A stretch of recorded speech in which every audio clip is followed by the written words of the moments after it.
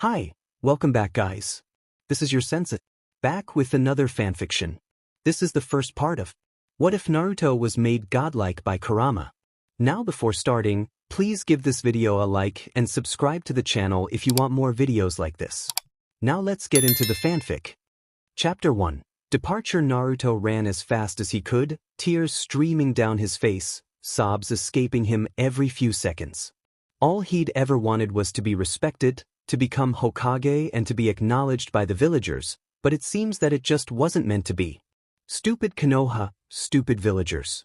After everything I went through to get that BSRD back, this is how they repay me. He raged as he jumped from tree to tree, going deeper into the forest, away from Konoha. Stupid Sakura, she didn't even care that I almost dies keeping my stupid promise. Flashback. A tired and injured Uzumaki Naruto could be seen approaching the village of Konoha, the unconscious form of Uchiha Sasuke slung over his shoulder.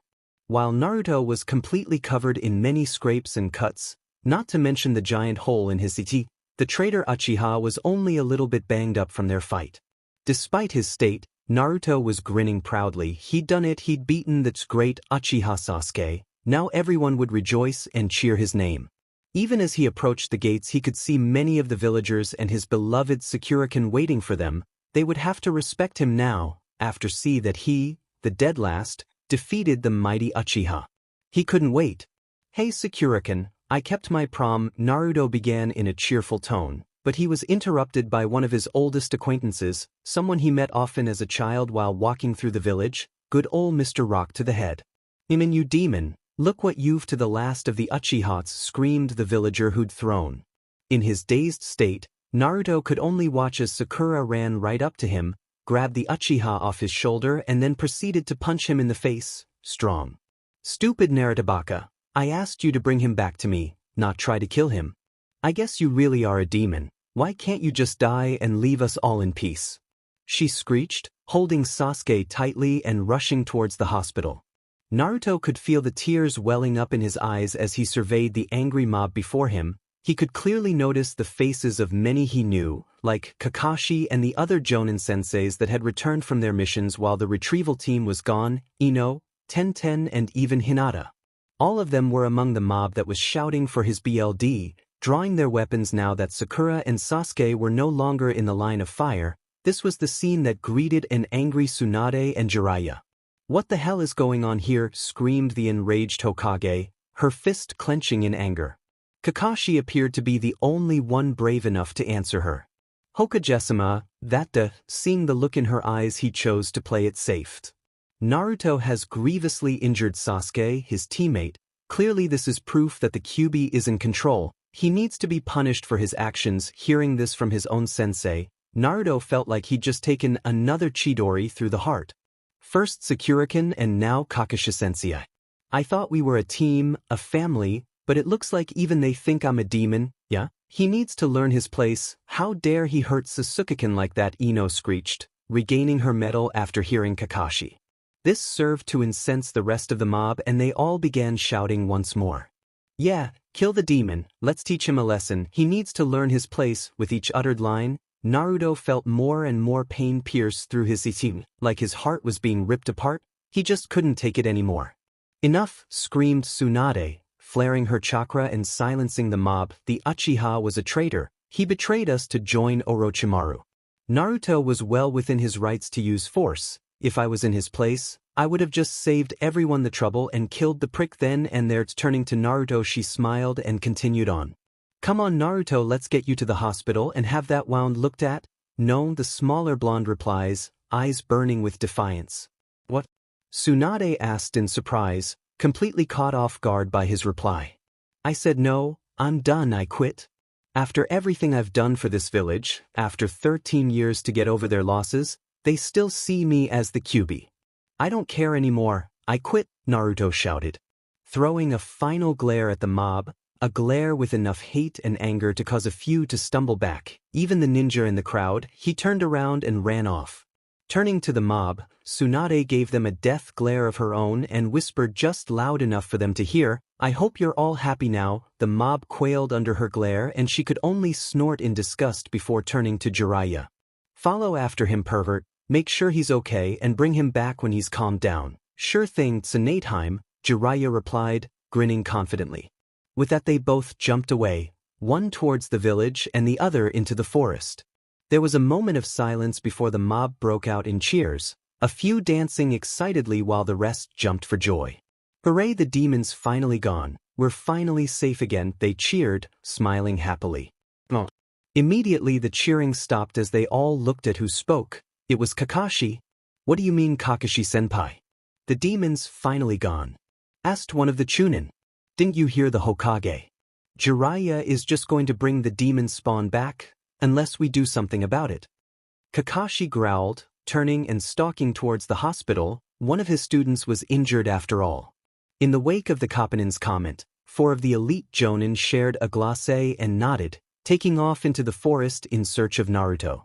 Flashback and landing on a thin branch several few miles from the village, Naruto sat down to take a break and wait for his wounds to heal. After all, it's quite difficult run with a fist-sized hole in your cysti.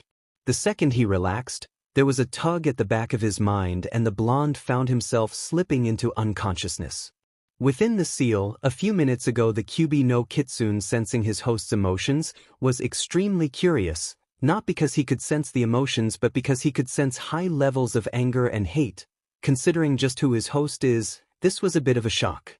His curiosity getting the better of him, Kyuubi allowed a tendril of his chakra to leak out of the seal, allowed him to tap into and view his host's memories of the last 30 minutes.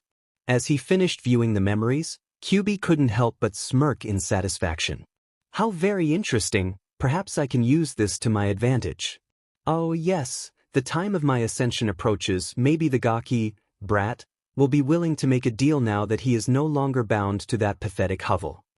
The demon chuckled, devious plans flashing through his mind one at a time. With a plan in mind, one that he knew his host just wouldn't refuse, Kyuubi sent out a second tendril to connect with Naruto's senses, allowing him to view the world through his host's eyes. As he noticed his host taking a break, the demon wrapped his chakra around Naruto's mind and tugged, forcefully pulling his host into the seal. With Naruto as he opened his eyes, Naruto could only sigh as he was met with the sight of the rundown sewer that he'd come to as his mindscape. Great, just great, I so do not need this right now. Ugh, let's go see what the almighty fox in a box wants now. With that he stomped down the familiar path to his left, angrily making his way through the sewer until he entered the large spacious room that housed the Kyuubi. Alright, busy fox, what do you want? I'm not in the mood for any of your shit right now. Naruto snarled, stomping right up to the large cage that kept the demon at bay. Ha ha ha, I see that you still refuse to treat me with the respect I deserve, Gaki. Kyuubi chuckled, an odd occurrence as the demon was usually pissed each time they met. You're demon, right? I do. Now hurry up and tell me what you want. If you haven't noticed yet, I'm kind of on the run and I don't have time to waste. Naruto replied, ignoring the demon's odd mood. Straight to business, eh? Fine then, I called you here to make a deal, Kyuubi replied, causing the blonde to blink in surprise. A deal, huh? I'm guessing my part of the deal is that I set you free. Naruto asked, eyes narrowing shrewdly. Correct, Kyuubi replied, grinning widely and displaying his rows of razor-sharp teeth. Why the hell would I do that? I'll die, Naruto shouted in reply, fuming angrily. Kyuubi simply chuckled and shifted in his cell before replying. Because Gaki, if you accept my deal, you will be able to live through the unsealing. Is that so? Naruto muttered in disbelief. Well, what are you waiting for? Let's hear this deal of yours. I'll get to the deal soon enough. First I should explain some things to you in order to save questions later. Now be quiet and listen until I'm finished, okay? Kyuubi replied, glaring down at the small form of his host. After receiving an affirmative nod, the demon continued. You see, we Biju are not complete demons, we're actually all parts of a greater creature known as the Yami. Yami was a god of great power, brother to Kami and Shinigami, yet it had little control over its great powers and nearly zero sentience. It was nothing more than a crazed beast, hell-bent on destruction, and as the lord of the underworld, it had more than enough power to destroy all creation. Naruto could only listen to the tale with wide eyes, learning a piece of history that few mortals have ever learned. Eventually Yami was defeated by the combined efforts of Kami and Shinigami, who managed to break it into 10 individual beings. Those beings came to be known as the Biju.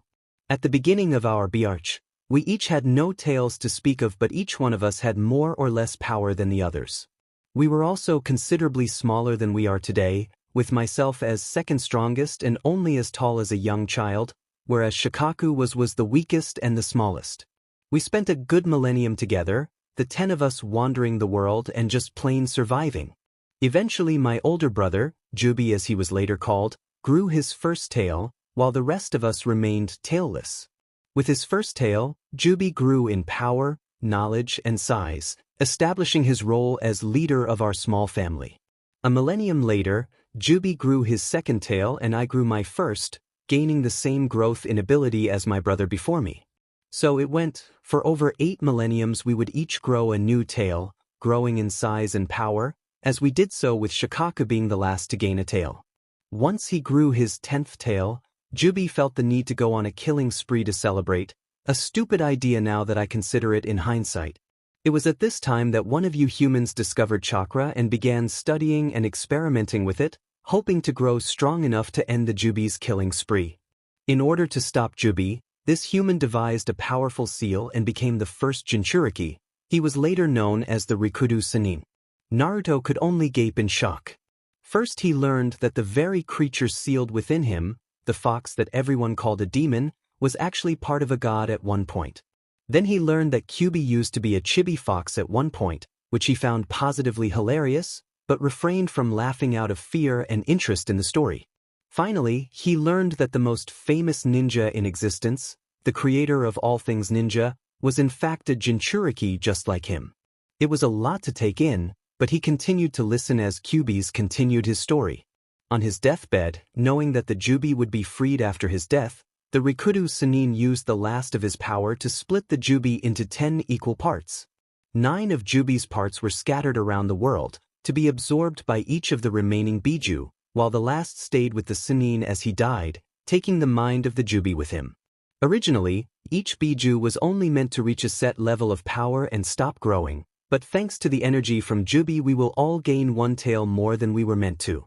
That's right, I will eventually gain a 10th tail and ascend to the realm of the gods as the new Kyuubi and take Yami's place as Lord of Hell. The only thing that could possibly stop me is this damnable seal. When I claim the throne of Kyuubi, I will be strong enough to break this seal, but in doing so I would anger the Shinigami, causing a battle that would likely lead to the destruction of your world, which would in turn draw the wrath of Kami. That would not end well for me, hence the deal I want to make. Well, that was an exciting story, Naruto commented after a few minutes of shocked silence. So what's this deal then? It had better be good one. Kyuubi released an amused chuckle at that. Well, it's only as good as you want it to be, huh? The blonde asked in confusion. When I become the Kyuubi, I will have the power to grant you a wish at the cost of 1 tail's worth of power, as it would only take me a handful of centuries to regain my power. I think it's a fine trade. This is my deal, I will grant you 9 wishes, be they abilities, fame, or fortune, anything you longing, I will grant you in exchange for my freedom. Wow, that was all he could say. Seriously, what more can you say after basically being offered anything you want by a soon-to-be god? Okay, that's a good deal, a really, really good deal. One question though. Ask away, how will I survive the unsealing and when do you get the last tail? Naruto asked, wanting a sure answer before agreeing to this deal. I will reach my 10,000th year of creation in a little over a year from now, and you can't die from the sealing if you wish for immortality. Cheering this, Naruto couldn't stop the wide grin that stretched across his face. Oh yes, I suppose you're right. Well, it seems like we have ourselves a deal, Kyuubi-sama. Haha, finally showing me some respect, eh? The demon laughed, its booming laughter echoing through the sewer around them. I figure since we're no longer enemies, we may as well get along. Naruto replied with his trademark grin. Now I think it's time I got out of here. I have a lot to think about and only a year to decide on my 9 wishes. Yes, I suppose it's time you get going. I can sense 5 chakra signatures approaching your position. I'll lend you some chakra so you can fight or flee if you need to, Kyuubi replied, sending a wisp of crimson chakra towards the blonde. Thank you, I'm running a bit low after that fight with Sasuke team and then the long run here. I'm sure Konoha already sent Hunter Nin after me. With that, Naruto vanished from his mindscape, awakening in the real world. Forest, real world. Getting up from his spot, Naruto was just about to leap away when he heard the sound of someone landing on the branch behind him, a familiar wave of chakra tingling at his senses. Glancing over his shoulder, Naruto couldn't help but frown as 4 more figures came to a stop behind the first one. Hello Jiraiya-sensei, so they sent you to kill me? Chapter 2, Preparation / Naruto, I'm not here to kill you, I'm here to bring you back, Jiraiya replied, smiling in that kindly way of his. Before Naruto could reply, the 4 Jonin that had followed Jiraiya attacked, leaping from their branches with clear intent to kill. As the 4 Jonin got within striking distance, the 2 on the blonde's right side suddenly stiffened and dropped to the ground, while the other 2 leapt away in a rush. Landing on a separate branch, the 2 shinobi looked to their downed comrades in shock, noticing the 2 kunai in each of their comrades' skulls, kunai that were clearly thrown by an enraged Jiraiya. What the hell is going on here? You are attacking a fellow shinobi of Konoha. Stand down or I will consider this an act of treason. Jiraiya snarled, eyes narrowed in anger as 2 more kunai found their way into his hands. We can't allow the demon scum to return to the village, Jiraiya-sama, he must be eliminated. One of the Jonin shouted in reply. You heard him at the gate, he renounced his allegiance to Konoha, which means he is no longer a Konoha nin. If you continue to interfere, we will be forced to arrest you for treason. Jiraiya blinked. Naruto blinked. They both broke out in laughter. Shut up, what's so funny? The 2 Jonin shout angrily, completely opposed to being laughed at. You arrest me? Oh Kami, I needed that laugh, Jiraiya chuckled, eyes watering in amusement. In a blur of movement, the Toad Sannin vanished from his spot and reappeared behind the 2 Jonin. His 2 kunai pierced deep into their hearts. Both Jonin dropped to the ground lifelessly, ignored by their killer as he simply wiped his blades clean and tucked them away, before turning to his young apprentice with a wide smile. Right then, overconfident fools aside, I'm here to see you back to the village, Naruto. I'm not going back, Arrow Sennin, Naruto replied, eyes bleeding crimson as he tapped into the Kyuubi's power. I hate it there, everyone but you, Tsunade and the Ichirakus hates me. Do you think I didn't hear them cheering after I left? No, I'm not going back there, and if I ever set foot in that village again, it will be so that I can reduce it to ashes. If you leave now, you'll be branded a missing nin, Jiraiya countered, hoping his apprentice would see reason. You still have the Akatsuki after you, you'll be much safer in Konoha, Naruto. It doesn't matter, I bet they've already marked me a missing nin and I would probably be safer with Akatsuki than I would in Konoha, Naruto replied, turning his back on his sensei. You know that's not true, Naruto, Tsunade wouldn't let them do that. Jiraiya replied, frowning as he noticed that his words were no longer reaching the young teen. I can't let you leave, Naruto, you're going back even if I have to use force, it's for your own safety. He didn't really want to force Naruto back, but Jiraiya knew he had no choice. He couldn't let his apprentice leave like this, it just wasn't safe. With both the Hunter Nin and the Akatsuki after him, an untrained shinobi like Naruto wouldn't last very long. The only question was which group would get their hands on him first. So this is how it's going to be, sensei? Naruto asked, his shoulders slumping in defeat. I'm afraid so, Naruto, it truly is for your own good. Jiraiya replied, glad that the blonde has finally seen reason. As Jiraiya took a single step closer, Naruto exploded into action, his chakra flaring and his hands rising to a familiar position. Caught off guard by the sudden move by his apprentice, Jiraiya was unable to stop Naruto from drawing on the small reserve of chakra provided by the fox and casting his signature jutsu, shadow clone techniques hidden within the smoke of the appearing clones. Naruto began running as fast as he could go, putting as much distance between himself and his fearsome sensei. As the smoke cleared, Jiraiya could only look on in shock at the sight before him, his vision filled with an endless sea of orange. He knew Naruto could make quite a lot of clones, but this was really too much.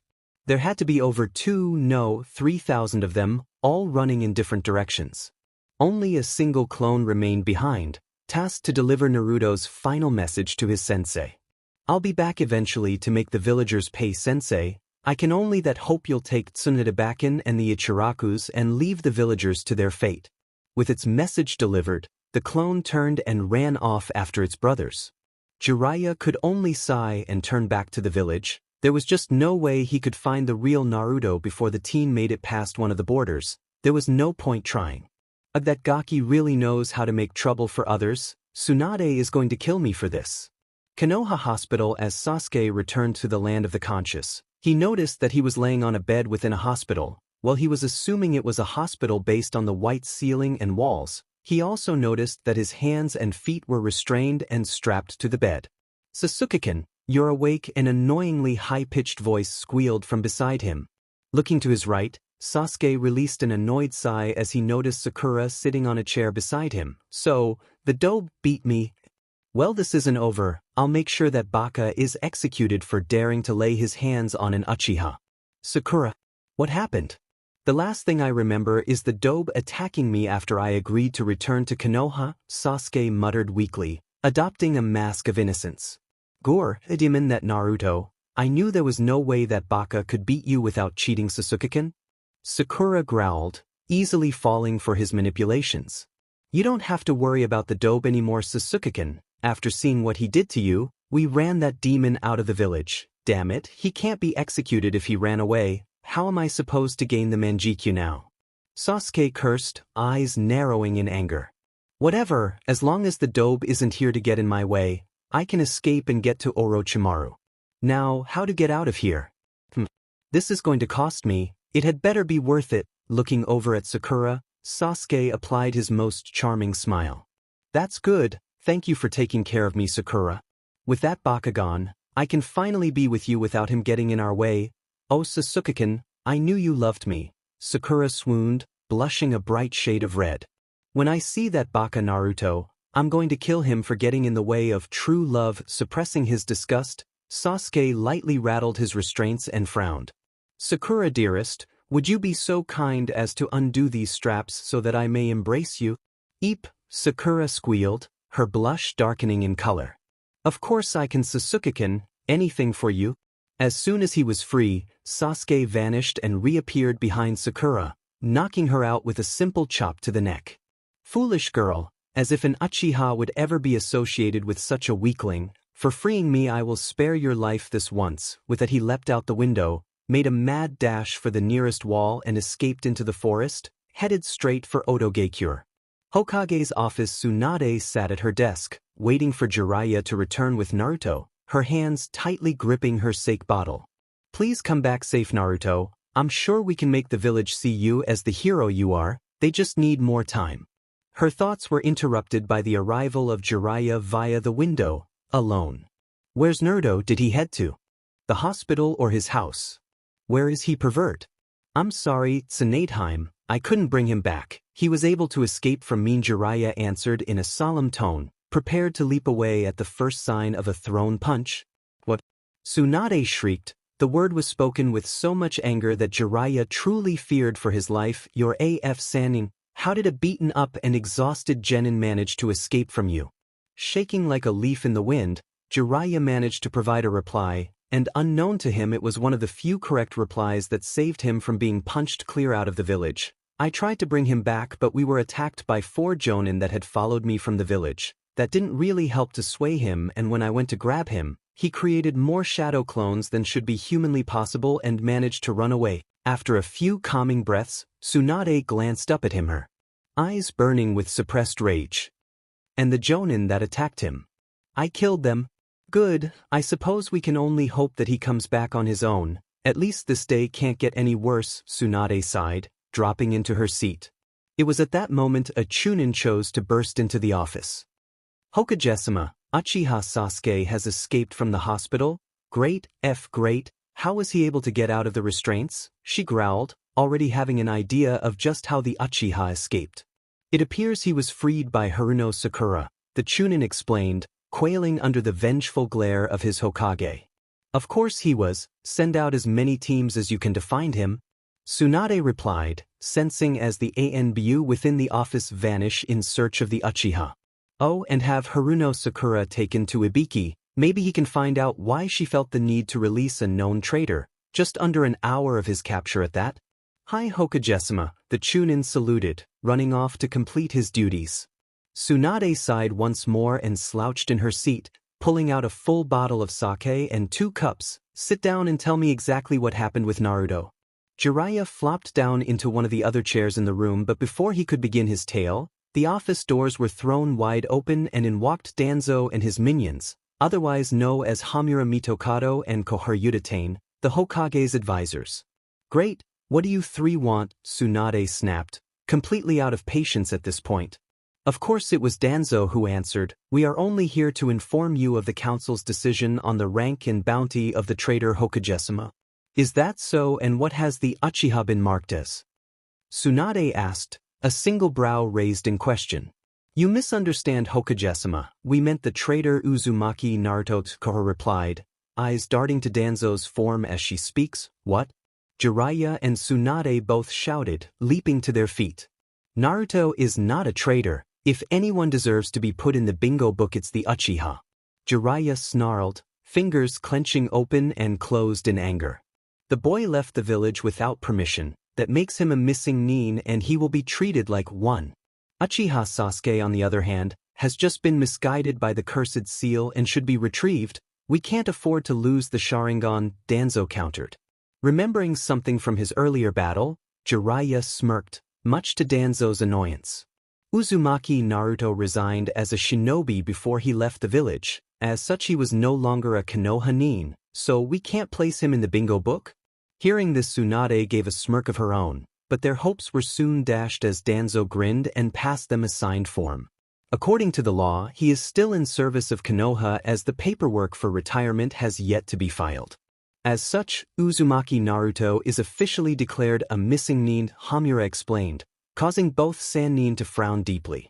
By order of the Konoha Council, Uzumaki Naruto will be ranked an A-class criminal with a kill-on-sight order and a bounty of 90 million ryo. Uchiha Sasuke will be ranked as a C-class missing nin, with a capture-only order and a bounty of 120 million ryo. That is all. Good day, Hokage-sama. With that, the 3 turn and leave, their goals accomplished. As soon as the 3 elders are gone, Tsunade dropped back into her chair, angrily crushing the sake bottle in her hand. The next day, Naruto awoke to the sounds of birds in the morning, a strange event as he was usually woken by the loud beeping of his alarm clock. Taking a few seconds to gain his bearings, the blonde teen leapt to his feet and prepared to set out. He was currently in a cave around the border of Fire Country and River Country, a cave he was able to find before passing out from chakra exhaustion. Well, I'm finally free of Konoha. It feels so good not having to worry about what people think of me anymore or trying to gain their acceptance. Naruto mused as he set out, lazily walking through the forest in thought. Where should I go now? I can't go to Suna, they're allies with Konoha, and I can't go to Wave either. That would be the first place they would look for me. A rustle in the bushes drew him from his thoughts, a kunai finding its way to his hand in an instant, but Naruto sighed in relief a moment later. It was only a squirrel. His heart still racing in his ear. The blonde sheathed his weapon in his pouch and resumed walking, losing himself in thought once more. I need to go somewhere they would never think to check, somewhere I can lay low to avoid Akatsuki and Hunter Nin. It also needs to be a place where I can do some research on what I want from the Kyuubi. The blonde frowned, racking his brains for any sort of idea. Wait, I've got it, that's the last place anyone would think to look for me. With a mischievous grin on his face, Naruto leapt into the treetops and set out, a clear destination in mind. 10 months later, the last 10 months had been quite good to Naruto. He was able to avoid both the Akatsuki and Hunter Nin by doing the one thing no one would expect of him. He laid low and became a civilian. After easily defeating a band of bandits for money, he'd applied a transformation and bribed his way into Kurama, the capital city of Fire Country and home to the Fire Lord. After entering the city, he immediately changed his looks the old-fashioned way, with makeup and dye. His spiky, blonde locks had been dyed a dark red, a pair of black contact lenses served to hide his distinct eyes, and an application of makeup served to cover up his whisker marks. With the addition of civilian clothing, he was completely unrecognizable. Once his disguise was in place, Naruto had set about with his 2 final tasks, finding a job and a place to live. He'd originally chosen to live in Kurama for one reason: it was said to house the biggest library in all the elemental counties. They had information on almost everything known to mankind, as well as books that were saved from the days before the Great Demon Wars. Through the use of some lies, and a simple genjutsu taught to him by the Kyuubi, Naruto was able to not only get a job at the National Library, but he was allowed to rent the attic space so he could serve as a security guard at night. It really was the best he could hope for. From then on, his days were spent reading as much as he could while working. He would then spend his nights sleeping while an army of shadow clones read all they could. Naruto couldn't help but grimace every time he remembered just how he'd found out about the shadow clones' memory transfer. Flashback: he'd just arrived at a cave on the border of fire and river country, tired, sore and extremely exhausted from running away from Jiraiya. This cave was a good sight for sore eyes. Choosing to stop here for the night, he sent out a mental command for his clones to dispel. As soon as they'd all dispelled, he passed out from the immense pain, his brain throbbing from the thousands of different memories flowing into his mind. He woke up the next day after spending all night listening to Kyuubi berate him on his idiocy. It was thanks to said demon that he was able to survive the information overload from the dispersed clones and not end up a vegetable. He still had a painful headache for days, but he was excited with his new training method. Flashback: and studying at night with clones was the only ninja activity Naruto took part in. He didn't want to risk being found out, no matter how unlikely that was, so he did his best to appear as a normal civilian teen. It took him over 6 months to finish everything of interest in the library. There were still thousands of books he hadn't even touched yet, but everything he found interesting was already read.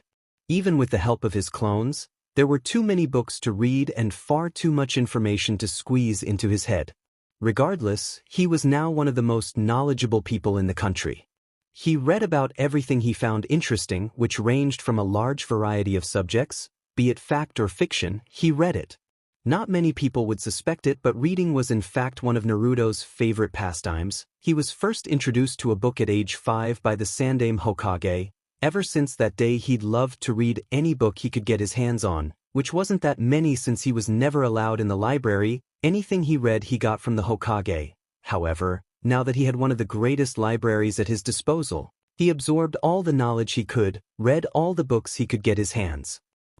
While going through a few of the ancient, preserved texts, he discovered something called manga, ancient comics depicting fictional stories written by long-dead authors. These were the most interesting and entertaining to him, as many of these manga provided him with all sorts of requests to make with his 9 wises. He could become one of the most powerful ninja to ever exist, and with what he had learned from the Kyuubi, it would be that much easier.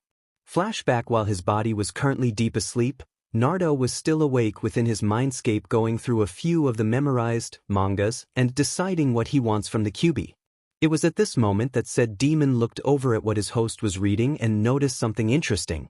Interesting? I wonder how you humans were able to chronicle the multiverse. The multi-what? Naruto asked in confusion, not recognizing the word. The multiverse, it is a place made up of endless portals, each leading to a separate world and dimension. Those books you are reading seem to tell stories of what happens in a few of these realms. Really? That's quite interesting actually. Say Kyuubi, is there any way I could go to these other realms? I suppose you could if you were escorted by a god or a certified dimensional traveler. Without SCRT or permission, you would face punishment for breaking one of the decrees set by the elder gods. If you like, I can SC you through some of these realms after I ascend, but only 3 or 4 as I'll need to sleep in order to regain my energy. Yes, I think I would like that. There are some abilities these books that I want, getting them straight from the source would be most beneficial. With that he returned to his reading, excitedly making plans for the future. Flashback: and 3 months later it was finally time. All around the elemental countries many of the Biju were getting in contact with their hosts and explaining just what would be happening soon and why they would be gaining a new tale. With the approaching event, Naruto had made his way back to the cave on the border. He'd quit his job 5 days ago and spent the last 4 days traveling to this cave. A long trip, as he had to travel at civilian speeds in order to avoid suspicion. While making such a trip was both long and boring, Kyuubi had informed him that the unsealing they had planned would be quite destructive and the power released would most likely attract a lot of attention, hence the reason they were quite a distance from the nearest village. Within his mindscape, Naruto watched in fascination as the Kyuubi twitched in pain, its howls echoing of the sewer walls. The last hour had been spent watching and listening to the beast scream in pain. It would appear that growing a new tail of power was quite a painful and lengthy process, but quite rewarding. He could easily feel the sheer amount of power rolling off the beast. He had thought the Kyuubi was powerful before, but now it was like comparing a fresh out of the academy genin with a Kage. The difference in power was humongous. Who would have thought that one single tail of power would give so much? Finally, after several painful minutes, the newly crowned Kyuubi settled down and released a relieved sigh. "Congratulations on your ascendancy, Kyuubi-sama," the blonde offered, grinning widely. "Now then, shall we move on to setting you free?" "Indeed, we should hurry up. The sooner I'm free the better," Kyuubi replied, returning his grin. "In order to allow me influence over your body and chakra, you must tear off half the seal. Once I have completed my end of the bargain, you will remove the other half and set me free." "Alright, that sounds easy enough." Naruto nodded, stalking up to the large cage and ripping off half of the paper tag that represented the Shinigami seal. "Good, now what are your 9 requests? Be specific and make them count. Once done they cannot be undone." Naruto's grin widened as he gazed up at the fox. First off, Chapter 3, Requests. "I have a question," Naruto stated, face scrunched up in thought. Is that so? What do you wish to know?" the fox asked. "Earlier, when we spoke about the multiverse, you mentioned some decrees set forth by the gods," Naruto began, cocking his head to the side. Kyuubi nodded in reply, already guessing what his host was about to ask. "Indeed, the divine proclamations of the elder gods. What about them?" "I was wondering what exactly they are. I need to know if any of them will interfere with my requests," the blonde replied, confirming the demon's thoughts. There are many decrees set down by the elder gods, but from the gist of what I've managed to pick up from your thoughts, there are only 3 that would affect your request." Naruto could only frown at that, a bit miffed that he hadn't thought to ask sooner. "I was afraid of that. What are they? Hopefully, they don't F up my plans too much."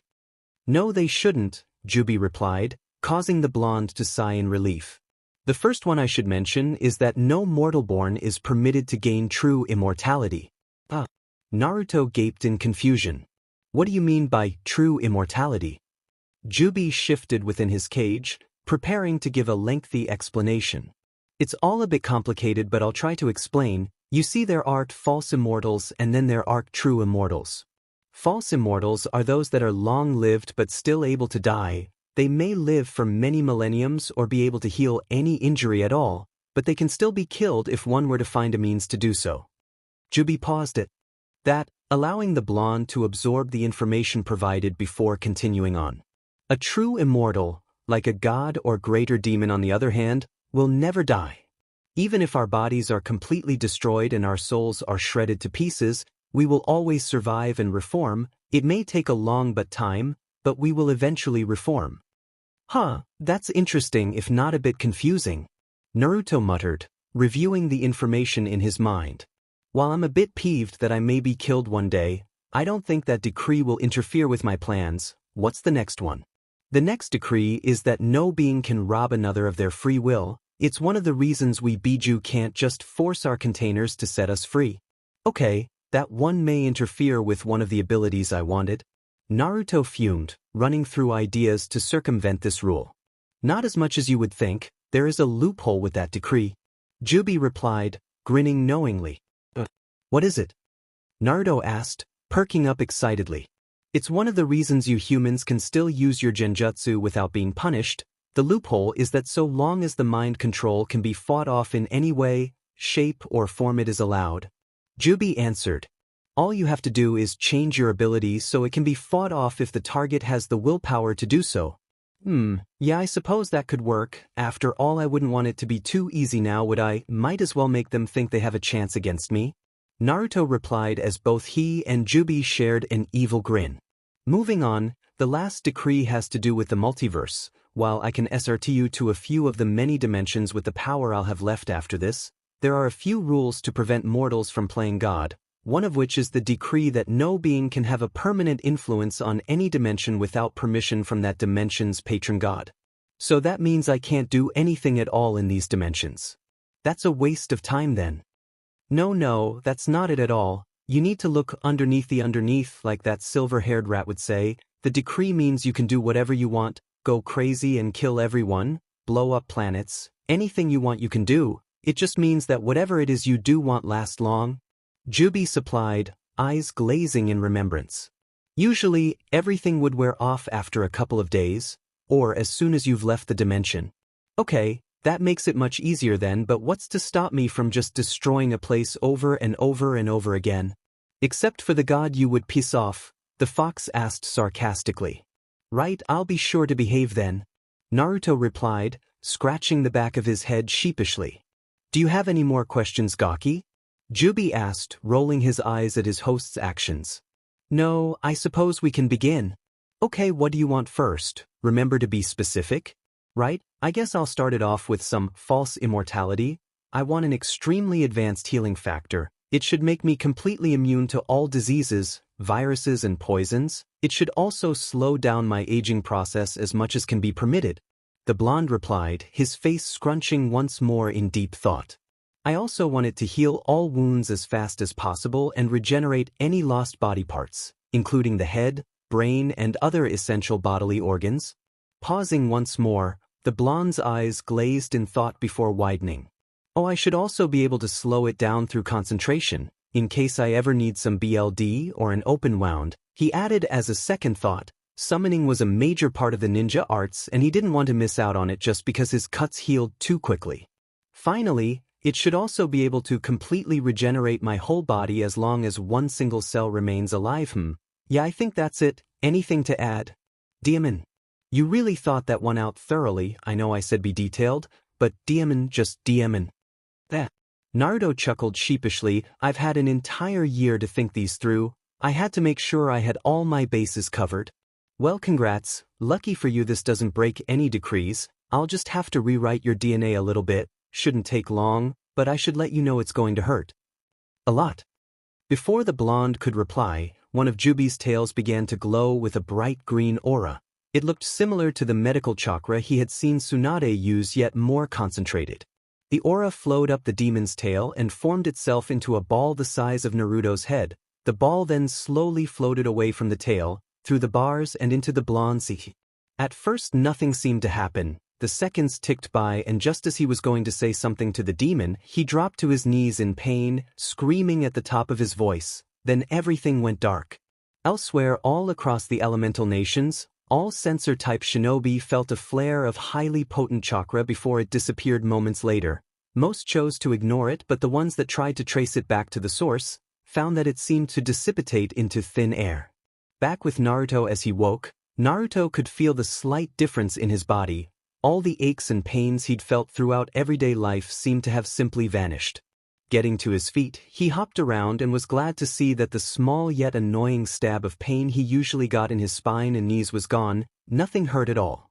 Pulling out a kunai, he decided to test out his new healing factor and began making several cuts across his arm. Much to his amazed glee, the small cuts he made were fully healed before he'd even finished making them. Even the long gash he cut deep into his arm seemed to heal before the kunai had left the skin. It was truly fascinating. Deciding to test his ability further, Naruto reinforced the kunai with his chakra and, in one rapid movement, cut his left arm off at the elbow, watching in fascination as the entire limb regenerated in just a matter of seconds. Grinning as wide as he could, he summed everything up in one word. Cool. Yes, I know, I do great work, Kyuubi replied, his tone smug. Can we move along here? I want this finished today. Oops, sorry, I was distracted. You have to admit this is a bit exciting. Naruto chuckled. Sitting down once more, Naruto returned to his mindscape, appearing before Kyuubi's cage in the blink of an eye. Yeah, let's hurry up and get this done. What's your second request? Naruto grinned widely, already imagining what he would do with this next ability. Oh, this one is going to be awesome. I call it absolute shapeshifting. I want to be able to manipulate all objects, organic and inorganic, so that I can change their form into what I want. I should also be able to change what they're made of as well. As he spoke, his grin became wider and wider until it looked like his face was going to split. I can't do that one completely. Complete matter manipulation is the realm of the gods. Kyuubi replied, causing Naruto's smile to drop. What I can do though, is allow you to change your form however you please, so long as you stay within the limits of your general size. I can also allow you to shape and change inanimate objects as you please. I think it's called alchemy in many dimensions, although there are many different rules where that's concerned. Not exactly what I wanted, but I suppose it's close enough. Go ahead then. Naruto groaned, frowning in disappointment.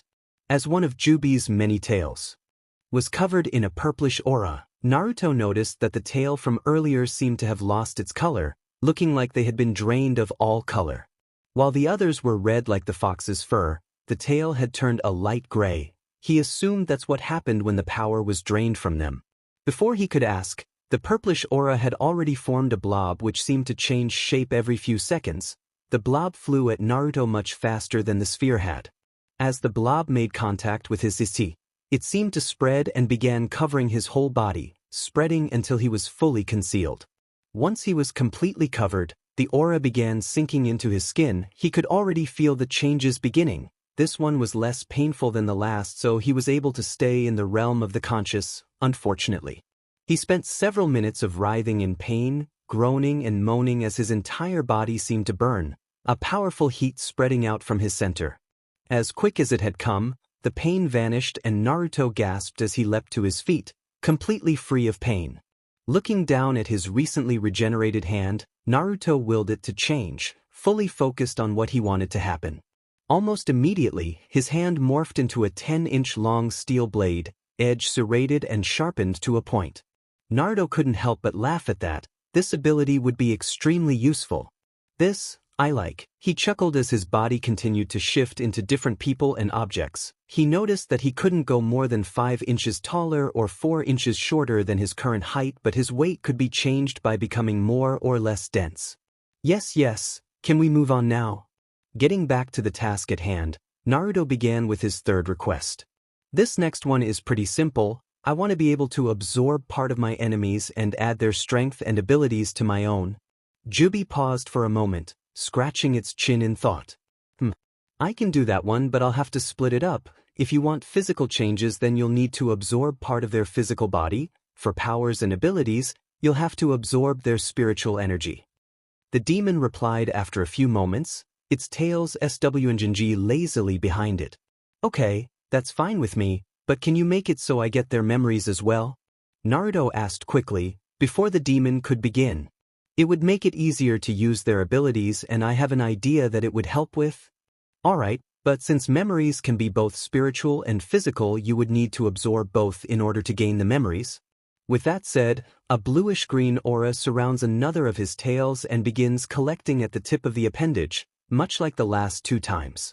Taking the form of a swirling vortex, the aura began making its way towards the blonde, slowly gliding through the air and covering the distance between them. As it approached, Naruto could feel a slight tug from the vortex, a strange pull trying to suck him in. All too soon the vortex was entering his body and his palms were set aflame, pain filing his senses as he felt the skin on his hands twisting.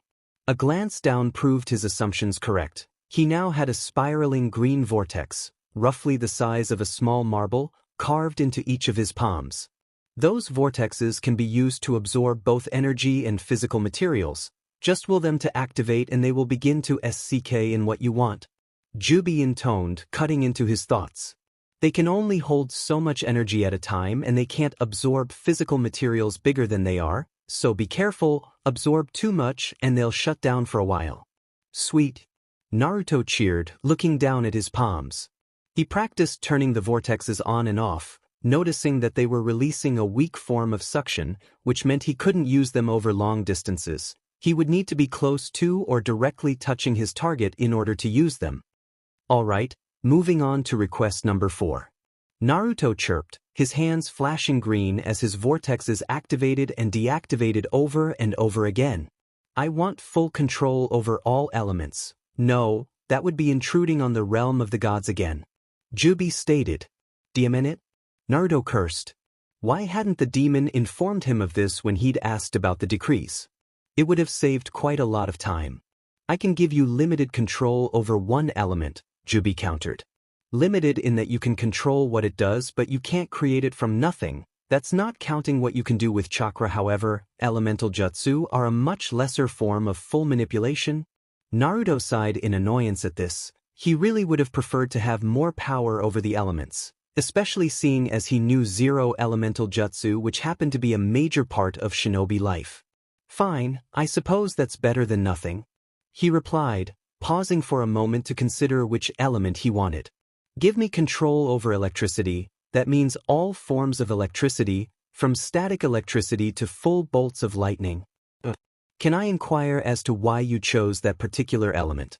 I would have expected you to go for fire, knowing your FTSH for explosions. Kyuubi asked, chuckling to himself. Naruto grinned as he replied. Well, I have quite a few reasons, but the major one is that I want to see the look on that bastard Sasuke's face when his Chidori turns on him. That caused the demon to break out in laughter, its grin matching that of its host. Ah yes, that would be quite hilarious. Very well, electricity it is. With that, one of the demon's tails began to glow a bright yellow, the light flowing to the tip and taking the form of a lightning bolt. Faster than he could follow, the bolt streaked across the mindscape and struck Naruto in the CC, causing his to stumble back a step. Strangely enough, he felt absolutely no pain this time, though he could hear what sounded like locks clicking together in his mind. There was a sudden flash of light nearby, drawing his attention and causing him to turn around. As he glanced over, Naruto noticed a difference with his mindscape. There seemed to be a few new pipes around the place. Whereas before there were only blue and red pipes, signifying his and the demon's separate chakra systems, there were now yellow pipes all along the walls. I would suggest you only practice this ability outside your mindscape. Who knows what sort of damage you could cause to your nerves in here? Right? Noted. Naruto replied, grinning as small arcs of lightning danced across his fingers. Well then, what's your fifth request? For this one, I want to create a new summoning contract. I suppose you can't be seen using those weak little toads anymore, can you? I can't really create a new contract, but what I can do is give you an ability similar to what the Rinnegan has. It will allow you to create any creature of your choice out of your chakra. Kyuubi replied, explaining as simply as he could. Consider it a mix between a regular summoning and your shadow clones, with your chakra forming the body and a portion of your soul to give it sentience. Oh wow, that's awesome, Naruto cheered, excitedly hopping up and down. I just expected you to create a contract for foxes or just ask some other summon boss for permission. This is way better. Yeah, I'm awesome that way. Kyuubi chuckled, teeth bared. With a swish of a glowing tail, the demon sent a cloud of silver-gray energy towards the blonde, which slowly seeped into his teeth. Just like the last time, there was no pain from, simply a flash of light that blinded him momentarily. When his vision cleared, Naruto turned to see that his mindscape had changed yet again. This time there were drawings of animals on the walls, ceiling and floor. Huh, I like the new decor, gives the place a wild look, the blonde chuckled, paying the walls no further attention. He could test his new ability once he was no longer in his mindscape. Yes, quite, let's move on to your sixth request. Okay, I got this next one from one of those mangas I read, the one about the vampires. Naruto began, considering his next request. What really caught my attention were these seals the main character was wearing on his gloves. They were called the Cromwell Initiative and they worked to limit his power. With the strength I'll be gaining from using my absorption abilities, I would eventually become too strong to enjoy a good fight, so what I want are some seals to limit my power. Yeah, that's a good idea. It won't be any fun if it's too easy, will it? Kyuubi chuckled, eyes glazing as he seemed to reminisce about a past moment. I'll make it a 3-tier seal and lock away 90% of your power. One of the remaining tails gained a BLD red aura, glowing with power as it flowed up his tail and formed into a large gooey ball. A ball that soon flew across the void and into his eye. A tingle on his hands drew his attention and Naruto glanced down, grinning as he noticed a pair of BLD red symbols etched onto the back of each hand, the kanji for seal tattooed directly onto the skin.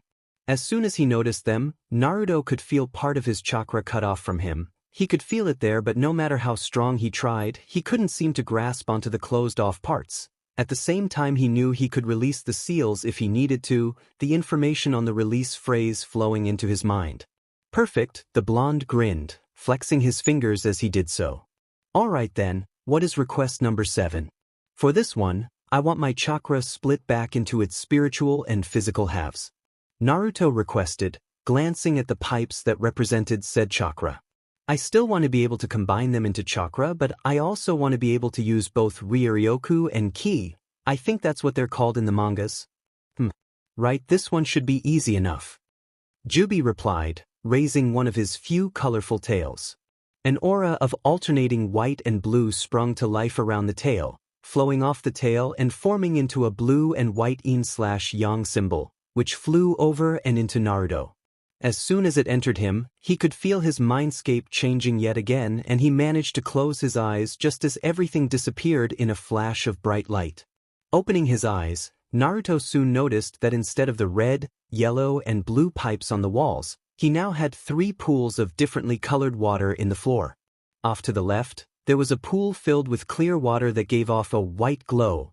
To the right there was a pool filled with blue water, and in front of him there was a pool filled with BLD red water.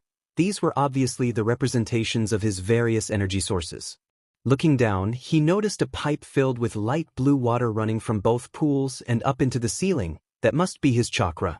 Which means the giant sphere of arcing yellow lightning floating above him was his control over electricity. Man, it's really starting to look nice in here. It's beginning to look less and less like a sewer. Naruto chuckled, taking another glance around the small room. Yes, that is an improvement. Too bad I won't be here to enjoy the new decor. Kyuubi replied, chuckling as well. 2 more to go, Gaki. Hope you made them good. Of course I did. Since I plan to have children someday and I know these other abilities won't be passed on, Naruto began, grin widening as he spoke. I want the next one to be a bloodline, a dojutsu to be exact. Kyuubi seemed to scoff at that, its eyes rolling humorously. Well, that's a simple one, considering the fact that I made that blasted Sharingan. This one will be a piece of cake compared to your last 6 requests. What do you want this bloodline to look like and do? I want it to be active from Barch. That will make it far better than the Sharingan, Naruto replied, grinning cheekily. As for its appearance, it should turn the eyes black with a large diamond in the center. It should also have 3 stages which can be unlocked by adding more chakra. He paused for a moment, thoughts fluttering about as all sorts of ideas passed through his mind. The first stage should allow it to see chakra flow and chakra affinities. Make the diamond white for this stage. Naruto continued after a moment, eyes sparkling joyfully.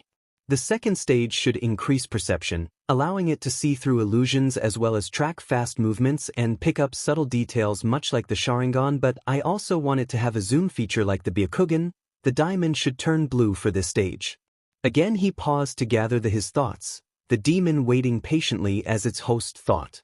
Lastly, the third stage should allow you to completely hypnotize someone through eye contact. As long as you have more willpower than them, of course. For this stage the diamond should turn red.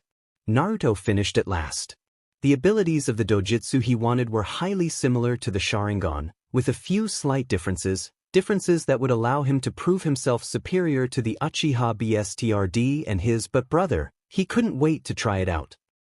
Quite the bloodline you've created, similar to the Sharingan and Byakugan yet more powerful just to spite them. I like it.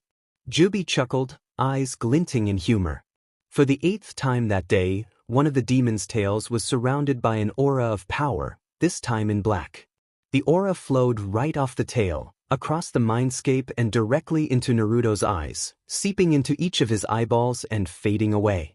This time he did feel pain, horrible, unimaginable pain, leaving him to do only thing he could at that moment. Pass out. After the first chakra flare, every censornin in their respective hidden village quickly reported to their Kage. Teams had been quickly assembled to search out and find the source. After the 5th flare, many teams returned to their villages, informing their Kages that the signal was coming from the border of fire and river countries. As Suna, Konoha and AIM would be sending their own teams to investigate, seeing as they were located in or bordered fire, the other villages chose to back off, choosing to avoid being caught in enemy territory. AIM, after 3rd chakra flare pain, Godkage of AIM and false leader of the Akatsuki, frowned as he glanced around at the transparent forms of his fellow Akatsuki members. I have been sensing large flares of chakra coming from the border of river and fire country. The chakra is well concealed and disappears quickly, making it difficult to trace and identify. Difficult but not impossible, Pain announced, his low tone echoing around the silent cavern. Soon after the third flare, I was able to pinpoint the general location of the flare and identity the source. He paused for a moment, taking in the annoyed and expectant stares of his subordinates. None of them spoke up, knowing to remain silent when their leader was speaking. Pain did not react well to disrespect or interruption. The chakra signature is quite similar to that of the Kyuubi. Any difference with the signature can likely be attributed to the demon's host. Pain continued after a moment, Rinnegan eyes glowing in the dark. Seeing as the vessel is no longer protected by his village, we shouldn't have too much trouble capturing him. I don't know how he was able to stay hidden all this time, but now that we know where he is, I want him captured as soon as possible. That received a few grins from the more bloodthirsty members of the organization. Itachi, Kisame, he is your target and you are the closet to his location. Do not allow him to escape again. Pain finished, his orders ringing with finality. Hi, Leader Sama. The two missing nin replied, their forms slowly fading away. Looking at the rest, Pain continued in a more even tone. The rest of you will continue gathering money. You will be called in when the Kyuubi vessel is captured. Your various talents will be required to keep him contained while I make adjustments to the Geto Mazo. Hi, Leader Sama. Suna, after second flare Sabaku no Gaara, vessel of the Ichibi no Shikaku and Kazekage of Sunagakure, was sitting within his office looking over the paperwork when he felt the first flare. He'd been made Kazekage just last week, and he already had quite a lot of paperwork to go over. Most importantly was the newest treaty sent over by Konoha, a simple reaffirmation of their current treaty. After receiving reports about what happened to his first ever friend, Gaara had wanted to immediately cancel Suna's alliance with Konoha. It was only because of the council's insistence on the importance of the alliance that the treaty remained valid. Still, relations between the two villages had been quite strained. After the first flare, he'd immediately sent a chunin off to call his brother, sister and their sensei Baki. After the second flare, he'd gotten up and walked to the window. He could now identify why the chakra felt so familiar to him. The second he realized who exactly was releasing the chakra flares, he wanted to immediately rush to the source, but he had to wait for his team. It wouldn't do well to worry Temari. So he stood and waited, gaze focused in the direction the chakra was coming from. Uzumaki, Konoha, after first flare Tsunade, Godame Hokage of Konohagakure, was seated behind her desk soon after the first flare.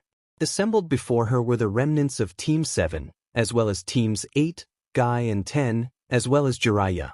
A while ago, some of our sensors reported a chakra surge coming from our border with River. The chakra was reported to be similar to that of the Kyuubi. Tsunade explained, catching the frowns that marred most of their faces.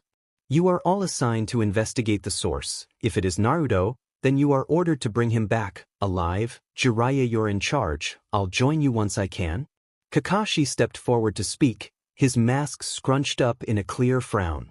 Hokage-sama, he is a rank criminal. We shouldn't bring him back alive. Kakashi was instantly silenced by a wave of killer intent, Tsunade and Jiraiya pinning him with matching glares.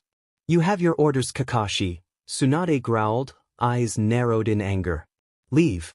Now. High Hokage-sama, 8th flare, border of fire and river country. 3 different teams were steadily approaching the location of the chakra flares, blurring through the trees as they rushed towards their target, hoping to be the first ones there.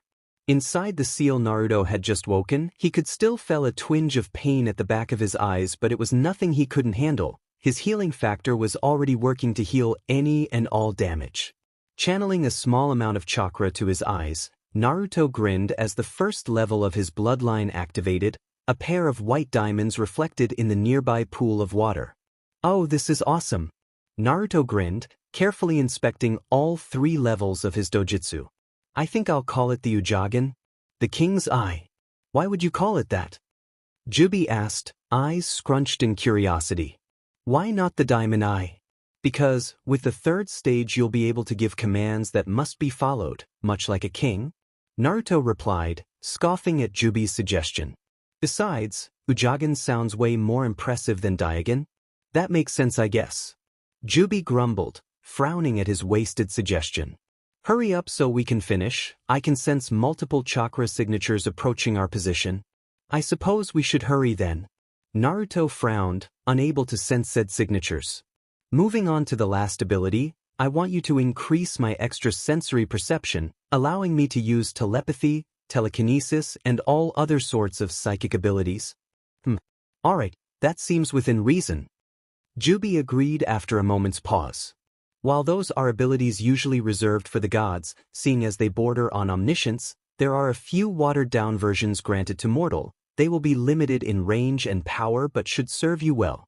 Naruto grinned as the demon raised his ninth tail, a shining golden aura springing to life around the appendage, illuminating the mindscape with its radiance.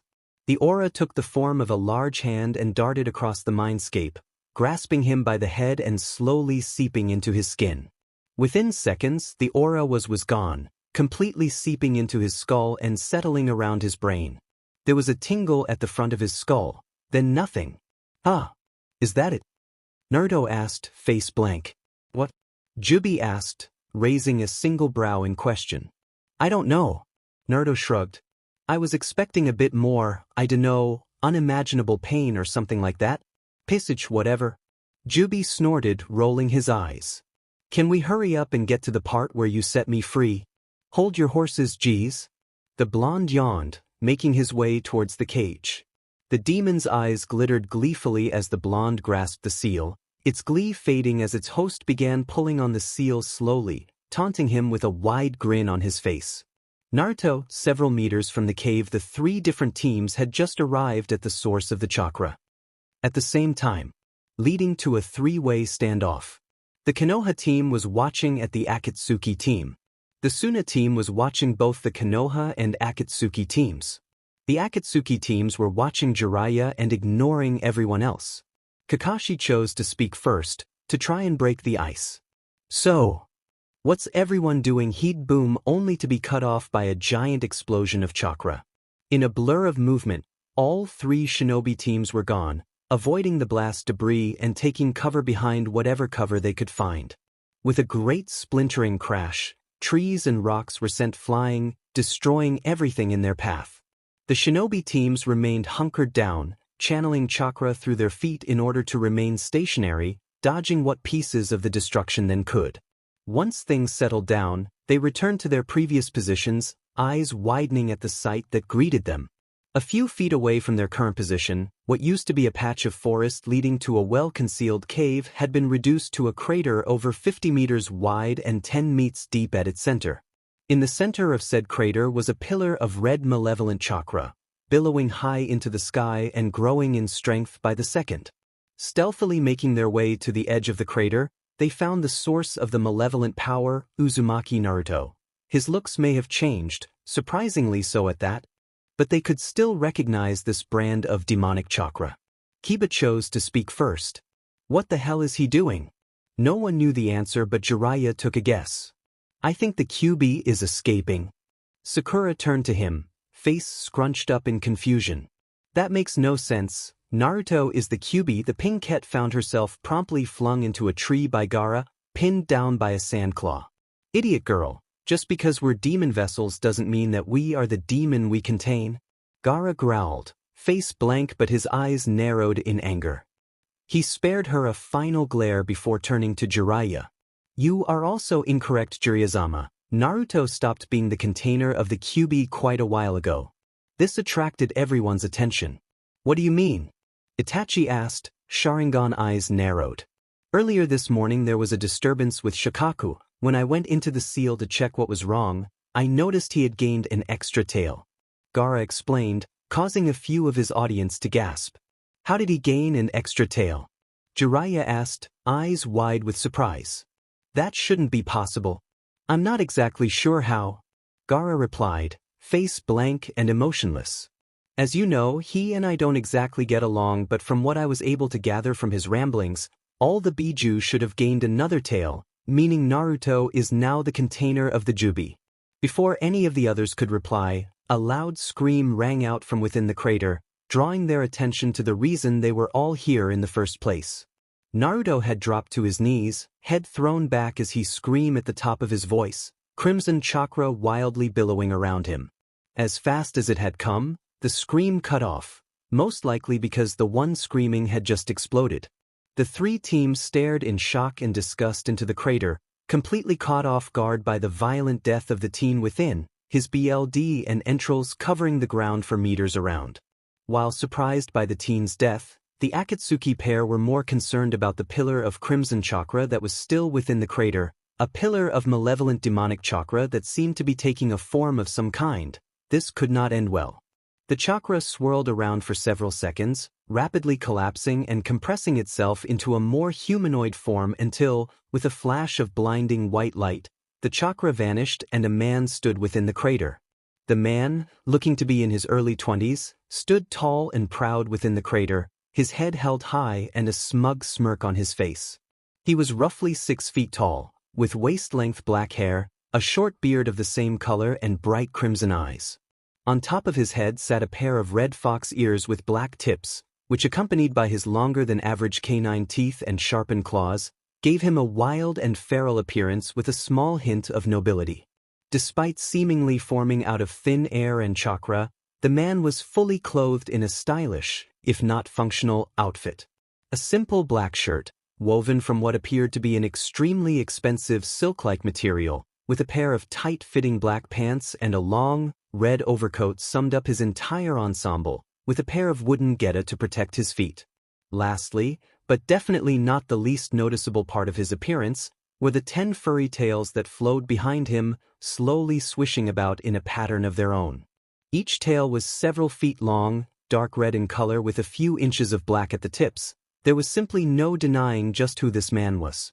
Turning his head to take in the world around him, the man took a deep breath of fresh air and released a powerful shout, "Freedom!" His voice was deep and unnatural, sounding like it came from a creature several times larger than the man before them. At last, taking in the form of the newly released demon fox, Kankuro summed up the situation with 2 simple words. Almost immediately, the demon's heads snapped to their position, crimson eyes lighting up in amusement and glee as it took in the sheer fright on their faces. Well, what do we have here? A feast for me.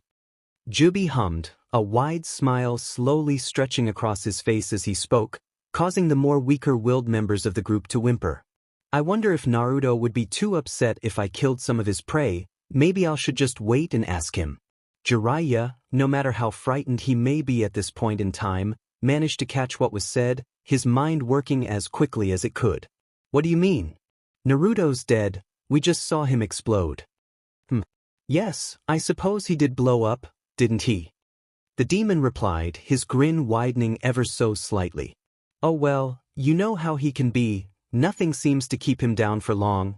It was at this moment Tsunade arrived with several ANBU squads at her back. Ignoring much of the gathered shinobi, she quickly surveyed the scene and locked eyes with Jiraiya. What's going on? She asked, eyes flickering to the stranger within the crater for a moment.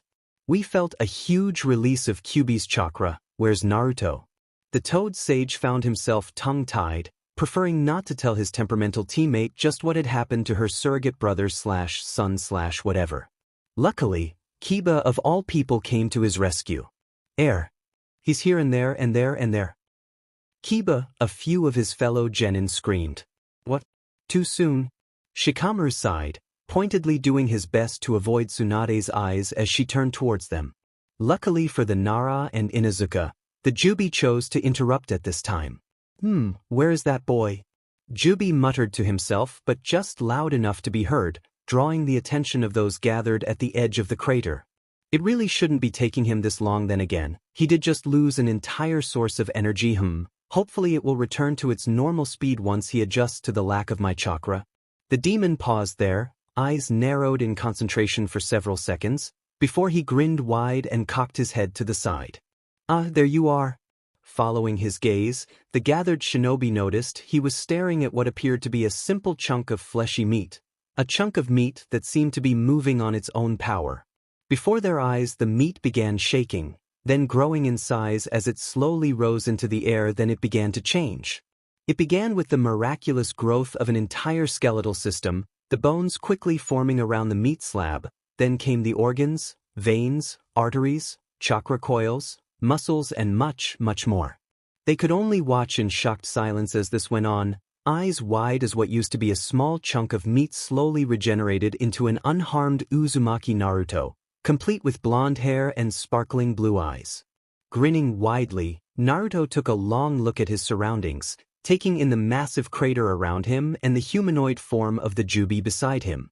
Hearing a sharp intake of breath, his eyes snapped to one end of the crater, a smirk forming as he took in the shocked looks of the gathered shinobi. Before he could speak, however, Naruto shivered as a gust of wind blew across his body, his naked body at that. Eyes wide and very much embarrassed, he quickly formed an image in his mind and willed his body to change, sighing in relief as he felt the changes begin. To the others watching, Naruto's skin seemed to ripple and shift strangely, then he just changed. He was now an entire foot taller, reaching the same height as his dark-haired companion and easily towering over many of his yearmates. His hair had lengthened, falling all the way down to his shoulders, although it retained its wild and spiky appearance. His trademark whisker marks were gone now, leaving his face clear and unmarred. Lastly, he was now wearing an outfit much like that of the demon beside him, except the colors were reversed, with his shirt and pants colored a dark red while his overcoat was pitch black, a pair of wooden geta tying up the outfit and adding to his new height. While most shinobi would just apply a transformation to hide their naked form, Naruto had actually shifted his own skin into the clothing he now wore, a new layer of skin growing in the split second it had taken to create the clothing. Glancing over to his demonic companion, Naruto nodded minutely, giving Kyuubi the cue open up a portal to the multiverse. Before any of the shinobi could react, Kyuubi easily tore a rip through the fabric of reality and stepped through, the younger blonde following a moment later. Standing outside of reality, Naruto glanced back at the shinobi that were quickly making their way towards the portal, causing them stop short as a wave of unimaginable killer intent rolled over them. Killer intent beyond anything they had ever felt, except for those that had once gone against the Kyuubi. I will return eventually, and when I do, the leaf will burn. Naruto spoke, his gaze focused solely on the Konoha shinobi, causing them to shudder at the sheer hatred and rage reflected in those eyes. With his piece said, the killer intent vanished and the blonde turned away, slowly walking into the depths of the multiverse as the portal sealed closed behind him. Chapter 4. Pirate. The very second the portal closed, Naruto dropped down to the ground, the world around him going dark as he lost consciousness. At the sound of a thud, Kyuubi glanced over his shoulder, smirking at the unconscious form of his companion. Pisch, I was wondering how long it would be before you lost consciousness. A full body regeneration after losing the entirety of my chakra must have been very draining. Kyuubi chuckled, making his way towards the blonde. With a heave, the demon god pulled the blonde onto his shoulders and continued on into the darkness of the portal. Demon Gaki, always making trouble for me, this has got to be the 1000th time I've saved his miserable hide. The group of ninjas stood stunned at what had just happened. It was Gaara who acted first. Temari, Kankuro, Baki, come, we're done here, he ordered, leaping into the trees. The three threw one final look into the crater before they turned and followed after their Kage. Come Kisame, we should report our findings to Leader-sama, Itachi murmured, turning and walking away. Are you sure, Itachi? Kisame asked, falling in step with his partner. This is really going to piss him off. Yes, I suppose it will, but there is nothing we can do. The vessel is no longer within our reach and the demon has been set free. Itachi replied. We must also inform him that all the other demons have gotten stronger. Hokage-sama, Itachi Uchiha and Kisame Hashigaki are leaving. Should we engage? One of the ANBU asked, getting over his shock. At the sound of his voice, all the other Konoha shinobi snapped back to attention and turned towards to their Kage for orders. No bear, let them go, we have bigger things to worry about. Tsunade replied, her eyes locked on the center of the crater. We can't risk getting teams 7, 8, Guy and 10 involved in a battle with S-class shinobi. Let's head back to Konoha. Hi, Hokage-sama. As the group leapt into the trees, heading towards the village, Jiraiya and Tsunade remained behind at the crater. What are we going to do now? Jiraiya asked, turning towards the village. I don't know, I just don't know. Tsunade sighed. With that, they jumped into the trees, quickly making their way back to Konoha. Naruto awoke with a start, quickly jumping to his feet as he took in his surroundings. He was standing within a strange hallway filled with many doors. The floor was made of some sort of pitch-black wood with stars painted on, whereas the roof was pure white. The hallway seemed to go on forever, stretching far into the distance, with an endless amount of doors spaced evenly apart. He noticed that each door was different, varying in color and material, with small words etched onto a plaque placed beside the door. Glancing at the closest plaque, he realized that he could understand the words despite them being in a language he didn't recognize. Bleach universe number of realms, 5 patron gods, Shinigami King. Before he could puzzle out just what it meant, he heard a sound behind him, the scuff of a shoe on the wooden floor. Turning quickly, he slipped into a basic fighting stance, only dropping it when he saw who was behind him. "Ah, I see you're awake," Kyuubi stated, smirking at the blonde's jumpiness. "Yeah, thanks," Naruto mumbled, taking another look around. "How long have I been out and what happened?" "From what I can tell, the regeneration took far longer than it should have and left me completely exhausted." "You've been out for about a day," Kyuubi replied, also taking a glance around. "As for your healing ability, I suppose it's my fault for not letting you know beforehand." That definitely got the blonde's attention, his head snapping towards his dark-haired companion. "Over the years, your body adapted to having my chakra running through its system," Kyuubi continued. "Once I was set free, you lost that source of energy." "All right," Naruto nodded after a moment. "But that doesn't answer my question." "I'm getting to it," Kyuubi snapped, rolling his eyes in mock annoyance. "Your body took longer to reform because it had to do so while fixing your chakra coils, changing them so they'll work best with the amount of energy now flowing through you. You were also forced to create brand new coils to hold both your Ryatsu and Ki. After you regenerated, your new coils didn't have enough time to completely sync with your body, which wasn't much of a problem until you went and shape-shifted right afterwards. That only served to make things worse. Quite frankly, I'm surprised you stayed standing as long as you did." The blonde nodded at that, face scrunched up in thought. "So, how long will my body be out of sync then?" "It should have completely healed up while you were asleep. I don't think you'll be having any more problems," Kyuubi replied, turning towards one end of the hallway. "However, you should give it some more time just to be safe." The blonde nodded at that, taking another look at his surroundings. "Alright, so where are we?" "The multiverse, of course," Kyuubi replied in a mocking tone, as if that should be obvious. "Each of these doors leads to a separate universe. Follow me." Following behind the demon god, Naruto made his way past several doors of varying colors and designs until they reached a glowing orange door, one with tiny spirals etched into the wood. Glancing over at the plaque, he was stunned at what he read, completely caught off guard at the words etched onto the material. Naruto universe number of realms, 10 patron gods. Kami, Shinigami, Yamijubi. Wow, I have a universe named after me, Naruto exclaimed, the surprise clear in his voice. "Not really, each door and plaque appears different to whomever looks upon it. It makes it easier to search for what you seek," Kyuubi replied, stopping in front of the door. "To me this simply reads Homeverse and the door is pitch black in color. To you it says something else and the door is a different color. Now come along, we have to hurry, I have too much to explain and too little time to do so." With that, he opened the door and stepped through, Naruto following close behind. Entering the room, Naruto found himself standing within a large circular room with 10 differently colored doors on the walls. The floor was covered with a comfortable red carpet whereas the roof remained the pure white of the hallway. In the center of the room is a large round table with 3 chairs set around it at equal intervals. Built into the center of the table is a small basin filled with a dark liquid. This room is what's called the main universe. It's where all the realms connect and also where the patron gods reside. Kami and Shinigami are currently out, which saves us a lot of trouble. I really don't want to deal with them right now, Kyuubi explained, grimacing at the mention of his fellow gods. As I'm sure you can see, there are multiple doors leading to multiple realms. Just as with the hallway, the number of realms differs from person to person. And what exactly is a realm?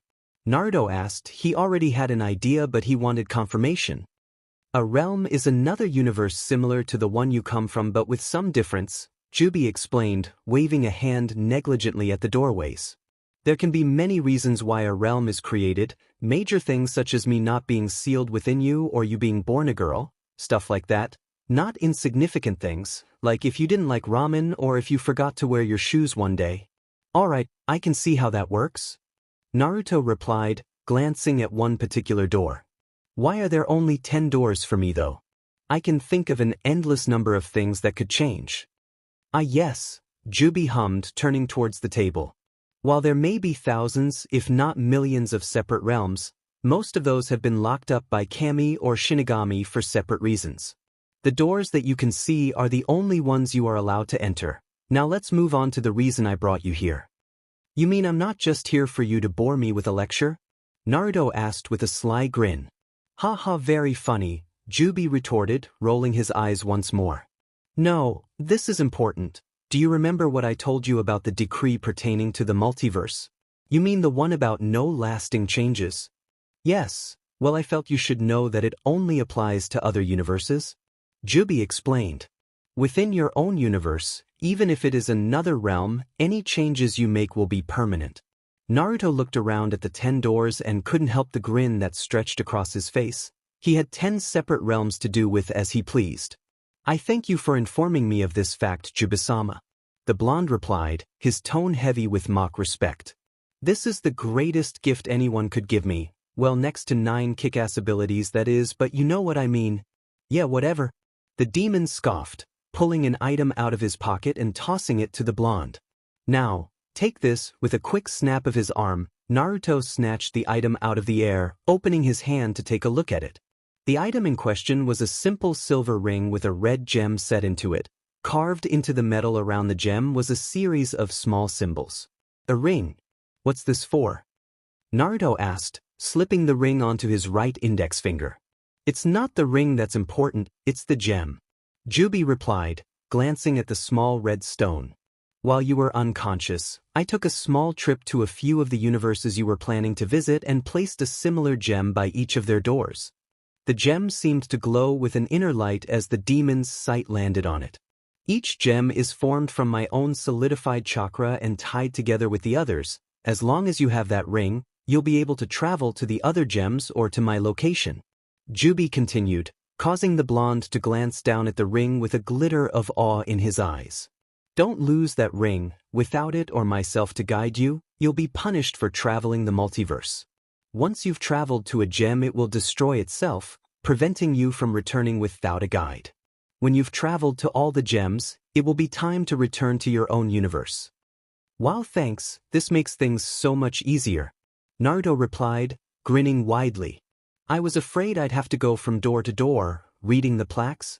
Glad to be of service. Now get out of here, I need to rest.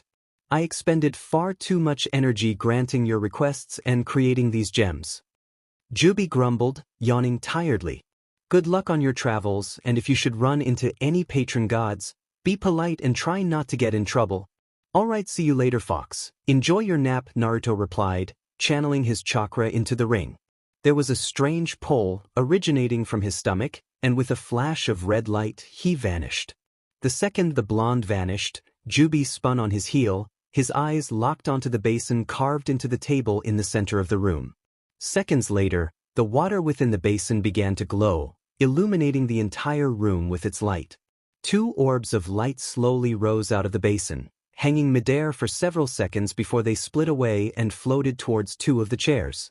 The first orb was pure white in color, encompassed by a golden aura and releasing a feeling of warmth and light. In opposition to its companion, the second orb was pitch black in color and seemed to draw in all warmth and light from its surroundings.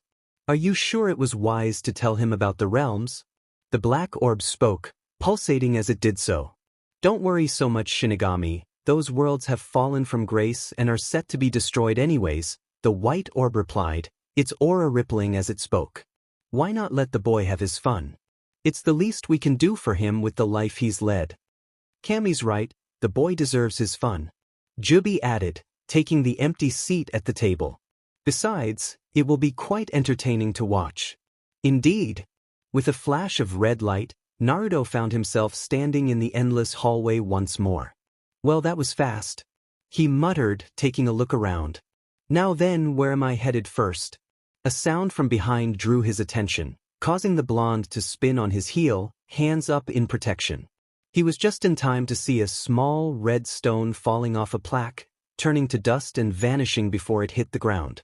Well, that answers that, the blonde chuckled, making his way to the door and plaque. The door before him was quite different than that of his own universe. This one was painted with the design of a large ship sailing upon the ocean, the sky shining gold while the ocean was a deep blue. Paying the door only a moment's attention, Naruto turned to the plaque, eyes glittering in curiosity. One Piece Universe Number of Realms, 16 Patron Gods, DD. What kind of name is D? Naruto wondered, brow raised in thought. Whatever, I better hurry up and head on in, I already know what it want from this universe. Opening the door, he stepped into the room and took a glance around, the door shutting on its own behind him. This room was much different than the last. While it was also circular in shape, with doors on the walls and a white ceiling, in the center of the room was a giant pond that seemed to span most of the room with only a small walkway around the edge to stand on. The center of the pond was a tree that seemed to grow right out of the floor. It was a large tree, reaching up to 20 meters in height and 2 meters wide. Instead of leaves, the branches were completely covered in all sorts of different fruits, each a different color and shape. There were purple bananas with swirls on the surface, orange pears with circular patterns, even a pink pineapple with triangles interlacing on the surface. It was quite a majestic sight. Appealing, ain't it? A voice spoke, causing the blonde to jump frightfully. Looking to the source of the voice, Naruto was met with the sight of a man, sitting just off to his right. The man was roughly 5'8" with short black hair and chocolate brown eyes, offset by a wide, cheerful grin stretching across his face. He wore a light blue t-shirt with a dark yellow vest over top, green shorts and a pair of green flip-flops. On top of his head was a back pirate captain's hat with a red trim and a white skull and crossbones on the front. Yes, it is. I take it that you're D, Naruto asked, doing his best to hide his shock and surprise. Aye, that be me, it stands for Davy Jones. The man replied, his grin widening. Ye must be Naruto. Taking the man's over-the-pirate accent in stride, Naruto asked. How did yo, the second ye entered me domain, I knew who you be and what it is you be wanting. D replied, dipping his feet into the pool. You don't mind, do you? Naruto asked, keeping his tone as polite as possible. Not at all, Jones replied, his eyes closing as his grin widened further. I might even lend ye a hand, in exchange for a favor, that is. Well, I'm not one to turn down help from a divine being. Naruto commented, taking a step away from this strange being. I'm sure you're less evil than the last god I met, so what's your favor? Achu, bless you. Bless you. Thanks. There be a great disturbance in one of me realms, D answered, chuckling at the blonde's comment. While I could fix the problem, it be easier to ask ye, that way we both be getting what we want. All right, that sounds fair enough, the blonde replied, nodding to himself. What do you need me to do in order to fix it? One oath, the targets ye seek will lead that world down a dark path. I ask that ye kill him after ye get what ye need, D answered, head cocking to the side. I ask that ye tread carefully though, by my grace, any changes ye make to that world will be permanent, so don't be killin' anyone but the target. Alright, I can do that, Naruto agreed. He hadn't really planned to kill anyone, but if a god was asking, who is it? I have more than one target in your world. In the blink of an eye, the god had moved, appearing before Naruto and tapping him on the forehead before the blonde could react. When ye see him, ye'll know, I've given ye a way to locate him. Now enter through door number 10, it's the red one over there, it'll take ye to your first target and from there your journey begins. Hiding his surprise and creepiness at the god's speed, Naruto made his way over to the door and read the plaque on the side. It would do well to know this world's difference before he set out. One Piece Realm Number 10 Divergence Point. Blackbeard pirates kill Portgas Dines. Monkey D. Luffy, in order to avenge his brother, fights and dies at the hands of Blackbeard. If I remember the manga correctly, Naruto mused, recalling his time reading the One Piece manga. I'll have less than a week between my first and second targets, a bit rushed but I'm sure I can do it. Reaching out, he opened the door and stepped through, only to find himself standing within a small white room's what now? Have fun and goodbye. Jdee's voice rang out, the door slamming shut before Naruto could turn around. The second the door clicked shut, everything around him changed. Naruto went from standing in a small white room to falling from hundreds of feet above the ocean. The blonde cursed, his voice carrying across the sky. Okay, think Naruto, you're falling hundreds of feet. If you hit the water like this it'll hurt a lot. Naruto raged, dozens of ideas passing through his mind as he fell. What the hell should I do? Falling past a flock of birds, a light bulb flickered above his head.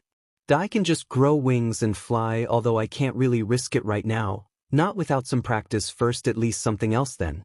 Muting his healing factor momentarily, Naruto willed one of his nails to grow and used it to cut his thumb, allowing his BLD to fully coat the appendage. Concentrating on an image, he flew through a set of hand seals and poured as much chakra as he could into the jutsu. Summoning technique. Crow, there was a puff of smoke, followed by the cawing of a bird and then another poof of smoke as Naruto crashed into the small bird and dispelled it. And it all to hell, stupid me and my stupid limiting seals. What was that demon release phrase again? The blonde cursed, racking his mind as he tried to remember the information that had come with his limiting seals. Oh yeah, Cromwell initiative, full release. As soon as the words passed his lips, Naruto felt a huge increase in the amount of chakra he could access, the block in his chakra dissipating as the seals on his hands faded away with a flash of light. Back at full power, the blonde poured as much chakra as possible into his hands and flew through another set of hand seals, doing his best to ignore the fast-approaching ocean. Summoning technique. Crow, there was another puff of smoke, this time much larger than the last, and the blonde vanished into it. Caw-caw, with a loud caw, which accompanied its summoner's yell, a massive crow exploded out of the smoke cloud, a blonde-haired teen perched confidently on its head.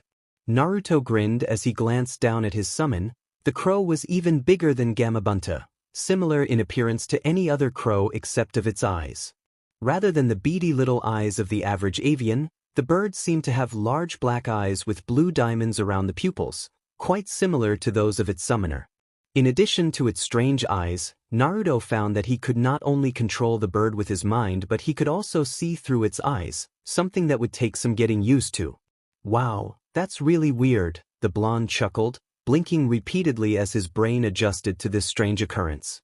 Mentally commanding his summon to look down, Naruto gulped when he noticed that he was only a few meters above the ocean. DMN, that was really close. If I ever run into that JRKD again, I'll punch him square in the face, consequences be damned. Looking around, he tried to figure out just where and when he was, resorting to what he could remember from the manga. Luckily, he was able to piece his location together, mostly thanks to the giant gate off in the distance and what looked to be an armada of ships approaching an island floating in the middle of a circular pit in the ocean. I guess that BSRD knew what he was doing after all. This is just where I wanted to be. Naruto chuckled, turning towards the island. If I remember correctly, then this should be right at the end of the Enies lobby arc. I better hurry and get to my target before something happens.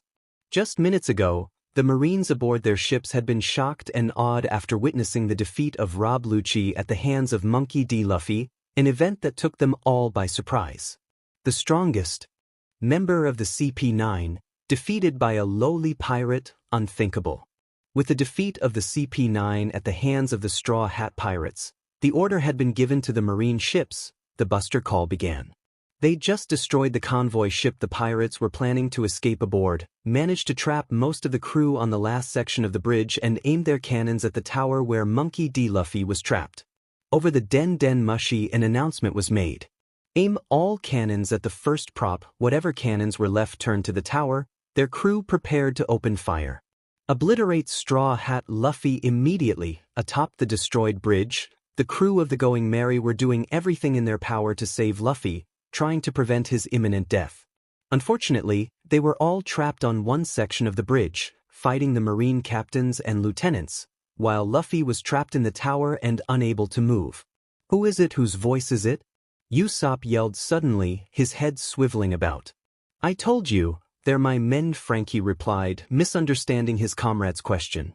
No, it's not that voice, Usopp yelled back. It's been around for a while, huh?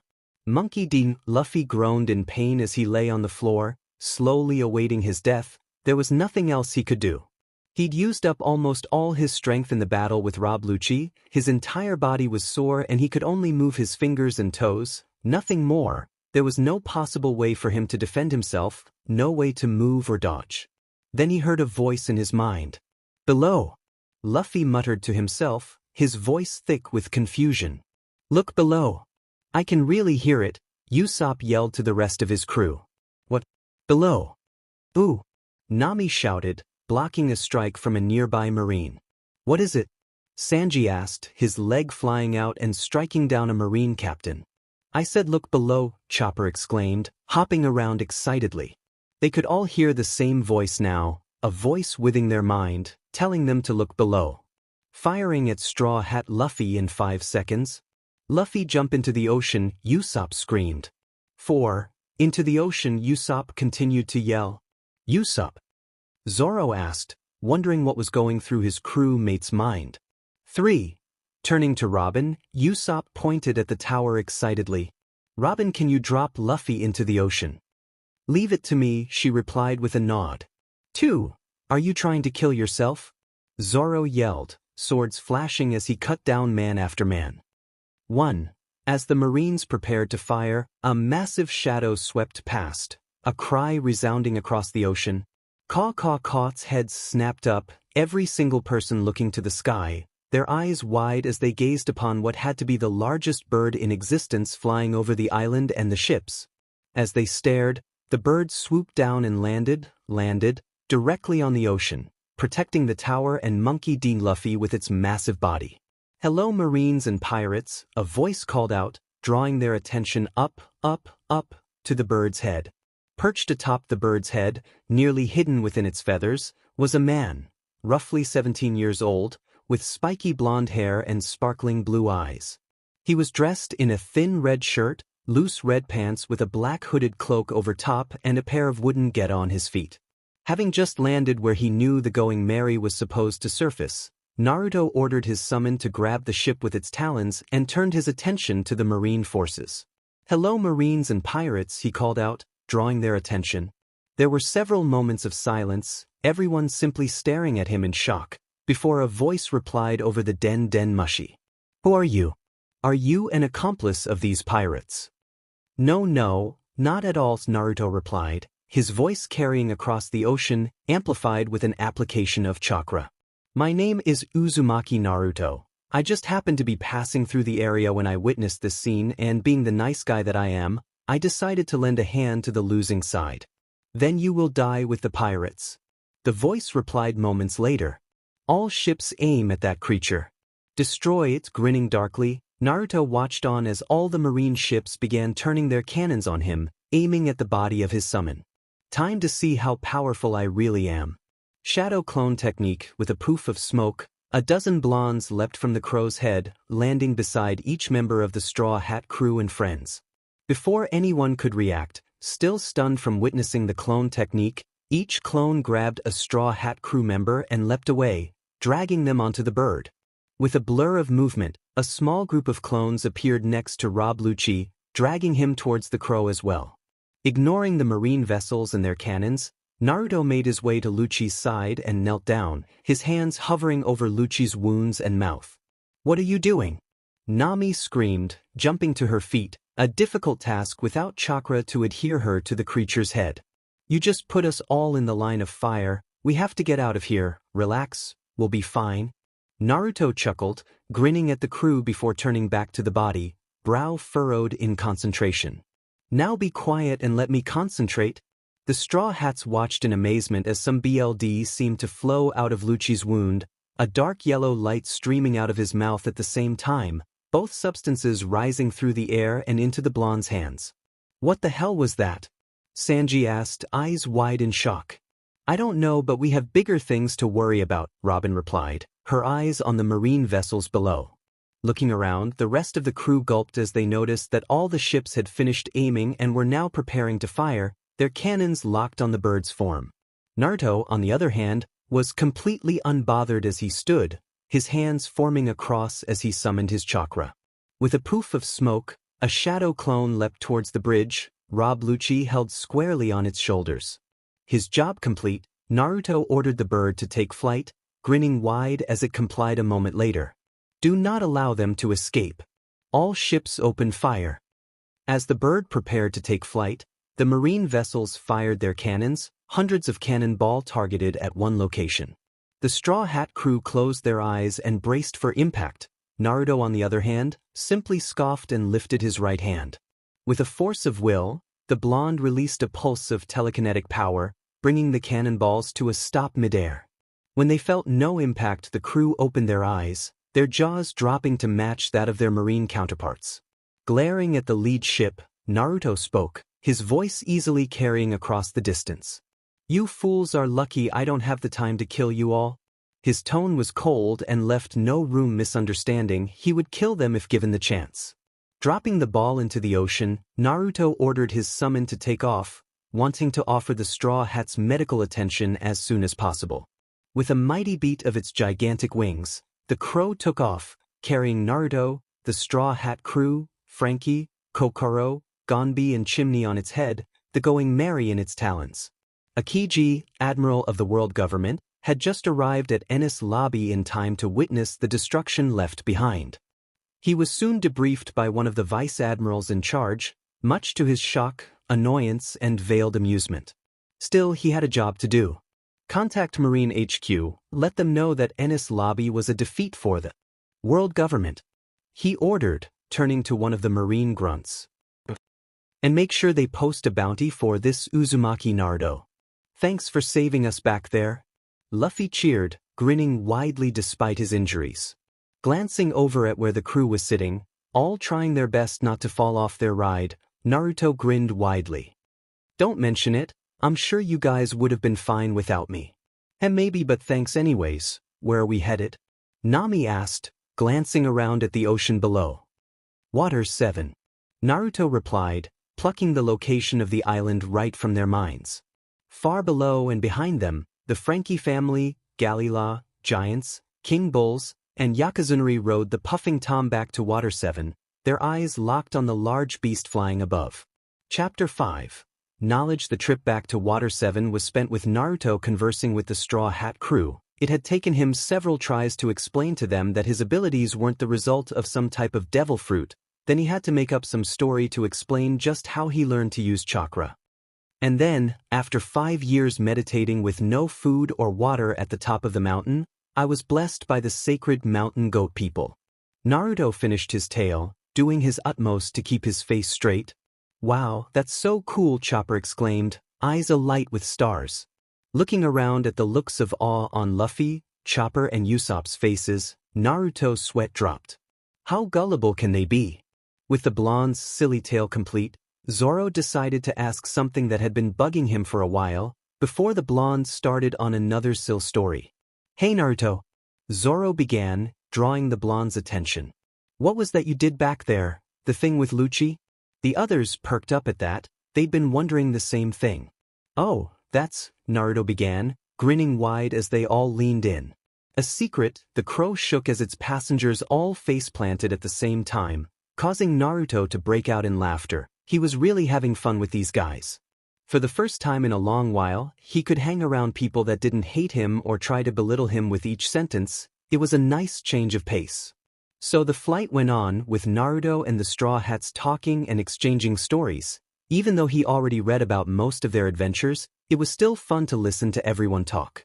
They landed on Water 7 an hour later, Naruto dropping his passengers and the ship off on CRP Island and dispelling his summon. Well, it's been fun guys, but I have somewhere else to be. Take care. Naruto announced. He immediately found himself latched onto by a crying Luffy and Chopper. No, you can't go yet, Naruto. Join my crew. Luffy bawled, much to the embarrassment of his crew. We can have loads of adventures. Wish I could, Luffy, I really do, but I still have things I need to do on my own. Naruto replied, smiling sadly. Maybe I'll come back and visit you guys sometime, okay? We understand. Nami smiled, assisting Robin as they tried to pry the two off of him. Maybe we'll meet again. Saying his goodbyes, Naruto turned and took off, running across the ocean, much to the awe of the others. As he left Water 7, he could feel some sort of voice at the back of his mind, a voice that was telling him which way to go. This, he assumed, was the help from Davy Jones. For the next 4 days, Naruto would run across the ocean during the daytime in order to build up his reserves and control, which was made harder because he only had a limited amount of chakra to use due to his limiter seals. Once he ran low on available chakra, he would release a level of the seal in order to summon some sort of sea creature to ride on, usually a whale or a giant turtle. He would then spend an hour or two resting before summoning clones to work on more chakra exercises while he did a few physical exercises like push-ups, sit-ups and laps on whatever creature he was on. He continued like this for several days before he decided he was ready to absorb what he'd sucked out of Rob Lucci. Concentrating on his vortexes, Naruto commanded them to break down all the information and power he'd absorbed and merge it with his body. The first difference he noticed was with his body. His muscles seemed to bulge out and expand for several seconds before they contracted back to normal, his body returning to its regular appearance. Still, the increase in strength remained despite the lack of physical change. The next change was with his chakra reserves. Unfortunately, it wasn't much of an increase, mostly because the beings of this world didn't use any form of energy, so he'd only been able to absorb and convert an average academy student's worth of power from Lucci. Still, energy wasn't what he was after from Lucci. No, that came next. What he wanted were Lucci's memories and knowledge. He grinned as he felt the memories flood into his mind. There was a slight headache from the new information being downloaded into his mind, but compared to using shadow clones to read and train, this was insignificant. As soon as the absorption was complete, Naruto felt an unexplainable anger and need to fight rising. Recognizing them as emotions from Lucci, he immediately pushed them down, forcing the emotions as far back as he could. He could still feel the anger simmering at the back of his mind. It was easy to keep it contained, but it was still there. Seems like I not only get their memories but also their strongest emotion and personality traits. Naruto pondered, rubbing his chin in thought. I'll need to be watchful after each absorption or I'll risk losing control, just like with the Kyuubi's chakra. Sitting down on the back of his summon for the night, a giant sea serpent with the first level of the Uchiha in its eyes, Naruto dropped into his mindscape and made his way over to Kyuubi's cage. Rather than the large golden cage he was used to seeing, there was now a giant bookcase spanning the entire wall and reaching high into the sky, with hundreds of books on each shelf, all of them with the same blank, white covers. As he watched, one of the books turned a dark yellow in color and the words, Rob Lucci, appeared on the binding in black ink. Taking the book from the shelf, Naruto spent the rest of the night leafing through Lucci's memories, discarding the ones he found useless while keeping those he wanted, namely information on the Rokushiki style. Unfortunately, he found that he couldn't rid himself of all the strong emotions and personality traits that came with the absorption, a pity. The next 2 days were spent on the back of a summon, working on the Rokushiki style and fitting it to his body build since he was built differently from Lucci. 6 days after leaving the Straw Hat crew, Naruto arrived on Banero Island just as a giant ball of fire crashed into a cloud of darkness. Guess they already started without me. Naruto chuckled mentally, making his way towards the fight. He got there just in time to see Fire Fist Ace pass out, the large form of Blackbeard approaching the man's body with a knife. Well. Blackbeard chuckled, his deep tones booming across the area. I guess this is where the chase ends, Commander Ace. With it he raised his blade, preparing to bring it down on the back of his helpless opponent. Storm Leg, a voice called out, resounding with power. A crescent-shaped blade of air flew towards Blackbeard, striking him square in the back and blowing him away, causing him to land several meters away. With a painful thud, the other 4 members and horse of the Blackbeard pirates perked up, their heads snapping over to the source of the attack, a smirking blonde with his right leg extended upwards. Hey, shouted Jesus Burgess, helmsman of the Blackbeard pirates. Who the hell do you think you are? Don't you guys read the paper? Blackbeard growled, shakily making his way to his feet. His back was a bit sore but he was otherwise unharmed. That's Diamond Eyes Uzumaki Naruto. He's got a bounty of 120 million belly for helping the Straw Hats escape Ini's lobby. It seems like I need to practice that technique some more. That should have cut right through him. Naruto mused, frowning minutely. Martial D. Teach, also known as Blackbeard. Naruto began, lowering his leg and shifting into a loose fighting stance. I'm here for your head. Gah.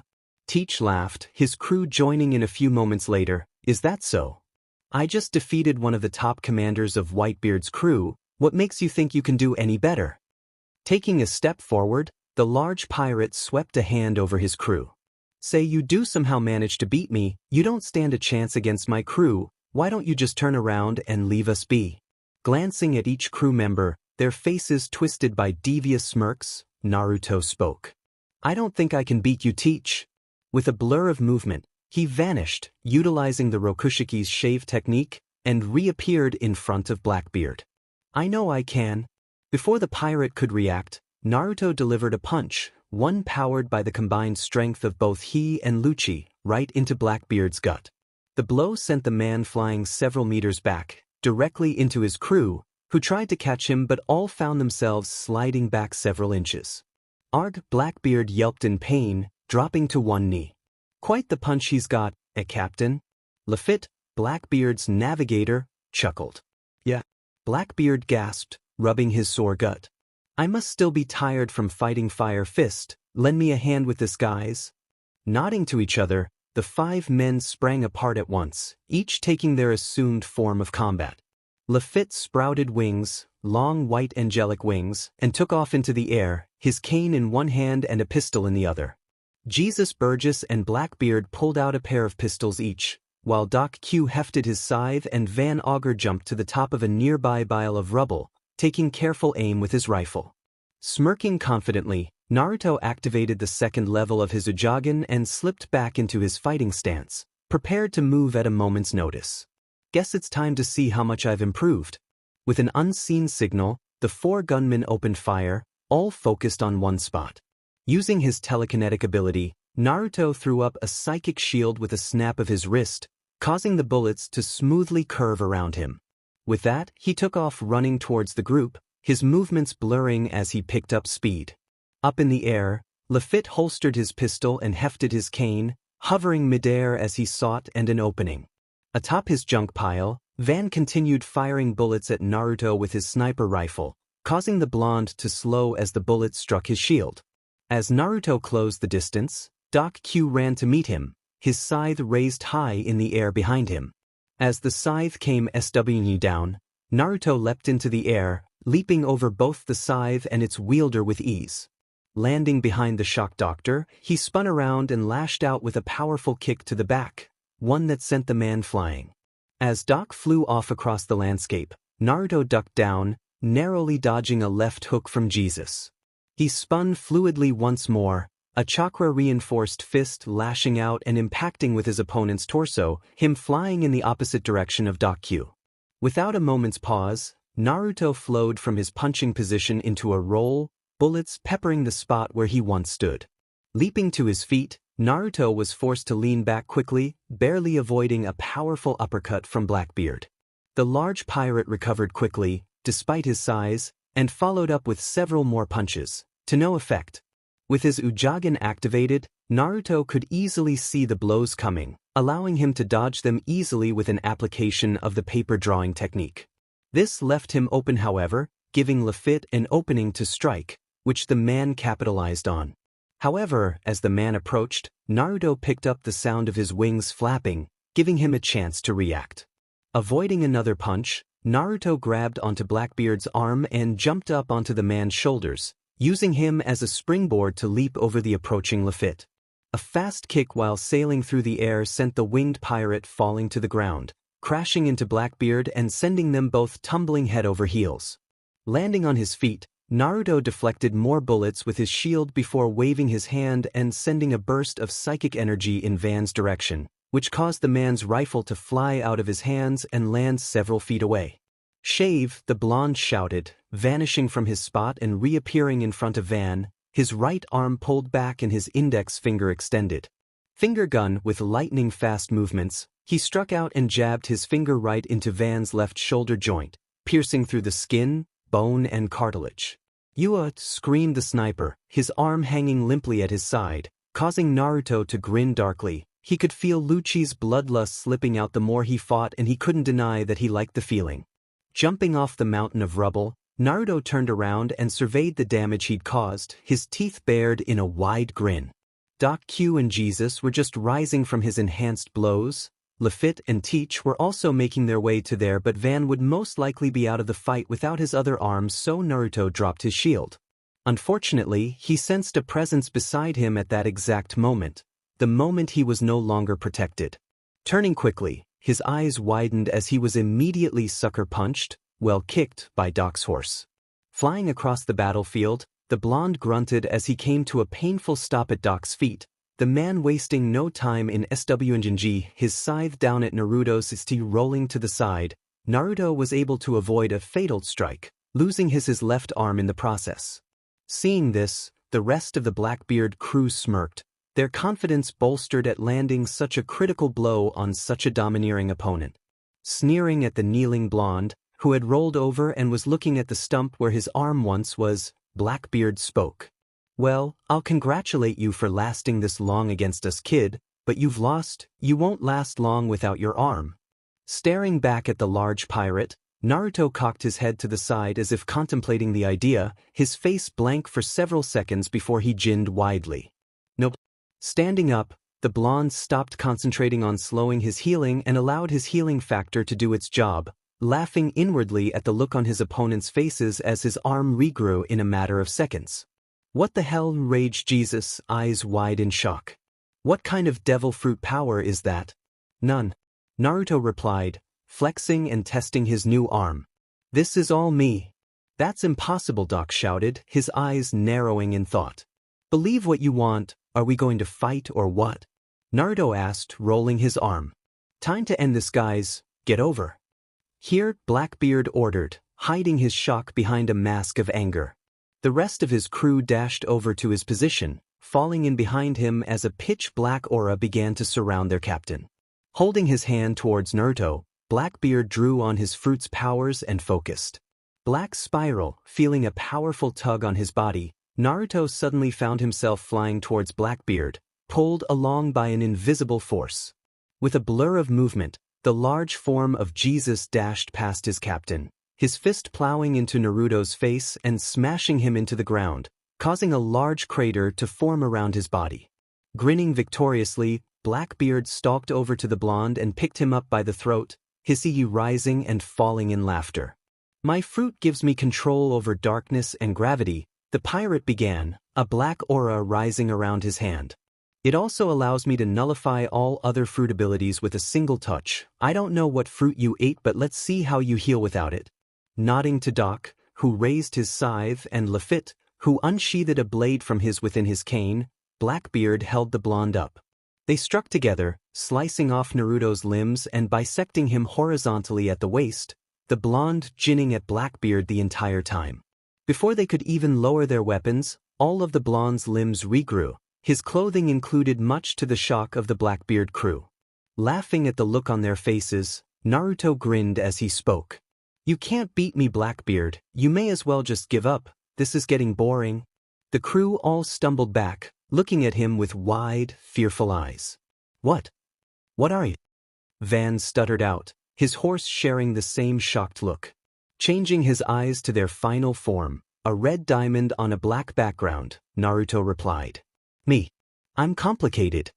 Focusing on another of his powers, Naruto narrowed his eyes and concentrated, grasping at the electrical signals passing through his opponent's bodies. Kneel. As soon as he gave the command, he reached out and shut down their motor skills, causing them all to fall to their knees. This was mostly done for the shock and awe factor, a spike of Lucci's bloodlust adding a shot of excitement to the whole thing, could see the fear in their eyes. Hell, he could even smell it rolling off of them. "Time to die, Teach." Naruto chuckled, grabbing two of his discarded limbs off the ground, using his shape-shifting powers to fuse them together and forming a large executioner's axe. "Any final words?" "Wait, why don't you join my crew? With your powers and mine we can RUL," Teach began, only to be cut off as Naruto swung the axe, taking off the top half of his head. Too wordy. Naruto deadpanned as the body fell to the ground. Looking into the eyes of the remaining members, Naruto smirked. He liked seeing the fear in their eyes. With that single glance, he captured them all with his powers, their eyes glazing over as he hypnotized them. Take Fire Fist Ace to Water 7 and hand him over to the Straw Hat Pirates, he ordered, Tall 3 nodding as they complied. Let them know who saved Ace and give them my greetings. Also tell them that I hope to see them again someday. After leaving Water 7, you can continue with your lives. Yes, Naruto-sama. They all replied in an emotionless tone, their voices resounding as they spoke as one. Standing, they made their way over to Ace and picked him up, slowly leaving to carry out the blonde's orders. Looking down at Blackbeard's body, Naruto scoffed and knelt, his hands hovering over the pirate's head. Just like with Lucci, a stream of BLD flowed into one vortex while a black light flowed into the other. Unlike last time, however, instead of holding onto the samples, Naruto immediately broke them down and absorbed them into his body. Seconds later his body seemed to swell to 3 times its normal size, muscles bulging and straining, before shrinking back down to normal. As with Lucci, the energy absorbed was minuscule in value, but he gained a much larger physical increase from Blackbeard. Where Lucci was built for quick movement and fast strikes, Blackbeard was all about strength and endurance. Naruto could feel his body becoming stronger and stronger by the second. Ignoring the headache from the added memories, Naruto immediately fought down the feelings of greed and extreme thirst of adventure he got from Blackbeard, pushing them all aside as he dropped into his mindscape. He appeared before the bookcase, noticing that another one of the books had been colored in, this time in black with gray text on the binding. Taking the book down, he began the process of erasing all unneeded memories, finding that by getting rid of a large amount of memories, he was able to lessen the emotions that threatened to overwhelm him. Once finished, Naruto stretched out his new muscles while reviewing the fight, the entire battle playing over and over in his mind. I'll admit that I've gotten much stronger. Those were some of the strongest men this world has to offer. That doesn't mean I'm the best though, not yet anyways. I'll need to keep working towards my goal. Taking a final glance around, he began pouring chakra into the ring on his hand, preparing to leave this universe behind. I should see if I can come back here sometime. The Straw Hats make such good friends. In a flash of red light, he was gone. Arriving back in the familiar halls of the multiverse, Naruto turned to the door before him, this one completely different from the last 2. While the last 2 doors were made of wood, this door seemed to be made of 2 large stone tablets with a mural engraved onto their surface. Embedded in the center of each door was a small red stone, roughly the size of an apple, with what appeared to be millions and millions of faces writhing in agony within the stone. That definitely sent a shiver up his spine. Now that's just creepy. Wonder what world this is? Looking to the plaque, the blonde smirked as he read it. Full Metal Alchemist Universe. Number of realms, 2506. This caused him to whistle. DMN. That's a lot of separate worlds. I wonder why there's so many. Patron gods. Truth, Ishvala, Leto. Alright, time to go in. Naruto decided, reaching over and grabbing the door. Maybe if I ask nicely, I can get what I need without having to visit a bunch of realms. In one quick movement, he opened the door and stepped inside, prepared for anything. Within the room, Naruto was met with nothing, absolutely nothing at all. All around him, as far as his eyes could see, there was nothing. The room he entered was an endless white expanse, no doors, no people, nothing at all. Well, this is boring. He deadpanned. I quite agree. The voice came from directly behind him, causing Naruto to spin around, slipping into a defensive stance. Instead of seeing the doorway he just entered from, Naruto was met with the same white expanse extending behind, except there were 3 figures standing before him. Who are you? He asked, keeping his tone polite as he reminded himself that these were gods. I am Ishvala, god of creation, spoke the figure on the right. He was a man roughly in his mid-30s, taller than Naruto by a good 3 inches, with a skinny but muscular frame. His eyes were a bright red in color, his skin a dark brown, causing his neck-length silver hair to really stand out. He was dressed in a plain black, high-collared, long-sleeve shirt, with baggy, black pants and sandals. Over top of his shirt, he wore a sash going from his right shoulder to his left hip and back around. The sash was yellow in color with 3 black lines vertically running around the entire thing. "I am Leto, the sun god," the second figure, now identified as Leto, replied. This one was an old man, but while his face was old and wrinkled, he had the body of a weightlifter, thick and muscular. He stood straight, reaching almost 7 feet in height, with pitch-black eyes and a fair complexion. His head was entirely bald, with a long black beard and what looked like a metal, spiky circlet on top. For clothing, he was dressed in a simple gray sleeveless robe, bound at the waist by a golden braid of rope with brown sandals on his feet. In his left hand was a large wooden staff with a large yellow, metal sun attached to the top. With his height and stern look, he made quite an imposing figure. "And I am Truth, guardian of the gate," the final figure commented. As it turned out, Truth was the weirdest looking of the lot, more so than his companions. He was completely white in color, with absolutely no features at all, just plain white. He would have blended right in with the background had it not been for the small black aura that encircled him and gave him shape. He stood at roughly 4 feet tall. On closer inspection, one could just barely make out a large gleaming smile on Truth's face. "It's an honor to meet you. I am Uzumaki Naruto," he greeted with a bow, remembering to be polite. "What is it you seek within our realm, Uzumaki Naruto?"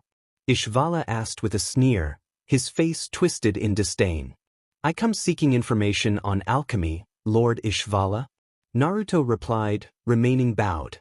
Truth's smile seemed to grow even larger while Leto frowned and Ishvala scoffed. "Another one of yours, Truth?" Ishvala grunted, he and Leto turning to walk away. Glancing over at Truth, Naruto gave him a questioning look. "They're just upset that everyone that comes through here always seems to be after information on alchemy," Truth explained, his grin never fading even as he spoke. "Since that's my domain, I get to handle them all." Naruto replied, not understanding at all. "Tell me, Uzumaki Naruto," Truth continued, head cocked to the side. "Why do you seek this information?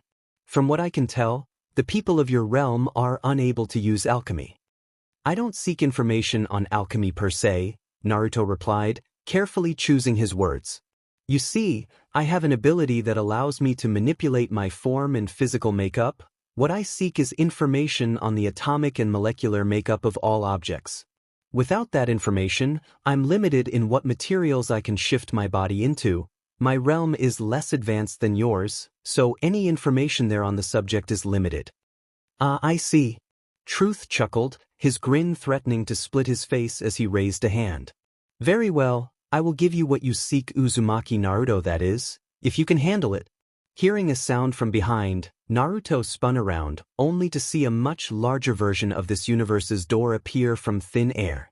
With an ominous creak, the door slowly slid open, revealing a black void suspended between the 2 stone slabs. He could see many shadows moving about within the doorway, shapeless beings scurrying about, causing ripples in the darkness of the void. All of a sudden the void seemed to split apart, a giant gray eye appearing in the tear and staring down at the blonde teen. Staring back in shock, Naruto realized that he could hear what sounded like thousands of voices whispering within the void, a loud hiss with no identifiable words. Stumbling back in shock, he was caught off guard as dozens of small, shadowy hands leapt from the void, latching onto him and slowly dragging him forward. He tried his best to fight them off, struggling with all his might and calling on his many abilities, but nothing seemed to work. The shadowy limbs seemed to be indestructible. With a frantic shout, Naruto found himself torn off his feet and pulled into the void, the doors slamming shut behind him. "I wish you luck, Uzumaki Naruto," Truth chuckled, grin lessening minutely. "Knowledge is power and all power has its costs. What are you willing to lose in order to gain what you seek?" Within the void, Naruto moaned as he felt tremendous amounts of information flood into his mind, all pouring in without pause. The pain was unimaginable, pure, unfiltered knowledge being inserted into his mind, knowledge about a great many subjects. Having some experience with his clones and information overload, he was able to resist the effects at first, However, the sheer amounts of information flooding in was just too much to limit, threatening to destroy his mind. Shortly after the mental pain began, Naruto was struck with extreme physical pain, his body being torn apart at the microscopic level. As more and more knowledge was forced into his mind, he could feel more and more of his body breaking down and flowing away into the void, being drained away by the beings within. Yet as quickly as he broke down, he felt his healing factor repairing the damage, his very cells regrowing by the second. He tried many times to retreat into his mindscape, hoping to escape and somehow lessen the pain, but he couldn't focus long enough to consciously do so, and something seemed to be keeping him conscious despite the pain he went. After what felt like ages of breaking down and healing over and over again, the pain began to lessen, the flood of knowledge slowing steadily before coming to a complete stop. Painfully cracking an eye open, the blonde groaned as he realized that he was still within the void, still held within the tight grips of the shadowy appendages. Moments passed with no change before the blonde noticed something differed. There was a vertical line of white light shining through the dark, a light that was slowly growing in size by the second. The line grew and grew until he soon found himself staring out at the white expanse of the god's realm, the gate opening fully and the shadow hands releasing their grip, the blonde managing to stumble 3 steps past the gate before collapsing, unconscious before he hit the ground. "So you survived after all?" Truth chuckled, stalking over to the unconscious teen. "You are an interesting one, Uzumaki Naruto." Within his mindscape, Naruto looked on with shock, trying to comprehend the sheer amount of damage that had just been inflicted on his mind. The walls of his mindscape were all covered in slowly healing cracks. Many parts had whole chunks of stone missing, the walls close to complete destruction. Shuddering at how close he'd come to breaking, the blonde made his way towards the bookcase, which was now covered in a rainbow of colorful books. The entire wall was like one giant rainbow, books of all colors and sizes filling the shelf, each filled with a different tidbit of information.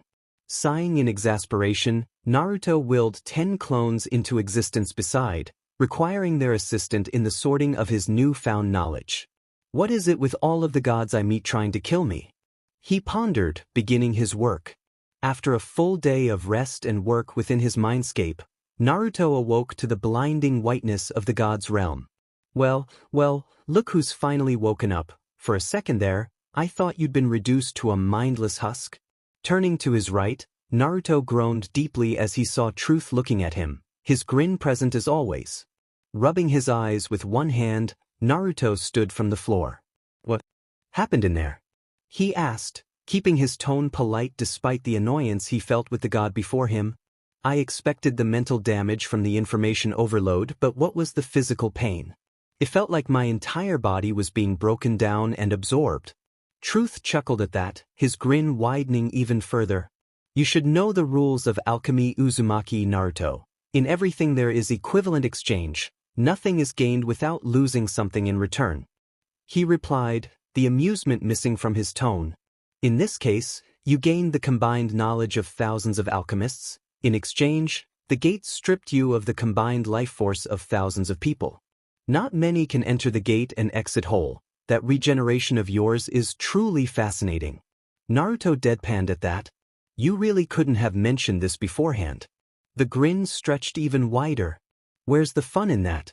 Mentally grumbling about annoying gods who need to be taught a lesson, Naruto gripped his head in pain.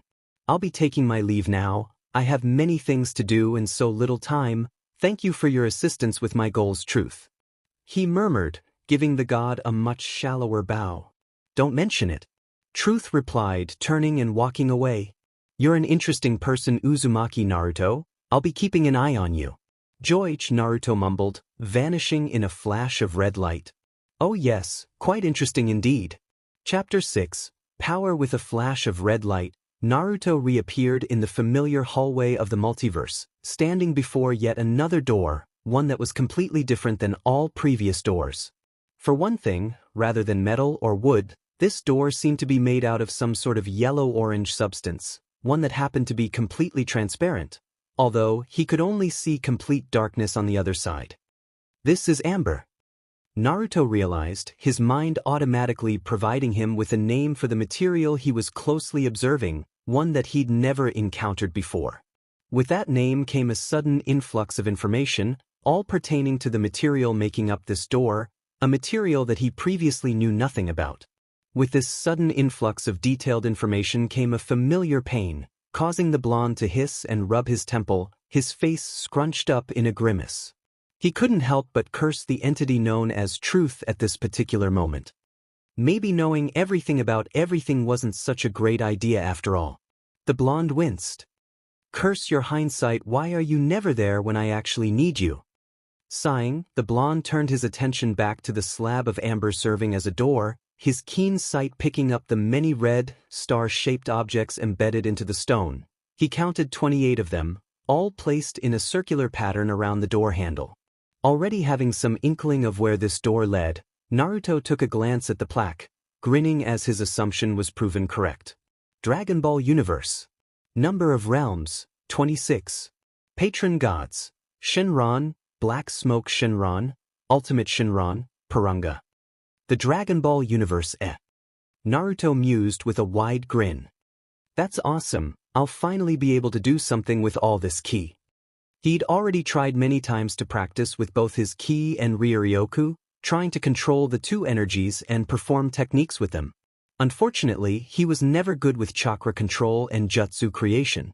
He soon found that without the proper knowledge, ki and Ryoryoku were quite difficult to control and manipulate, much more than chakra. In fact, using hand signs did absolutely nothing to control these two energies. He would require the proper methods used in the universes where these two energies originated. Still grinning widely, the blonde grasped the door handle and pulled open the large amber slab, stepping through the doorway and into the room without pause. The room he entered was completely designed to look like a cave, an extremely large cave at that. While the floor and walls were made of a dark, rocky substance, the roof above extended upwards indefinitely, seemingly having no end at all. All he could see when looking up was darkness, complete and utter darkness. On closer inspection, Naruto noticed what appeared to be large claw marks covering most of the floor and walls, some looking to have been formed by a claw many times his size. At the other end of the room, directly across from the door Naruto had entered through, there were multiple doors lined up one next to the other, 26 of them in total if he counted right. Hearing something scraping on the ground to his left, Naruto turned quickly and found himself staring into the large crimson eyeball of a massive serpentine dragon. The creature in question was covered from head to toe in large green scales, the only uncovered part being its yellow-brown underbelly, although said underbelly also appeared to be formed of a material that was just as tough as the protective scales. Trailing from the dragon's head, all the way down to its tail, was a line of light green spikes, which coupled with its razor-sharp teeth and large red eyes to give it a truly fearsome appearance. Both ninja and dragon stared at each other for several seconds in silence, one glaring fiercely and the other shaking fearfully. Naruto gulped, his heart pounding powerfully, as the mighty beast leaned forward until it was only a few centimeters away from him. Luckily for the blonde shinobi, the dragon simply took a long sniff before backing off, causing Naruto to sigh in relief. Giving an amused-sounding snort, flames leaping from its nostrils, the dragon backed away from the blonde, its body slowly snaking upwards and away, revealing to the blonde that it had slithered down from the darkness above, a portion of its tremendous bulk remaining hidden within the darkness. Looking up once more, Naruto almost jumped out of his skin when he found another 3 sets of glowing eyes observing him, their owners fully hidden in the darkness above.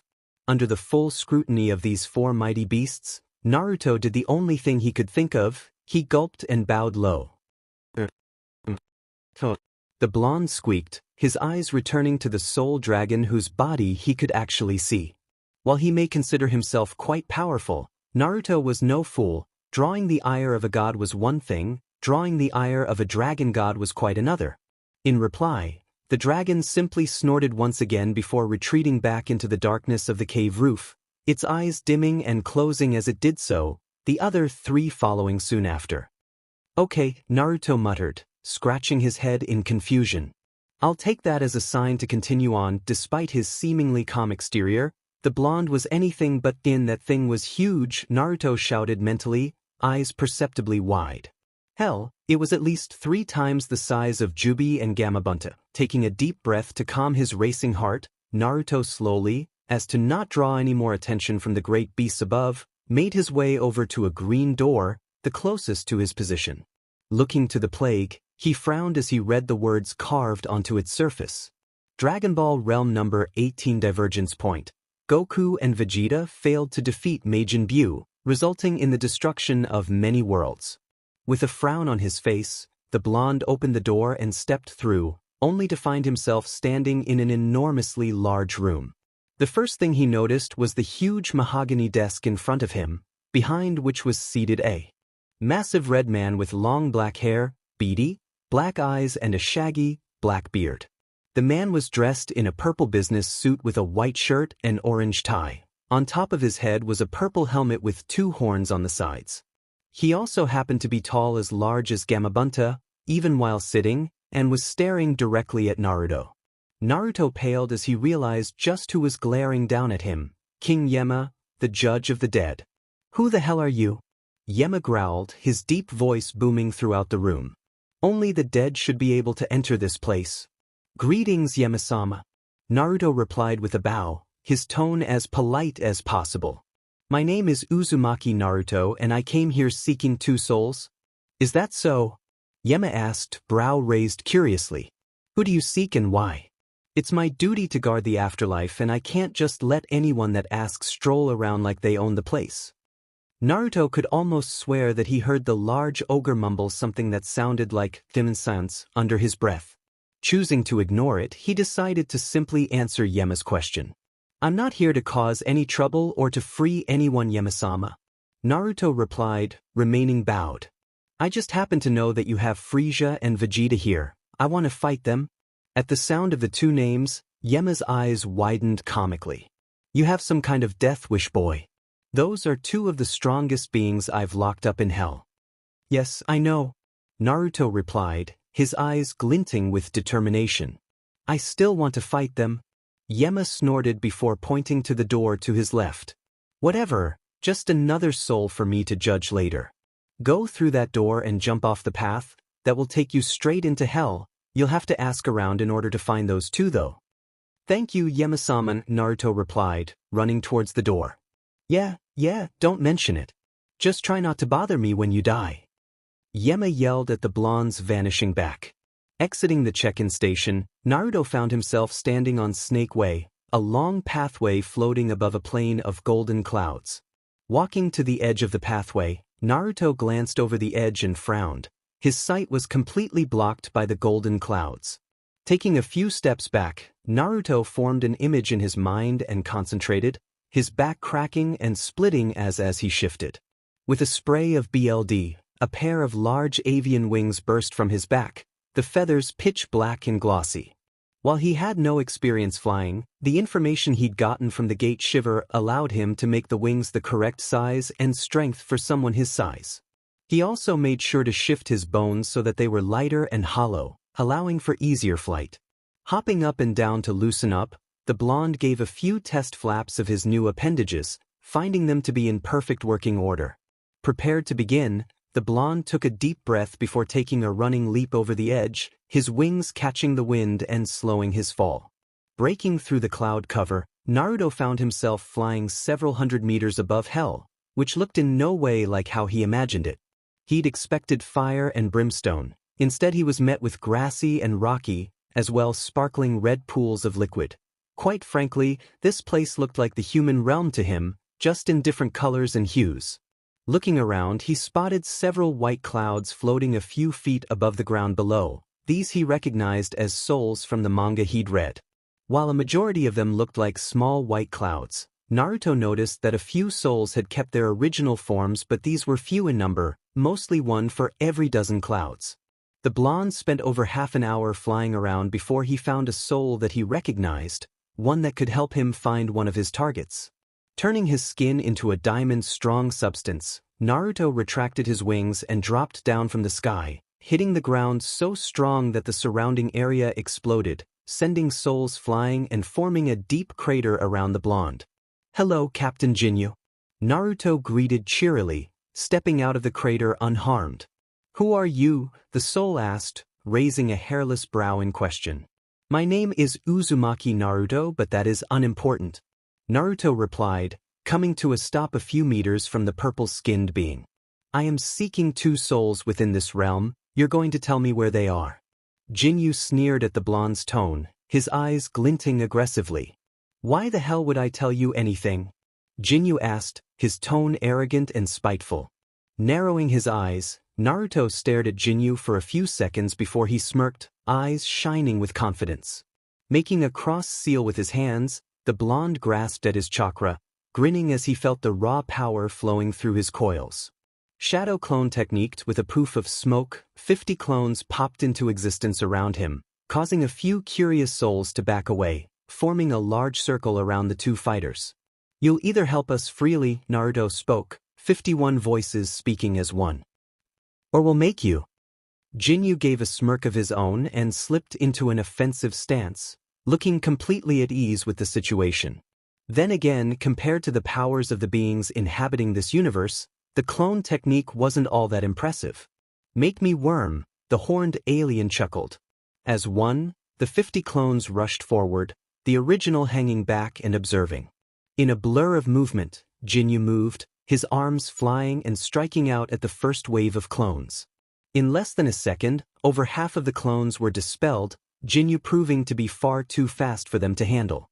With the death of their brothers, the remaining blondes absorbed the memories and adapted, easily avoiding blows that had killed them moments ago.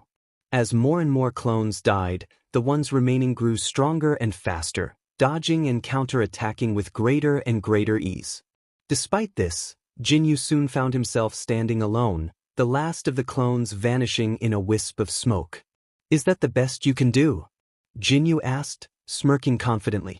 Smirking in reply, Naruto simply crossed his fingers once more and drew on his chakra, pouring it into the jutsu. Shadow clone technique, the look on the Jinyu's face as over 500 blondes popped into existence was quite hilarious. Despite the overwhelming odds, Jinyu was quite the formidable opponent, so much so that he was able to take down over half the clones despite their continuously growing advantage. Still, he was but one man against hundreds of skilled warriors. Jinyu soon found himself overwhelmed by the clones, several dozen of them swarming and restraining him. Just as the original Naruto opened his mouth to demand his opponent's surrender, a light purple shockwave exploded through the clones, blasting them away and dispelling them. Holding out his hands, Jinyu began launching ki blasts into the remaining mob of clones, dispelling them by the dozen. With the clones taken care of, Jinyu rushed the original Naruto, moving at high speeds with his horns bared. Luckily for Naruto, high speeds for Jinyu meant low Jonin speeds for the blonde, speeds that he could easily follow with the powers of his Uchiha. With raw chakra rushing through his coils and lightning buzzing around his brain, heightening his reflexes, Naruto was able to dodge the rampaging Jinyu with some ease. With a quick spin on his heel, the blonde stuck at his opponent's back with a powerful kick, one that was quickly blocked by a recovering Jinyu. Having blocked the incoming blow, Jinyu struck out with a punch, his fist blurring across the distance between them. Narrowly ducking under the blow, Naruto cocked his right arm back and extended his pointer finger. Shifting the finger into a long metallic spike, Naruto struck out at his opponent's ichi, the tip of the spike glowing a pale blue. Finger gun with a loud squelch, the spike pierced right through Jinyu's battle armor and into his ichi, missing his heart by a few scant inches. The spirit gasped in pain as a bullet of air and chakra shot through his torso and out his back, traveling for several meters before dispersing. Taking advantage of his opponent's moment of weakness, Naruto withdrew his finger and lashed out with a kick, cracking the battle armor and blasting Jinyu away. Landing several feet away, Jinyu shakily stood, a look of shock clearly stretching across his face. His armor had a hole through the center, several cracks spread across its surface from the blonde's kick. How did he break my armor so easily? Jinyu pondered in shock, his eyes wide with pain. It takes even Lord Frieza a few hits to damage it. Who is this boy? Deciding to play it safe, Jinyu kept his distance as he made his battle plans. He was obviously outmatched in close combat, especially when those clones were taken into advantage. He hasn't used any long-range ki techniques yet. Jinyu realized, reviewing the quick battle between him and the blonde. I'll try to keep my distance and catch him off guard. If only I could use my body SWH technique, but I don't even have a real body in this place. Ignoring his wounds, Jinyu began powering up his ki, a purplish-pink aura springing to life around him. Sensing his opponent's intent, Naruto dashed forward at his opponent, planning to take advantage of the few seconds it would take for Jinyu to power up. He wasn't fast enough, however. Jinyu was ready far quicker than the blonde expected, his aura dying down as he prepared to strike. Milky Cannon, Jinyu shouted, his arms extended and his palms facing forward, both hands glowing with a white and purple aura. With a loud boom, a beam of pinkish energy flew at Naruto, moving far too quickly to be dodged and struck the blonde square in the seat, causing a massive explosion with the blonde at its center. The explosion lasted for only a moment before fading, leaving a massive crater and dust cloud in its wake, a group of floating souls laying unconscious at its edge. As the dust cleared, Jinyu searched for his opponent with his limited senses, deeply wishing for his scouter at that moment. Finding no sign of the young blonde, he dropped his hands to his sides and straightened, his head turning from side to side. Did I get him? He wondered out loud, sounding a bit surprised. That wasn't enough power to completely vaporize the blonde. Oh. A voice replied from behind, causing Jinyu to stiffen. Even as he turned, he knew that it was far too late. He was too slow to do anything. There was a spike of pain from his right side and Jinyu glanced down with wide eyes. His entire arm had been torn off at the shoulder, massive amounts of blue BLD pouring from his remaining stump. With a tug, he was spun around, Naruto's hand flying up and gripping him by the throat. How did he survive? Jinyu panicked, his eyes darting about frantically. I know that I hit him with that attack, it wouldn't have exploded otherwise. Pushing his frantic thoughts away, he brought his remaining arm forward and fired a ki blast at point blank into Naruto's face, or he tried to at least. No matter how strong he tried to blast the blonde's head off his shoulders, nothing happened. I bet you're wondering why you can't use your ki. Naruto began, grinning at the look of confused terror in his opponent's eyes. One of my abilities allows me to completely nullify an opponent's abilities by simply touching them. As long as I'm holding on to you, you won't be able to use your ki. Grinning at the flash of horror in his opponent's eyes, Naruto loosened his grip and poured more chakra into his eyes, turning the diamond red as it shifted into its third and final stage. Now then, the blonde continued, watching as Jinyu's eyes glazed over. You're going to tell me what I want to know. Hi, Naruto-sama. Jinyu replied in a dull tone. And you're going to provide me with some much-needed knowledge. Naruto continued, the vortexes on his hands glowing as they activated. Hi, Naruto-sama. Jinyu replied once again. Arriving at his first location, Naruto spotted Frieza exactly where Jinyu said he'd be, namely right next to He Bloody Pond. As the name specified, it was a large pond filled with what appeared to be BLD, a lot of it. Approaching his target, Naruto spoke, drawing inspiration from his much-hated ex-teammate. Oi Frieza, he called, tone as arrogant and overbearing as possible. Fight me. Without even sending a glance in his direction, Frieza raised a hand with his pointer finger extended, the tip glowing with a white and pink energy. Death Beam. The beam of energy flew far faster than Naruto could track, yet a lone move, and pierced right through his heart. Frieza had quite the aim, the blonde noted. BS, Naruto shouted, resorting to his old attitude in an attempt to further annoy the tailed alien. You ruined my shirt. This definitely gained Frieza's attention, seeing as he quite expected his opponent to be dead, well deader, since this was hell after all. He glanced over at Naruto and frowned, eyes flashing with annoyance. Go away, boy, consider yourself lucky to have survived that attack. With that he turned his attention back to the bloody pool, completely ignoring the blonde. Naruto stood there grinding his teeth in annoyance. He could feel Lucci's anger threatening to break free of his mental restraints. How dare this?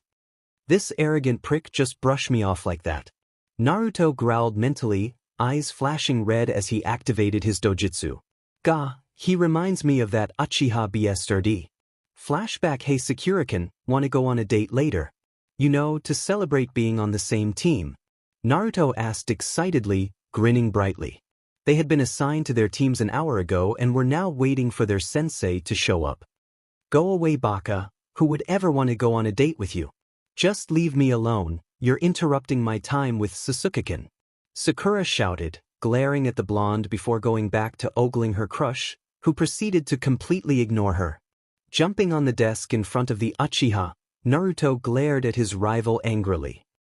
I don't see what's so great about you, team. Fight me so I can show Sakura-kun that I'm loads better than you. Without even glancing at the blonde, the Uchiha threw out his hand and sucker punched him in the face, sending him crashing to the floor. Ha serves that Baka right, you're so cool, Sasuke-kun. Sakura squealed with stars in her eyes. Flashback and thinking about the Uchiha brought up more and more memories of his homeworld, and with each passing second, Naruto could feel his anger rising until it felt like he was going to explode, like he could just scream out with rage. As he got angrier and angrier, he could feel his ki flowing faster and faster, brushing up against his skin as if asking to be let out. So Naruto let it go free.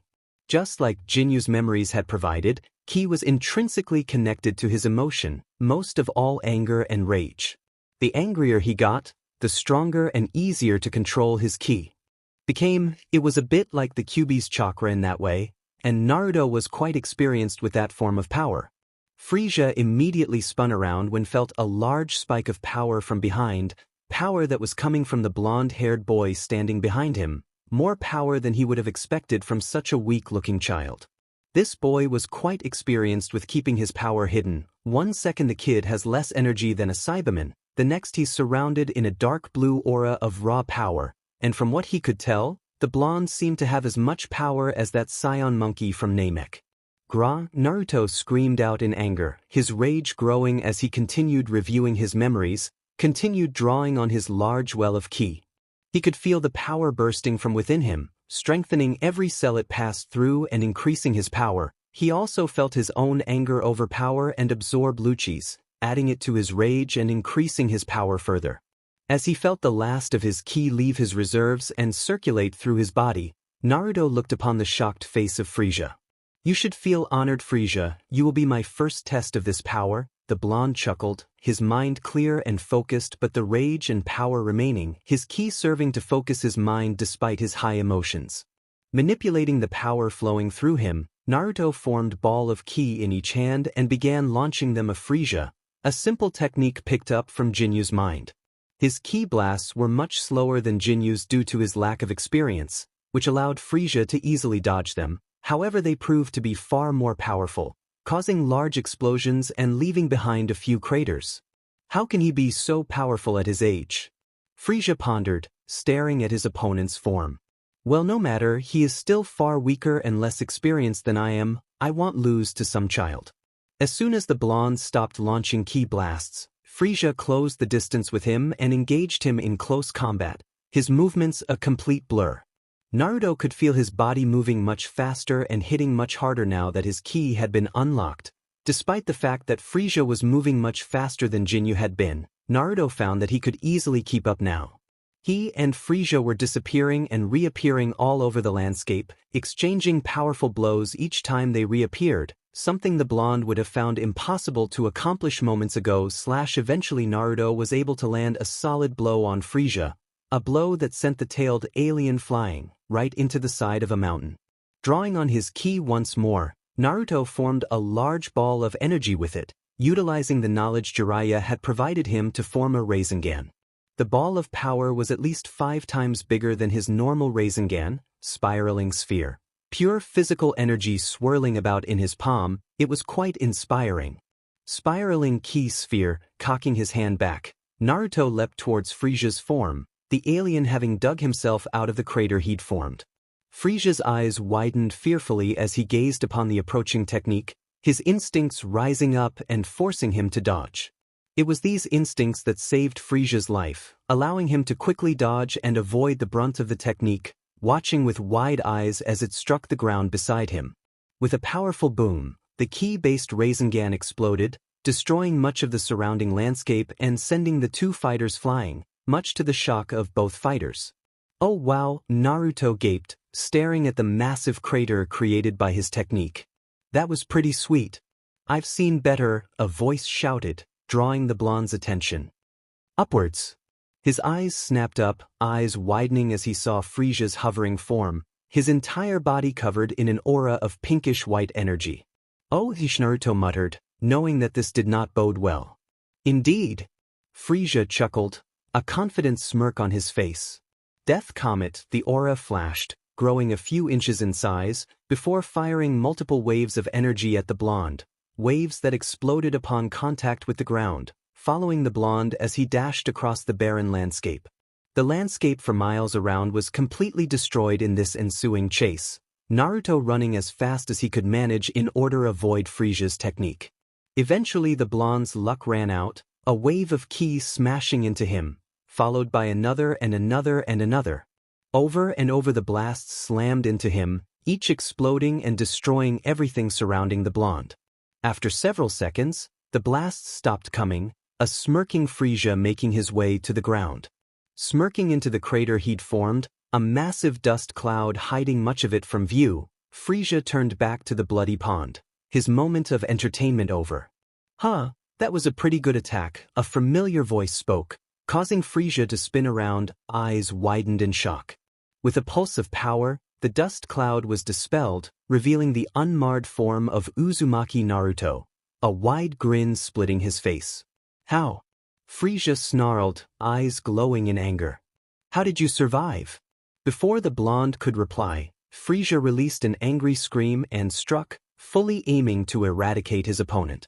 His hands flew up as he fired blast after blast of ki at the blonde, who simply remained unmoving, the blasts exploding upon contact, to no effect.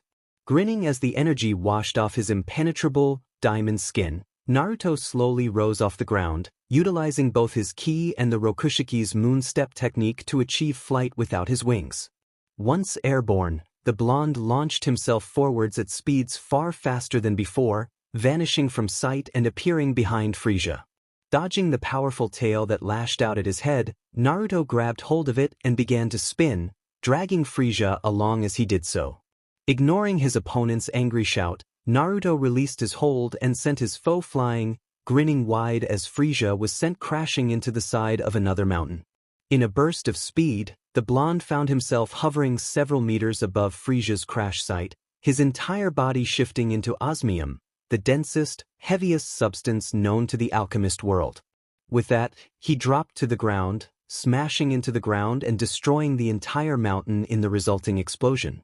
Returning to normal, Naruto grinned as he took in the purple smear that had once been Frisia. The impact had reduced him into a bloody paste. Oh, the alien wouldn't stay dead for long, he'd reform eventually, this was the afterlife after all.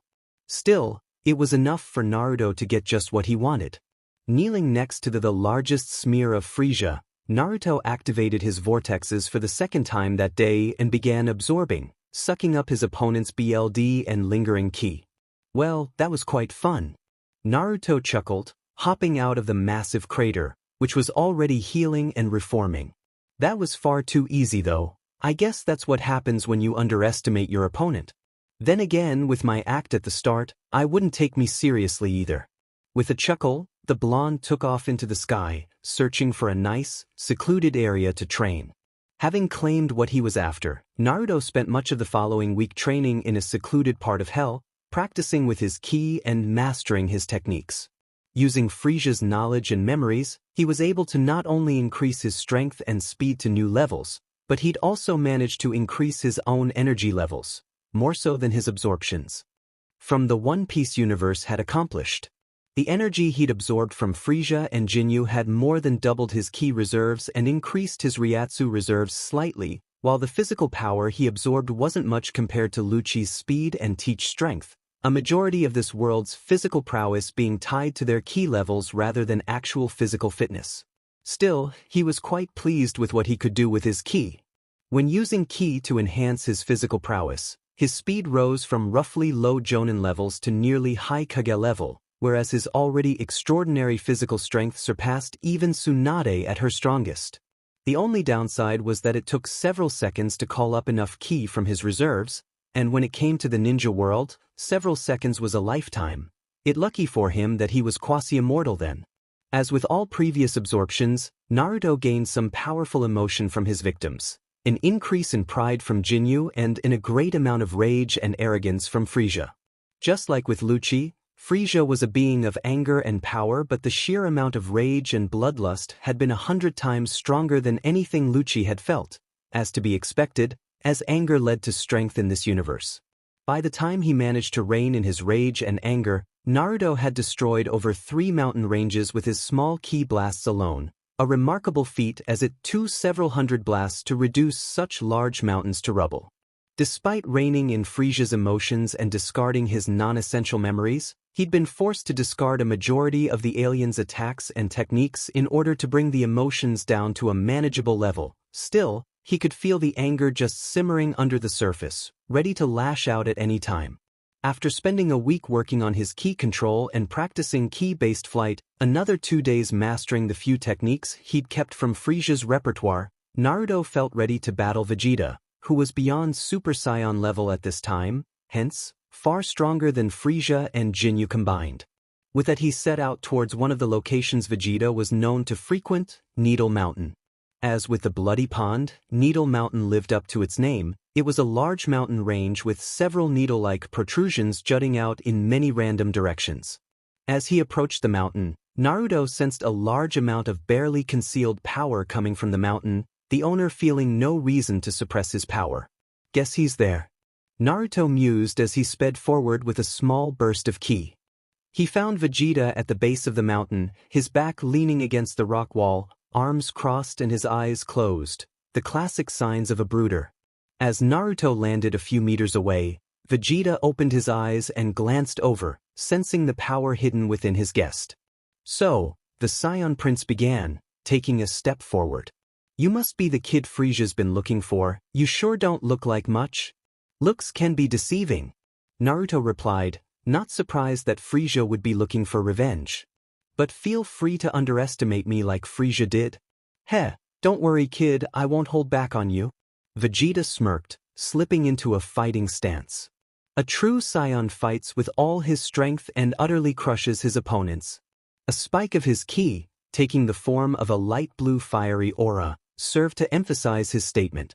Slipping into a stance of his own, Naruto grinned back at the Saiyan Prince. "Good, at least you won't have any excuses when you lose." Vegeta scoffed as he disappeared in a blur of movement, Naruto following him seconds later. They took to the air, disappearing and reappearing as they sped around exchanging blows, both fighters smirking confidently. Vegeta was soon able to gain the upper hand, landing a powerful axe kick to the top of Naruto's head, sending the blonde plummeting to the ground. As soon as his opponent fell towards the ground, Vegeta began charging up his ki, his arms thrown back as violet-colored ball of energy came to life in each hand. "Gallic gun," he cried, hands flying forward and unleashing his attack, both ball of energy merging together to fire a violet beam of energy. Hearing the shout, Naruto recovered midair and attempted to dodge, moving far too slow to entirely avoid the beam of power.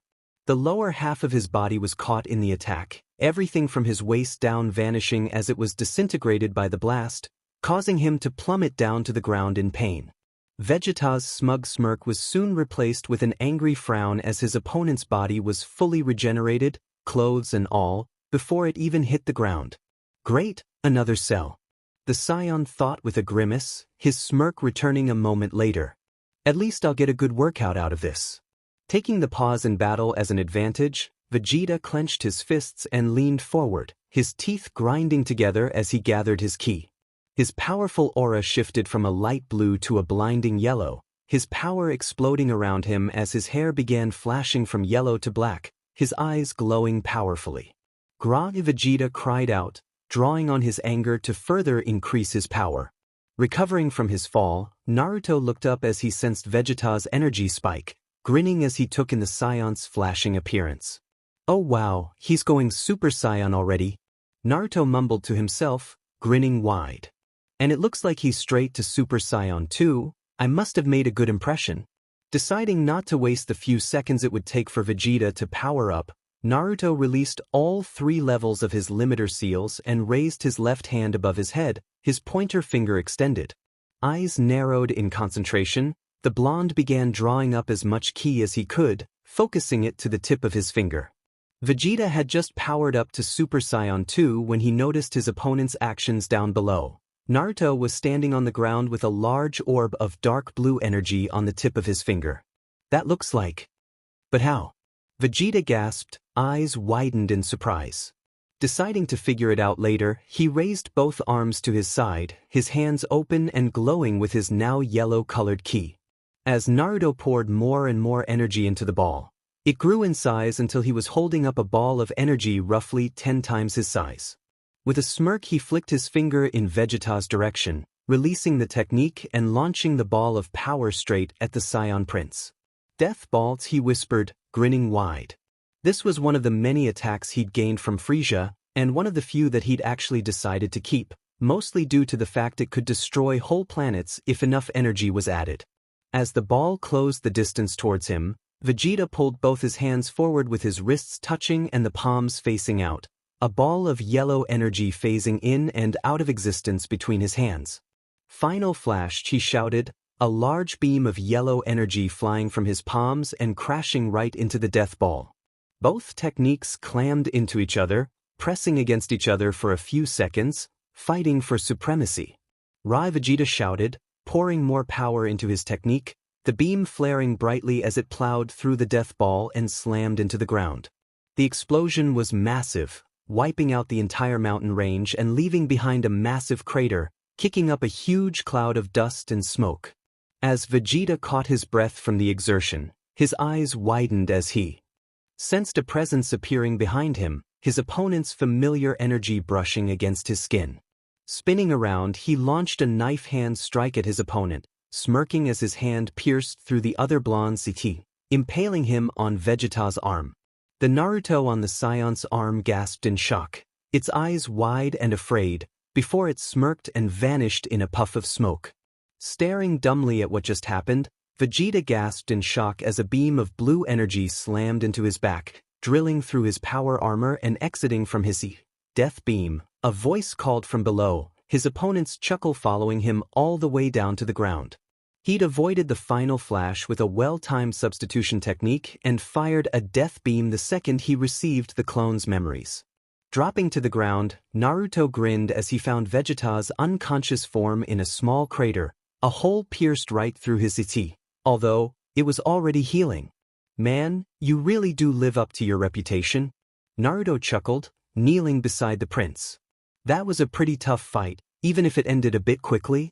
If you had dodged my death ball instead of fighting against it, I may have had a harder time winning," Naruto continued, his vortexes activating. "Well, not unless I used my other abilities, that is." Absorbing Vegeta's power was like Frieza times 10, the physical increase was greater, the amount of energy was much larger and the raw anger and pride he gained was far more potent. It had taken him over 6 hours of punching large boulders with his physical strength alone before he calmed down. He'd been forced to regenerate his arms 3 times, but he'd also reduced over 3 dozen boulders to dust. He had then spent an hour discarding all of the memories he had no use for, only keeping 3 techniques out of the lot. The final flash, another planet destroyer which he would enjoy testing. The Big Bang attack, a powered-down version of the Death Ball which was faster to create and deploy.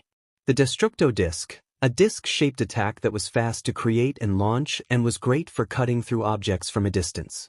Naruto had toyed with the idea of keeping and using the fusion dance with one of his clones but had quickly discarded the idea for 2 important reasons. First, he didn't want to risk it, not knowing what could happen, and 2, it looked really, really stupid and he didn't feel the need to degrade himself like that, even if no one was watching.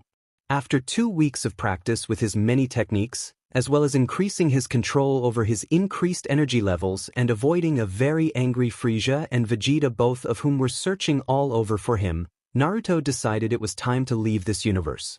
Before that, however, he made a small trip back to Yema's office to gloat and annoy the troll, being forced to vanish in a flash of red light when said troll tried to crush him.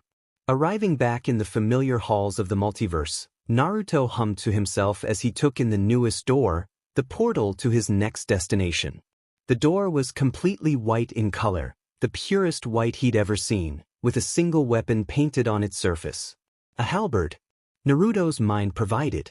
Having some idea of where this door would lead, Naruto took a glance to the plaque, grinning as his assumptions were once more proven correct. Bleach universe number of realms, 5 patron gods. Shinigami King with a grin, he opened the door and entered the room, a cheerful skip in his step. This is going to be fun. Entering the room, he was met with yet another white expanse, not unlike that of the Full Metal Alchemist realm, except for the single obsidian throne several meters away. Demenit, not again. Glancing around, he noticed that the realm doors were all lined up around the door he just entered through, 3 doors on the left side and 2 on the right. Another glance around showed that he was completely alone in this void. The throne was empty and there was no god appearing before him, quite different when compared to the universes he'd visited. Shrugging to himself, he decided to take this as a good sign and move forward, namely through a door and into a separate realm. After a glance over the multiple doors, he chose to simply close his eyes and pick one at random, his fingers landing on the second door from the left. The door was pitch black in color with a purple plaque affixed to the center, golden words etched across its surface. Bleach Realm Number 2 Divergence. After Aizen fails to recover the Hogyoku, he is deserted by his army, forcing him to flee both the Soul Society and Hueco Mundo. No Aizen to deal with, that makes this so much easier. Naruto mused, grabbing the doorknob. It's a bit of a pity though, I really would have liked to break his nose. For the second time in under a month, Naruto found himself stepping through a doorway and falling towards the ground, the doorway exiting several hundred feet above the ground. Already having some sort of experience with this type of situation, the blonde drew on his ki and stopped his fall, hovering midair and allowing himself to remain airborne. Taking a glance at the ground below, the blonde noticed that he was hovering several meters above a sea of white sand, immediately recognizable as the silver desert of Hueco Mundo. A quick dash to the side was the only thing that saved the blonde from becoming lunch for a rampaging Jillian, the large beast dashing past him, its maw snapping shut on his previous location. That's when he realized that he wasn't alone. Crowding up behind him were close to a dozen Jillians, all bent over and feasting on a torn corpse of another Jillian. Or they were at least, until one of their number broke away with a roar, drawing their attention. As 3 of the Jillians snapped their mouths wide open, an orb of crimson power swirling into existence between their lips. "Oh!" Naruto shouted, just barely avoiding the multiple hollow flashes as they blasted past him. Having avoided the 3 beams, he was forced to dodge further as the remaining Jillians attempted to eat him, the mouths snapping closed with loud cracks. "Screw it," Naruto growled, his hands forming the familiar cross-shaped seal. "No one tries to eat me, prepare to die you bastards." Shadow clone techniqued with a light poof of smoke, 20 clones popped into existence around him, wasting no time as they dashed away from his position, drawing the Jillians away. With the clones serving as a distraction, Naruto rose high above the mob and began gathering his ki, looking forward to the slaughter ahead, a bit of his absorbed emotions leaking through. With a single thought, he shifted the entirety of his right arm into a massive blade, an exact copy of Zabuza's Kubikirabak, except for the fact it was over 12 feet long and 3 feet wide. The blade was formed from hardened carbon atoms, making it stronger and harder than a diamond, with its edge sharpened to a point. Raising the giant blade above his head, Naruto flew right through the mob of hollows, slashing and stabbing masks as he went.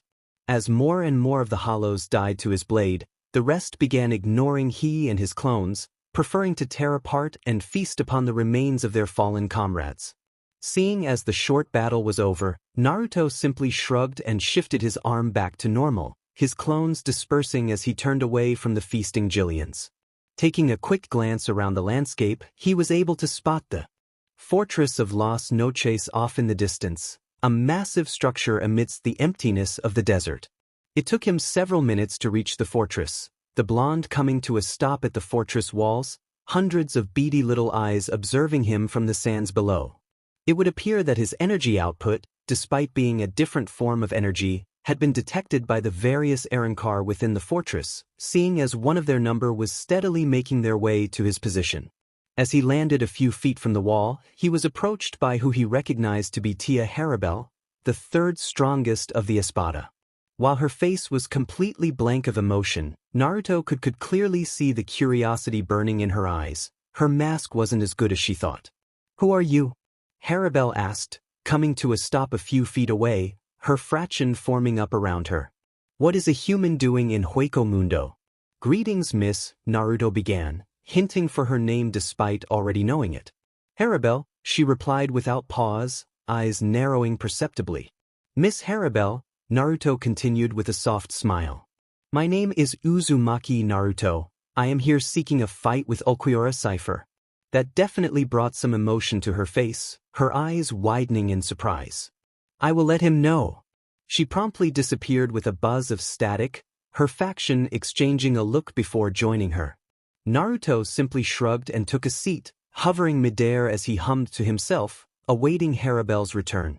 Several minutes passed before she returned, her mask back in place and her fraction absent. Simply quirking a brow as she noticed his hovering state. "He will be waiting for you in the arena. Follow me," she ordered, turning and walking towards the fortress. Shrugging his shoulders, Naruto decided to follow. "Well, this was kind of easy," Naruto commented to her back. "I expected more of a fight before getting what I want. We Hollows have lived for a very long time," Harabel replied, turning her head to glance at him. "It gets quite boring around here. Watching your battle with Ulquiorra will prove to be quite entertaining. Also," she continued after a moment's pause, "you are quite unlike any other human or Shinigami we have encountered. We look forward to seeing how you fight." They arrived at the arena a few minutes later, passing by a group of lingering Arrancar, all of whom were watching him closely whilst conversing. The arena itself was simply a large, walled-off expanse of desert with several seats carved into the walls, all of which were filled with hollows awaiting the coming battle. In the middle of the arena stood Ulquiorra Cipher, his eyes closed and both his hands tucked into his pockets. Clearly he was waiting for his opponent. As soon as they entered the arena, Harabel vanished with a buzz of static, heading to the stands without further comment. Shrugging to himself, Naruto proceeded into the arena, steadily making his way towards Ulquiorra. Glancing around at his surroundings, he noticed that every single member of the Espada was present, each giving him a curious look. Even the ever-lazy Stark was paying close attention. As Naruto made it to the center of the arena, Ulquiorra opened his eyes and observed his opponent, emerald eyes glinting with curiosity. "How do you know me, human?" the Espada asked, his tone cold and emotionless. "I don't believe we have ever been acquainted." "We haven't," Naruto replied with a wide grin. "I heard your name mentioned in the desert and decided to come and fight you." "Is that so?" Ulquiorra asked, his eyes and tone void of emotion.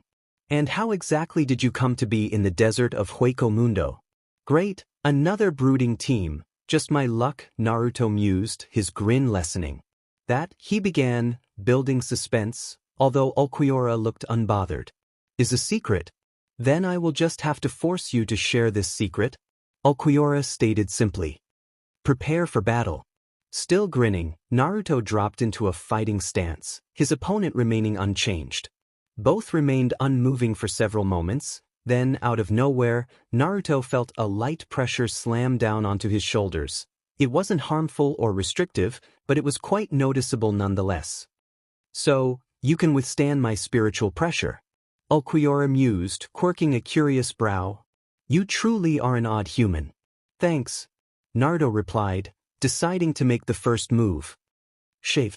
In a blur of movement, he vanished, only to reappear an instant later with a loud thud, his foot lodged in the crook of his opponent's neck. Not that it seemed to have even fazed the other man. His face still blank of emotion, Ulquiorra simply glanced at Naruto's extended leg, eyes narrowed in thought. "You certainly hit harder than any regular human," Ulquiorra commented, unaware that his opponent could hit much, much harder. "But not strong enough to break through my iron body technique." With that, his right hand lashed out of his pocket, striking the blonde square in the shifting his skin into an unbreakable carbon compound. Naruto simply remained still and allowed the Arrancar's blow to connect, rendering the blow ineffective. That definitely brought some emotion to the Hollow's face, shock. "It appears that you need to hit harder as well." Naruto chuckled, his tone mocking and cheerful. Taking advantage of his opponent's shock, Naruto shifted his right pointer finger into a metal spike and struck back, aiming for his opponent's torso. Finger gun. Naruto took a great amount of dark pleasure at the look on his opponent's face as his finger pierced right through his iron body, breaking through flesh and bone and leaving a small hole directly below the Arrancar's hollow hole. With a slight rasp in pain, Ulquiorra buzzed away from the blonde, eyeing him warily.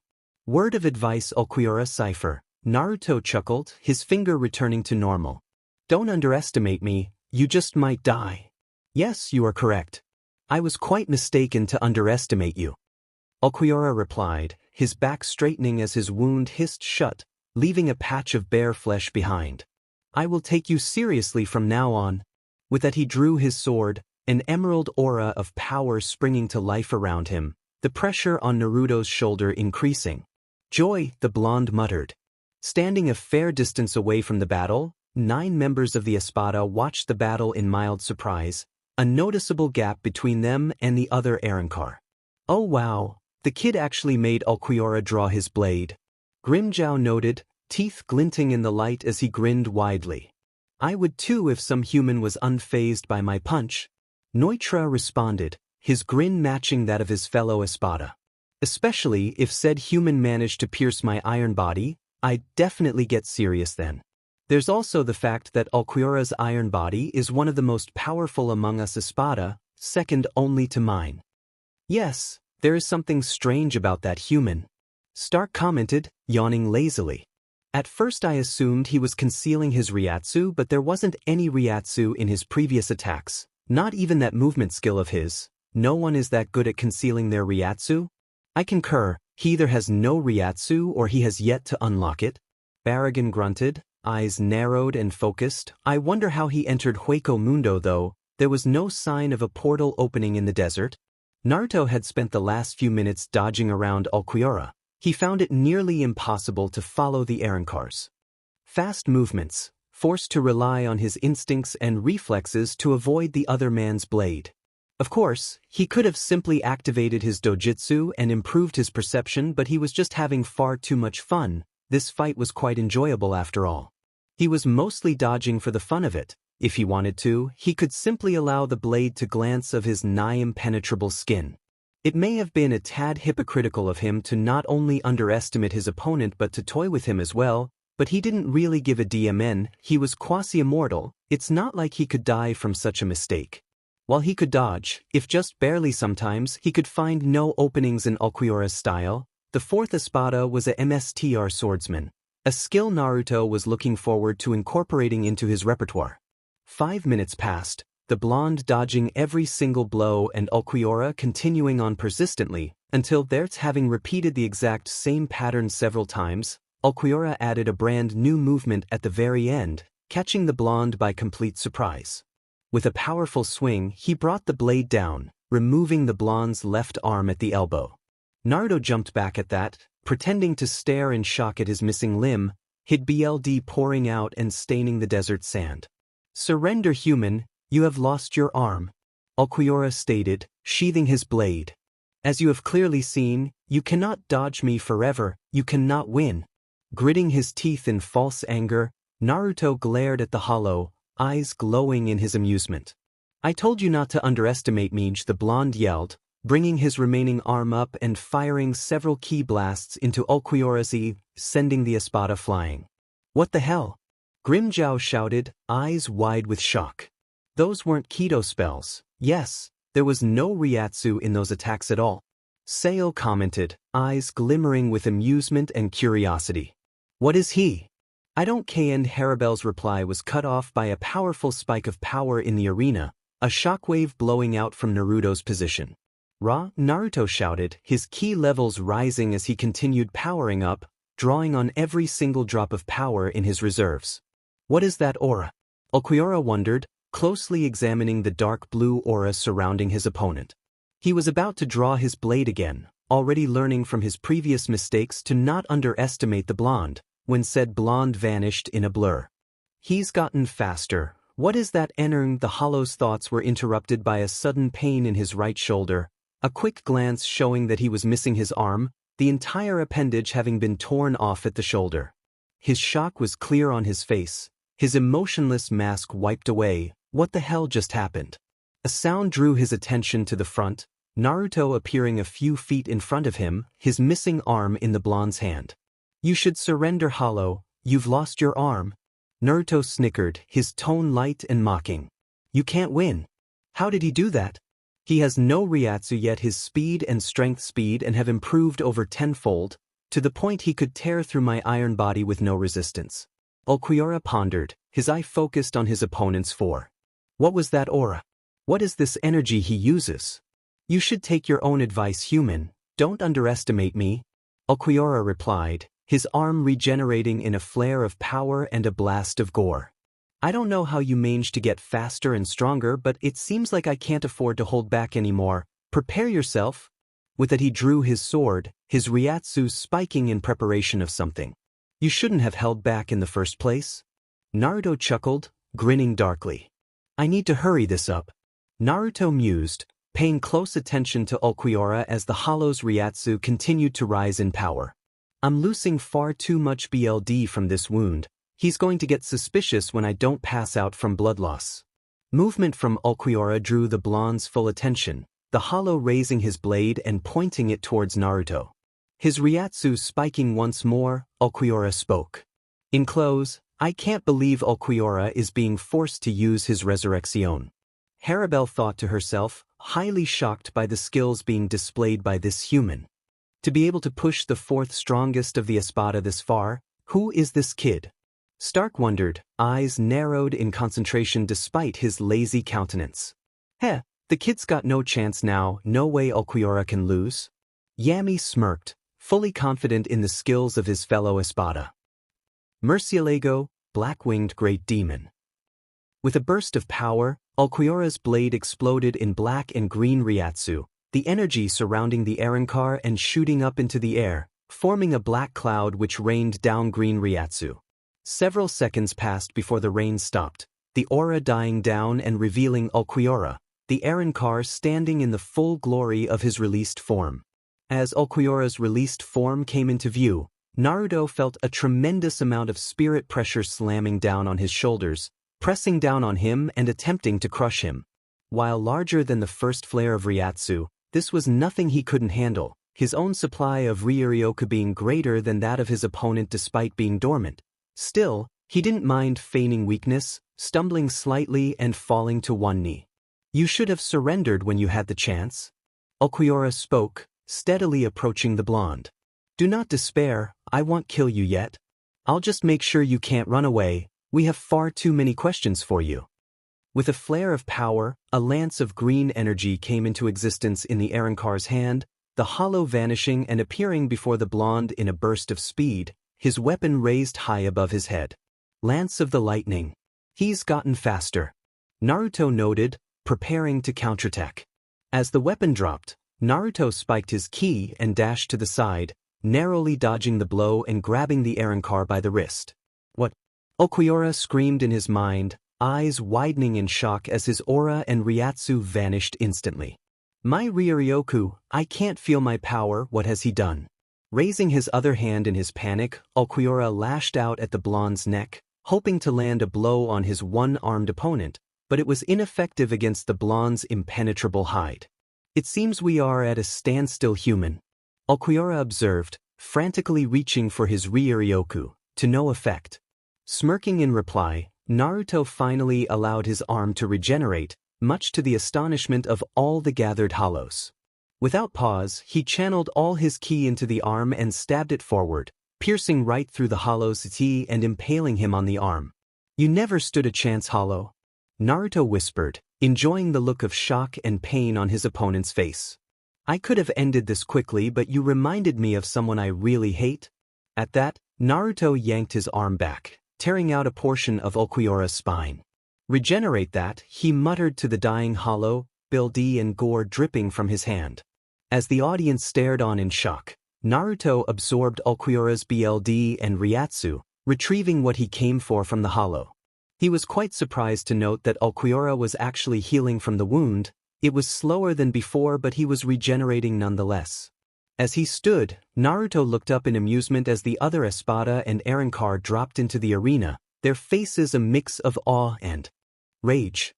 "You don't really think we'll let you go, do you?" Neutra asked, his massive blade slung over one shoulder. "Not after you almost killed one of our own."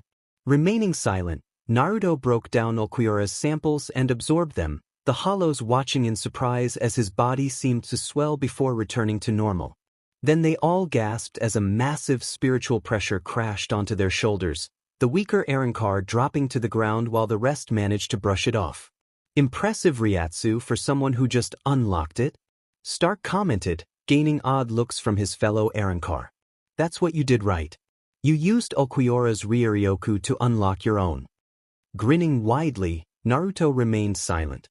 "Oi, answer him," Grimjow shouted, hand gripping his sword handle in anger. Chuckling in amusement, Naruto opened his mouth and spoke. "Cromwell initiative, full release." He simply received curious looks from the hollows, but he paid it no mind, his attention focused on the reddish glow coming from his hands, the seals deactivating and releasing his full might. Without warning, an unbelievable pressure slammed into every hollow there, dropping all but the top two Espada to their knees and rendering all below the 6th rank unconscious. The pressure was so immense that even Barragan and Stark, both known for their terrifying Ryuryoku levels, were shaking where they stood. "I hate to fight and run," Naruto chuckled, his tone cheerful and pleased. "But I don't quite feel the need to slaughter you all right now, ta." Black cavity, a swipe of his arm created the needed portal, the fabric of reality splitting apart and revealing a dark void, quite the useful technique. What was he? Stark wondered, glancing down at his fellow hollows, some of whom were already recovering with the lapse of spiritual pressure. 1 month later, after his fight with the 4th Espada and his expedient escape from the Arrancar army, Naruto found himself exiting his portal in the forest of Minos, the furthest he could get from Las Noches. He'd chosen this spot in order to avoid the Arrancar as he trained, as his ki, chakra and Ryuryoku had greatly increased from his recent absorption. After leafing through and sorting Ulquiorra's memories, Naruto found that Ulquiorra's inherent apathy was a great counter to the emotions of his previous victims, especially where the anger and bloodlust was concerned, although he was quite experienced in keeping said emotions suppressed. This little tidbit led to him keeping a great majority of Ulquiorra memories, as centuries of apathy would be helpful should he absorb more memories in the future. The first 2 weeks of his training was spent playing around with his Ryuryoku and mastering Ulquiorra's main techniques, namely the Hollow Flash, Royal Hollow Flash, Black Hollow Flash and the weaker but faster Hollow Bullet.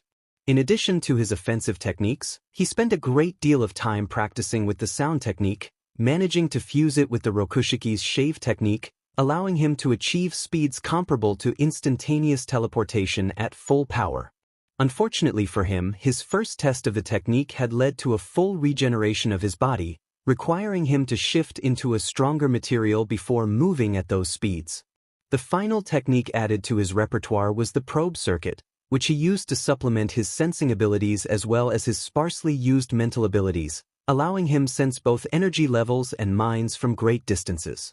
As for the rest of Ulquiorra's techniques, he was pleaded to discard the Iron Body and Negation techniques, both of which were highly defensive in nature and of no use to him. He'd already proven that his shape-shifting abilities were far superior to the defense of the Iron Body technique, and he could easily create impenetrable barriers should he ever require them, rendering both technique useless. With his Ryuryoku-based training out of the way, Naruto moved on to his physical training, namely the implementation of Ulquiorra's sword style. It took him a few days of practice to fit the style to his body build, but it was well worth the effort, allowing him to jump from an untrained initiate to Ulquiorra's MSTR level in a matter of days. Deciding he would need a weapon to fight with, Naruto chose to simply create one himself, using his abilities and pilfered knowledge to do so. It was quite an easy task to accomplish, however, simply requiring him to tear off one of his arms and shifting it into the blade he wanted, far simpler than building one with raw resources. As for the weapon, he decided to wield something known as a gunblade, a sword with a gun-shaped hilt. When the weapon's trigger was pulled, it would release a shockwave through the entire device, causing the blade to vibrate rapidly for increased damage. It was quite a formidable weapon, one that was gifted with a fitting name, Dread.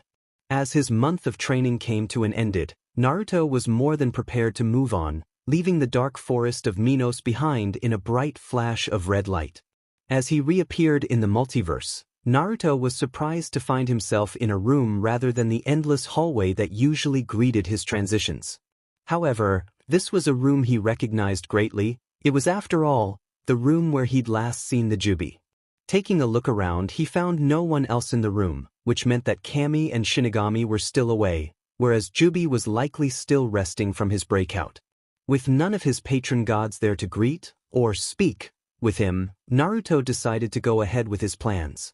He steadily made his way to the closest door, a sky-blue, wooden door with a single word etched onto its plaque. Home. Chuckling darkly, the blonde threw open the door and stepped through without pause, his entire frame vibrating with excitement and glee. As the door closed behind Naruto, 3 figures appeared around the room's single fixture, their forms fading into existence at the blink of an eye. Sharing a glance, the 3 smirked and took their seats, the dark-haired male standing a moment later and heading towards a shadowed corner. "I'll get the popcorn." Chapter 7. Return. For the 3rd time in 2 months, Naruto found himself plummeting towards the ground, having exited a doorway several hundred meters above the ground. The blonde cursed, stopping himself midair. Who the hell picks these DMN exit locations? Taking a look around, Naruto noticed that he was hovering above a large crater, the same crater he'd created after unsealing the Kyuubi several months ago. Home sweet home. The blonde chuckled, grinning darkly as he stared off into the distance. "I'd better let everyone know that I'm back, just in case they missed me." He snorted at that and flew off, looking forward to the coming encounter. It took him just a few minutes' flight to reach the village, approaching and landing in the nearby forest, roughly an hour's walk from the village walls. With that, he shifted into a civilian man in his mid-30s with short brown hair and dark eyes, wearing a light gray shirt and pale green pants. His sword, usually kept at his waist, was transformed into a gleaming silver necklace with a miniature version of the weapon attached to it, while his limiter seals and vortexes were moved to his CST. He'd found out a long time ago that those didn't disappear when he shifted, he could only move their positions. Suppressing his energy levels to civilian standards, he made his way towards the village, cheerfully skipping along as he did so. It was so good to be back in his own realm. He arrived at Konoha's gates an hour later, the area empty except for the 2 gate guards, a pair of chunin that always seemed to be on guard duty. As he passed through the large city gates, he was stopped by one of the 2 guards, Kotetsu if he remembered correctly. "Halt, state your name and business in Konoha," the chunin called out from his booth. Naruto recognized him from the mob over a year ago, the chunin looking far more cheerful than the blonde had ever seen him. Not in his presence at least. Not many in Konoha had looked cheerful whenever he was around. "Good afternoon, my name is Ulquiorra Cypher," Naruto replied, using the name of his last opponent. "I'm here to see the Hokage. It's in regards to the bounty for Uzumaki Naruto." As soon as the words left his mouth, a 4-man ANBU squad appeared via body flicker, surrounding him in a small circle. Playing the role of an average civilian, Naruto pretended to be amazed and shocked by the little trick, jumping frightfully as the 4 men appeared. "Please come with us, sir," the dog-masked ANBU commanded, Naruto easily recognizing the voice as Kakashi's. Okay," he replied meekly, allowing one of the ANBU to place his hand on his shoulder. In a blur of twisting movement they were gone, the ANBU body flickering him to the Hokage tower, bringing them right outside Tsunade's office. Still playing his role, Naruto pretended to be sick from the fast travel, watching slyly as one of the ANBU relayed his message to the Hokage. He was soon ushered into the room, the door closing behind him as he entered, the ANBU taking their positions in the corners. Entering the room, Naruto was pleased to see the remaining members of the Rookie 9 and their senseis at the missions desk, a stoic Irika sitting behind said desk and handing out missions with his fellow chunin. Team Guy stood at Tsunade's desk, looking like they had just been interrupted mid-conversation, and he could sense Jiraiya outside the window, probably waiting for the room to empty before making a top-secret report to Tsunade. "Perfect, everyone's here." Naruto chuckled, taking in the strange gathering of teams. "Do I have great timing or what?" "Greetings, Cypher-san," Tsunade began, her eyes focused demanding. I was informed that you have information pertaining to Uzumaki Naruto? Deciding to test a theory he'd had for a while, one that Kyuubi had refused to confirm or deny, Naruto answered. Yes, I know where your Yandame's son is. He practically felt the Anbu and Jonin in the room stiffen, Jiraiya stumbling and nearly falling from the wall outside, while the other kids his age and Irika looked shocked and confused. Using his telepathy on the Hokage, Naruto confirmed his theory. His father was Namake's Minato, the BSTRD who had sealed the fox into him and single-handedly ruined his childhood. He was also pleased to find the identity of his mother, Uzumaki Kushina, a talented kunoichi that had died giving Bleach. Much to his anger, however, Tsunade and Jiraiya had known both his parents and had both kept this information from him, neither feeling the need to inform him of such an important fact. Furthermore, both had been named his godparents, yet they had abandoned him on the day of his Bleach, one to spy on women and write his perverted books, the other to drink and gamble her life away. Naruto felt utter rage at the revelation, his anger spiking to the point that he could feel his ki bubbling under his skin, yet he managed to rein it in. It wouldn't do to lose his mind and kill them all, not yet anyways. Unaware of the sudden mental intrusion, Tsunade narrowed her eyes and spiked her chakra, her killing intent flooding the room and causing the genin and chunin to shudder. How do you know about that? She growled, fingers digging furrows into the wood of her desk. That is an Srank village secret. Speak quickly before I have you taken to the TNI department. She flinched back as the man's face twisted into a hateful sneer, his eyes burning with suppressed rage. This was no ordinary civilian. I just took a guess based on our similar appearances. I wasn't 100% sure about it until the thoughts crossed your mind, Tsunade-baken. The man spat back, causing eyes to widen in shock at the familiar address to the Hokage and the meaning of the man's sentence. That means your Kurinai gasped, eyes wide as she put two and two together. Correct, he replied, his body rippling much like it had during their last encounter as he shifted and changed. In the place of a 30-year-old civilian male, with plain brown hair and eyes, the 13-year-old form of Uzumaki Naruto was revealed. He seemed to have put on some muscle and grown to an admirable height, removing the short and stocky appearance of his youth and replacing it with that of a tall and well-toned teen, the athletic frame of a true shinobi. He stood at just under 6 feet tall, making him the tallest of his gathered peers, Shikamaru coming in at a close second. His face had lost all of its baby fat, giving him an angular facial structure, which combined with his now slanted eyes and fair complexion to give him a bit of a regal appearance. His whisker marks had also completely disappeared, although his sapphire eyes had retained their vibrancy. Another change in his appearance was with his outfit. He was no longer wearing the orange monstrosity of his youth or the black and red outfit from their previous meeting. He now wore a black, long-sleeved t-shirt with a dark blue jonin vest over top. The vest was kept open, revealing the kanji for Maelstrom that was written on the shirt in blue. In addition to this, he wore baggy black pants with a pair of blue stripes running down both sides and a stripe of white tape wrapped around both ankles. On his feet were a pair of pitch-black geta, a matching pair of gloves adorning his hands, a red Uzumaki swirl stitched onto the back of each glove. Over top of his new outfit, Naruto now wore a crimson Akatsuki-style cloak, black Uzumaki swirls replacing the clouds of the original ensemble.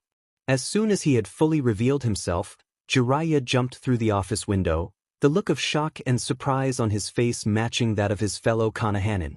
Naruto! Irika stuttered, surprise and relief showing clear on his face. Hello, Irika-sensei, Naruto greeted, smiling kindly to his surrogate father/brother. It's good to see you again. What the hell, Narutabaka? Where the hell have you been this entire time? Sakura screeched, ruining the moment as she marched up to him. Glaring at the pink-haired banshee, Naruto spoke in a tone so cold that sent chills down everyone's spines. Sakura, be silent before I kill you. Despite his words and actions at their last meeting, everyone in the room was clearly shocked. The Naruto they knew would never threaten anyone, yet alone his Sakurakin. Why so surprised? The blonde asked, quirking a brow in question. You all seem to be forgetting that I am still your enemy. With those words, the Anbu finally reacted, surrounding the blonde with their kunai drawn. What are you doing?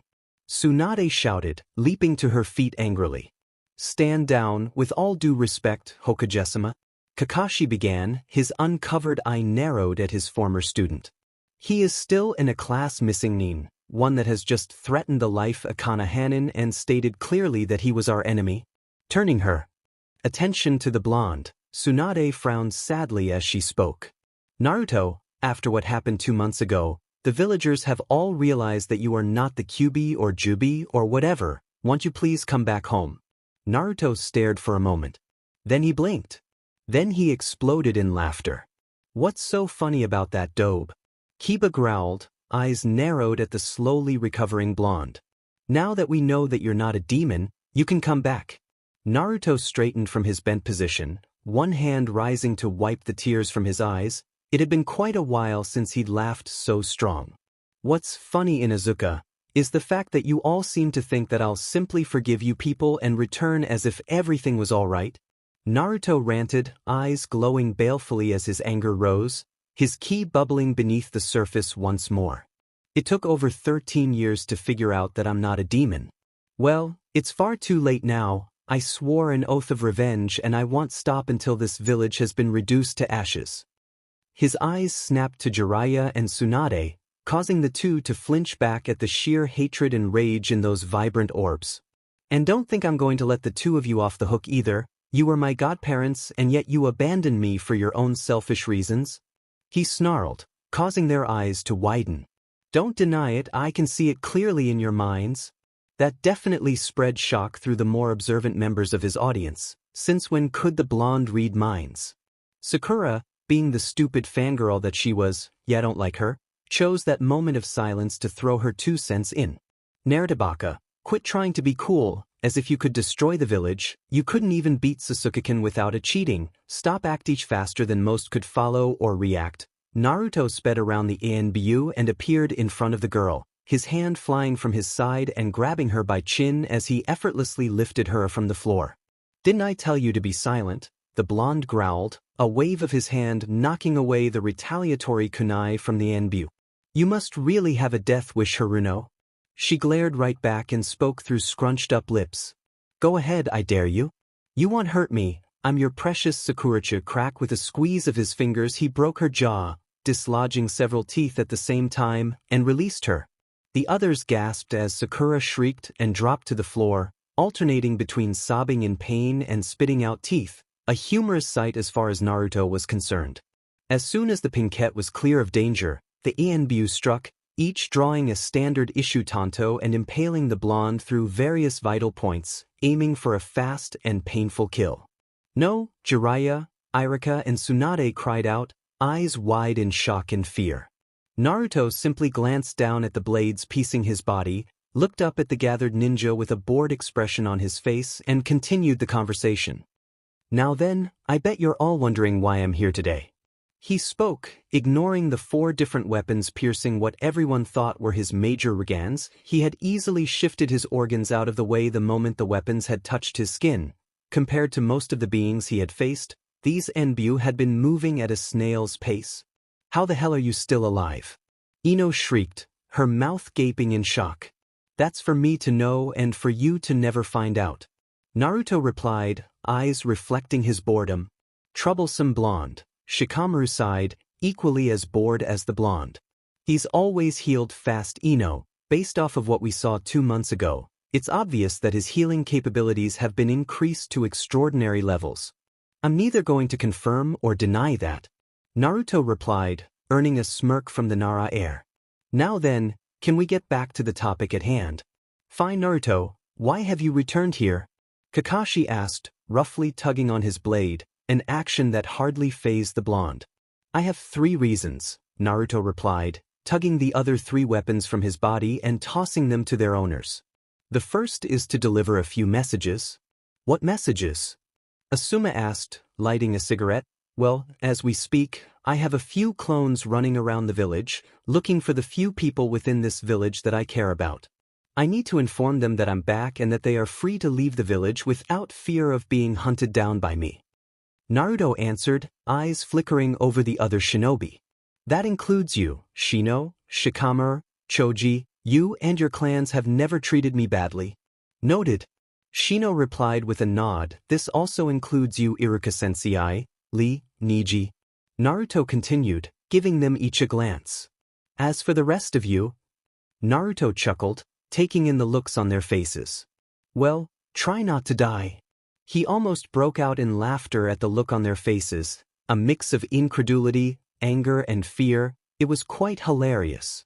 The second reason I'm here is to claim my inheritance, the blonde continued, smirking darkly. My clones have already entered the Namake's estate and they are currently sealing every item of a value. Everything that is rightfully mine will be taken. That caused jaws to drop, shock spreading through the gathered shinobi.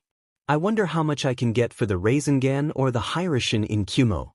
Naruto pondered out loud, smirking darkly. Or maybe IW would be interested in a little trade.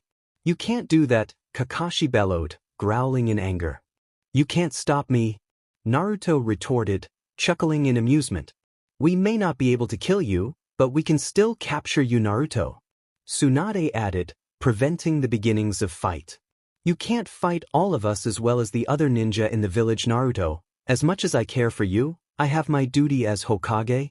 A duty you wouldn't have if it hadn't been for me, Naruto replied, eyes rolling in annoyance. But that's not important. I don't need to fight you. In fact, I've already left the tower. Poof, all eyes widened in shock as every shinobi there realized they had been speaking to a clone this entire time. A clone that had somehow managed to survive being stabbed in the vitals, unless the blonde had somehow managed to replace himself undetected. With Naruto's disappearance, the various shinobi rushed out the door or body flickered out of the tower, leaving a sobbing Sakura alone in the room. Arriving outside, they found Naruto surrounded by 10 ANBU squads as well as a few Jonin and Chunin, various villagers looking on from a distance. Give up, Naruto? You can't win. Tsunade called out, leaping onto a nearby rooftop. Surrender now and we'll be lenient on your punishment. Naruto smirked and released one level of his limiter seals, his power swirling around within him. You're forgetting the third reason I returned, he replied, eyes glinting mischievously. You never said what it was. Dope, Kiba yelled from below, the Inuzuka looking forward to the coming fight. So I didn't. Naruto chuckled, scratching his chin sheepishly. Well, the third reason I returned was to make a point. As he finished speaking, the blonde unleashed the unsealed portion of Ryatsu on the whole village, which seemed to have varying effects on the various citizens. All civilians were knocked to the ground in fear while the Genin and Chunin were forced to one knee, pressed down by some sort of invisible pressure on their shoulders. The weaker Jonin found themselves frozen in place, unable to move or even think straight, while the stronger Jonin and above were simply weighed down by the light pressure. What is this? Many thought, shocked by the sudden pressure. It feels like killing intent, but it's different. How strong have you become, Naruto? Jiraiya wondered, stumbling under the sudden pressure. Underestimate. The blonde ground out, eyes glinting maliciously. I'm no longer the weak fool you used to know. Look around, Tsunade. Your soldiers can barely handle a quarter of my power. This caused many eyes to widen, many wondering just how strong the blonde had become in just over a year. Now then, the blonde began, vanishing and reappearing atop the Hokage tower in a burst of instantaneous movement, spreading more shock and surprise at the sheer speed displayed. I'll leave you all with a parting gift. He didn't even use any hand seals, Niji noticed, Byakugan eyes active and focused. That wasn't a body flicker. That was as fast as Sensei's improved version of the body flicker. How is that possible? Kakashi wondered, mind racing rapidly.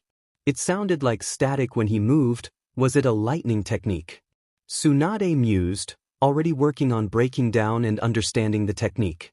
Ignoring any stray thoughts from his opponents, Naruto raised his right arm in the air, a ball of dark blue energy forming in his hands. Is that the Rasengan? Jiraiya pondered, eyes focusing on the small ball of energy.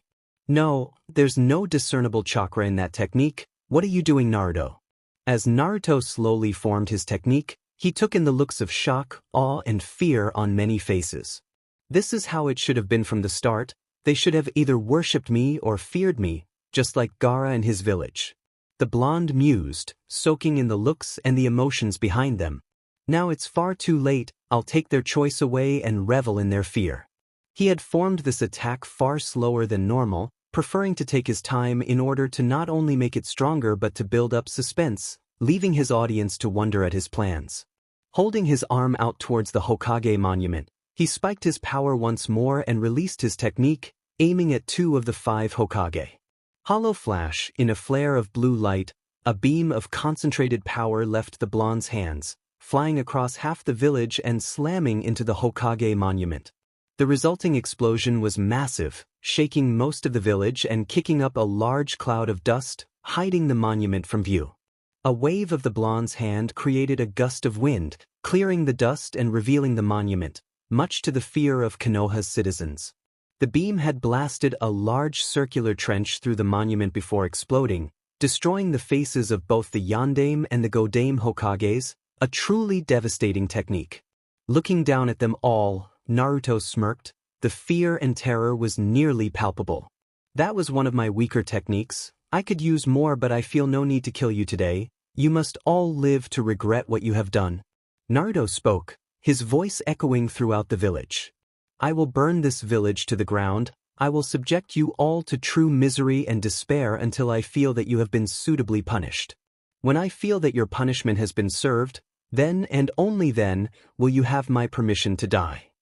With that he rose slowly from the rooftop, further shocking his opponents, before blasting off into the distance. 2 hours later, Suna Sabaku no Gaara, Kazekage of Sunagakure, was currently trapped behind a pile of paperwork in his office. It was at that moment that he felt the sudden appearance of a familiar presence, one that was nearby and quickly approaching his tower, far too quickly to be normal. He was just about to call for his team when he heard a voice behind him, the presence instantaneously appearing within his office. Congratulations on the promotion, Kazekage-sama, the voice spoke from directly behind him, causing the redhead's eyes to widen. It's good to see that you followed my advice. Turning on his heel, Gaara's sand lashed out at the intruder, only to find no one there. Is that any way to greet an old friend? The voice called once more, from directly behind him yet again. Turning back around, slower and more relaxed this time, he was met with the sight of Uzumaki Naruto sitting across the desk, giving a small but noticeable smile.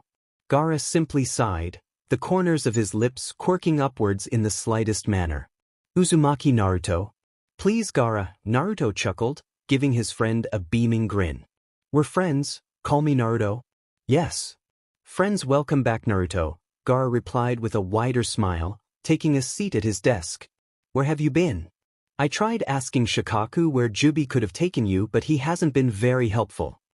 I've been traveling, getting stronger, meeting new people, you know how it is? Naruto replied, not feeling a need to go into the whole story. It wouldn't really matter much. Well, nevertheless, I'm glad to see that you're okay. Gaara replied, fully aware of that the blonde was leaving something out. To what do I owe the pleasure of this visit? Can't a guy just drop in to say hello to a friend? Naruto asked, his tone jokingly serious. Konoha and Suna are still allies, so you must have a reason to risk coming here. Gaara simply stated, Fave stoic and blank of emotion. Yeah, that's true, Naruto chuckled, scratching his cheek sheepishly. I actually came here to talk to the Kazekage. I wasn't aware you were the Kage until I saw you sitting behind the desk. Congratulations again. Thank you. So what is your business with me, Naruto-san? Gaara asked, switching into what Kankuro had dubbed cage mode. Just here to deliver a message, Kazekage-sama. Naruto replied as he also got serious, hopping off the other's desk. Oh, Gaara asked with a raised brow. And what might that be? I have declared Konoha as my enemy. I have launched the first strike in the coming war. I will destroy that village and there is no one that can stop me. Naruto stated, eyes strong and dangerous. My message to you is to stay out of the coming battle if you value the lives of your citizens. I don't need any backup and help, I simply need you to stay out of it. Gaara narrowed his eyes at that, clearly picking up the subtle threat from his friend. Thank you for the warning. Naruto grinned, switching from dangerously serious to cheerily pleasant. Don't mention it, it's what friends are for after all. You saved me from my darkness, Naruto. I will always support you. Gaara replied, a smile adorning his face once more. I will have to talk to the council though, they are the reason the alliance still stands. It will be difficult to convince them however. Ah well, Naruto chuckled again, scratching his head sheepishly. You can't really try to convince them that one missing Nin is a better ally than a whole hidden village, can you? No, I cannot, Gaara sighed, pinching the bridge of his nose. They would most likely ask for my resignation if I were to push the issue. Well then, don't tell them, Naruto summed up with finality. From what Jiraiya told me over a year ago, the Akatsuki has decided to take a 3-year-long break. While Orochimaru needs 3 years between his body swap technique, this gives me a year and a half of free time. Gaara simply quirked a brow at that, motioning for the blonde to continue. I will spend that time making a name for myself in the world, building a reputation and gaining powerful allies, and when the time comes I'll handle the Akatsuki and Orochimaru.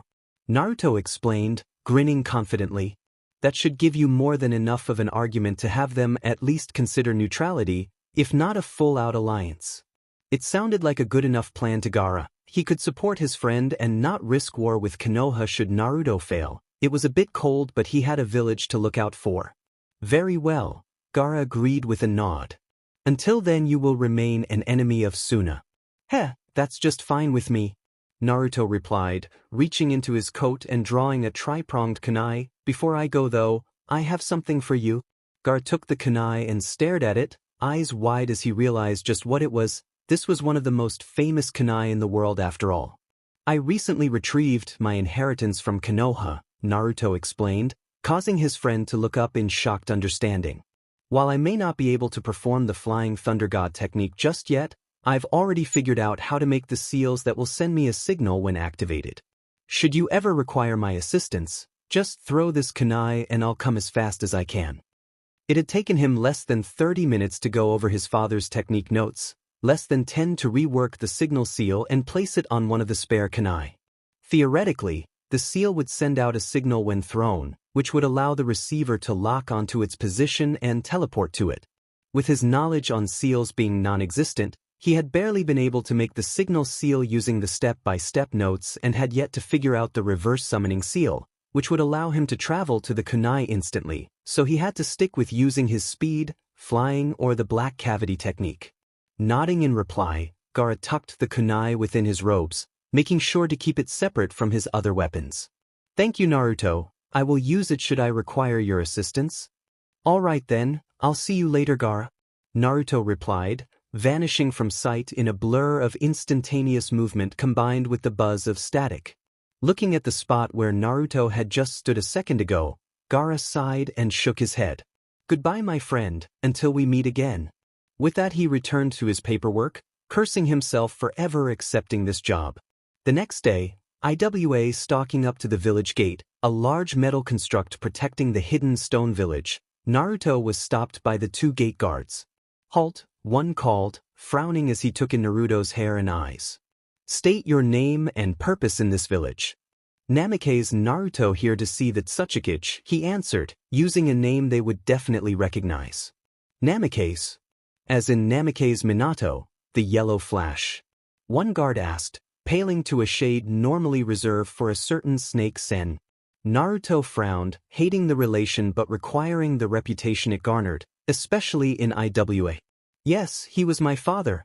Dai Namikaze, one of the guards yelled, both jumping over their booth and rushing him sighing in annoyance. Naruto vanished and reappeared between the two, his hands whipping out and swatting them away. In a speeding blur, the 2 Iwanin were sent crashing into the village walls, cracking the stone and losing consciousness. HM, first with Sakura's jaw and now these 2, I really need to limit my strength further. Naruto mused, staring down at his hands. Unlike the last 2 worlds I visited, the people here are fragile. I can't expect them to survive hits that would have been shrugged off by Vegeta or Ulquiorra. Keeping that thought at the back of his mind and returning to his current situation, Naruto turned his attention to the giant gate that stood before him, his thoughts taking a more devious and fun-garnering turn. I might as well bring the Kage to me rather than going to him. It will likely save more time and make it easier to convince him. His thoughts decided, Naruto raised an arm and extended a finger, channeling and focusing his ki at the fingertip. Pouring a great amount of dark blue power into the technique, He manipulated it into a ball roughly the size of his head, one that was slowly growing in size as time passed. Once the ball was roughly doubled in size, Naruto flicked his finger, launching the technique at the city gates. Death Ball? In a blur of blue light, the ball of ki struck the gate and slowly began to sink into the metal, melting the nearby material into a thick, gooey sludge. Once half the ball had sunk into the gate, Naruto launched a small blast of ki at it, causing an immediate and terrifying chain reaction. The ball exploded with the force of 1,000 explosive tags, sending massive shockwaves throughout the village and knocking over many people close to the gate. Less than 10 seconds after the explosion, the Tsuchikage appeared on a nearby rooftop, a contingent of Jonin, Chunin and Genin appearing around him an instant later. As the dust cleared, they were met with quite the terrifying sight. The massive gates and walls that had protected the village for decades had been completely destroyed, a massive and spacious remaining in their place. Standing on the other end of the crater was a boy that happened to look like a miniature version of their greatest enemy, his hair a golden blonde and his eyes a vibrant blue. "Who are you? What do you want?" The Tsuchikage shouted, his face calm but his eyes burning with rage. He was a very short old man with a big red nose, triangular beard and angular mustache. Despite his comical appearance, Inoki was an extremely powerful shinobi, one that had gained the title of Inoki of both scales and was regarded as one of the 3 pillars of the shinobi world due to his great power, a title shared by only he, Sarutobi Hiruzen and Salamander Hanzo. "My name is Namikaze Naruto, son of Namikaze Minato," Naruto called back, suppressing his flinch at the claim. His reply seemed to cause a great amount of unease among the Iwanin, many of them gasping and slipping into their fighting stances, their combined killing intent being brushed off by the blonde. Inoki on the other hand seemed to actually calm down at that, his rage vanishing and his eyes focusing, the man either prepared to speak or battle. "I'm here to talk about an alliance," Naruto added, causing some to blink and growl. "Why would we want to ally with Konoha?" Inoki called back, eyes narrowed in thought. "Not to mention the fact that you destroyed our gate, you are not making a good first impression, Namikaze." In the blink of an eye, the blonde vanished from his spot several dozen meters away and appeared a mere 10 feet from the large group of shinobi, surprising and terrifying many with his impressive speed. Luckily for many Iwanin, a signal from their Kage put a stop to their preemptive strike, saving them from the blonde's retaliatory carnage. "Ah yes, the gate. Well, that was mostly to gain your attention," Naruto replied sheepishly, his grin causing many of the gathered shinobi to growl angrily. It was much like that of his father. "Also, your guards felt the need to attack me when they learned my identity, so I felt that destroying your gate would more than make up for it." That actually drew a small smirk from the elderly Kage, the man's eyes glazing momentarily as he visited a past memory. "You also seem to have misunderstood me," Naruto continued, drawing the Kage from his thoughts. "I'm not a Konohanin. Fact, I actually plan to destroy Konoha and build a new village on its ashes. I have come here to ask that you ally with me when the time comes." This caused a great many to blink and gape in surprise, completely blindsided that the son of the most powerful Hokage sought the destruction of his own village, a village both his parents died to protect. "Why would you seek to destroy your father's village?"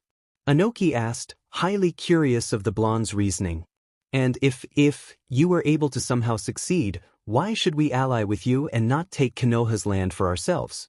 "My father's," the word was spat out with such venom and malice that a few of the Iwanin actually recoiled away from the blonde. "Village, as you say, has made me its enemy for reasons I choose not to share, and when I finally destroy them, you will see that I make a far better ally than enemy." Inoki narrowed his eyes at the unspoken threat, seeing the blonde in a slightly new light. "Very well, Namikaze, should you actually succeed in destroying Konoha, IWA will consider joining with you."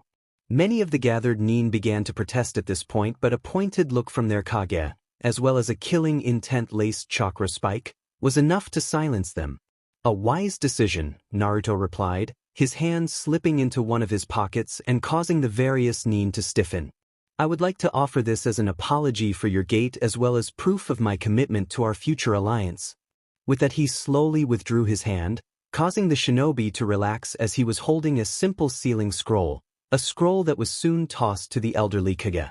Inoki simply eyed the scroll warily before handing it to one of his jonin, standard procedure when dealing with neutral and enemy shinobi, who opened it and read. A few seconds passed before the man's eyes widened, his jaw dropping as he stared at the scroll. "Idiots," he stuttered, unable to complete his sentence due to his immense shock.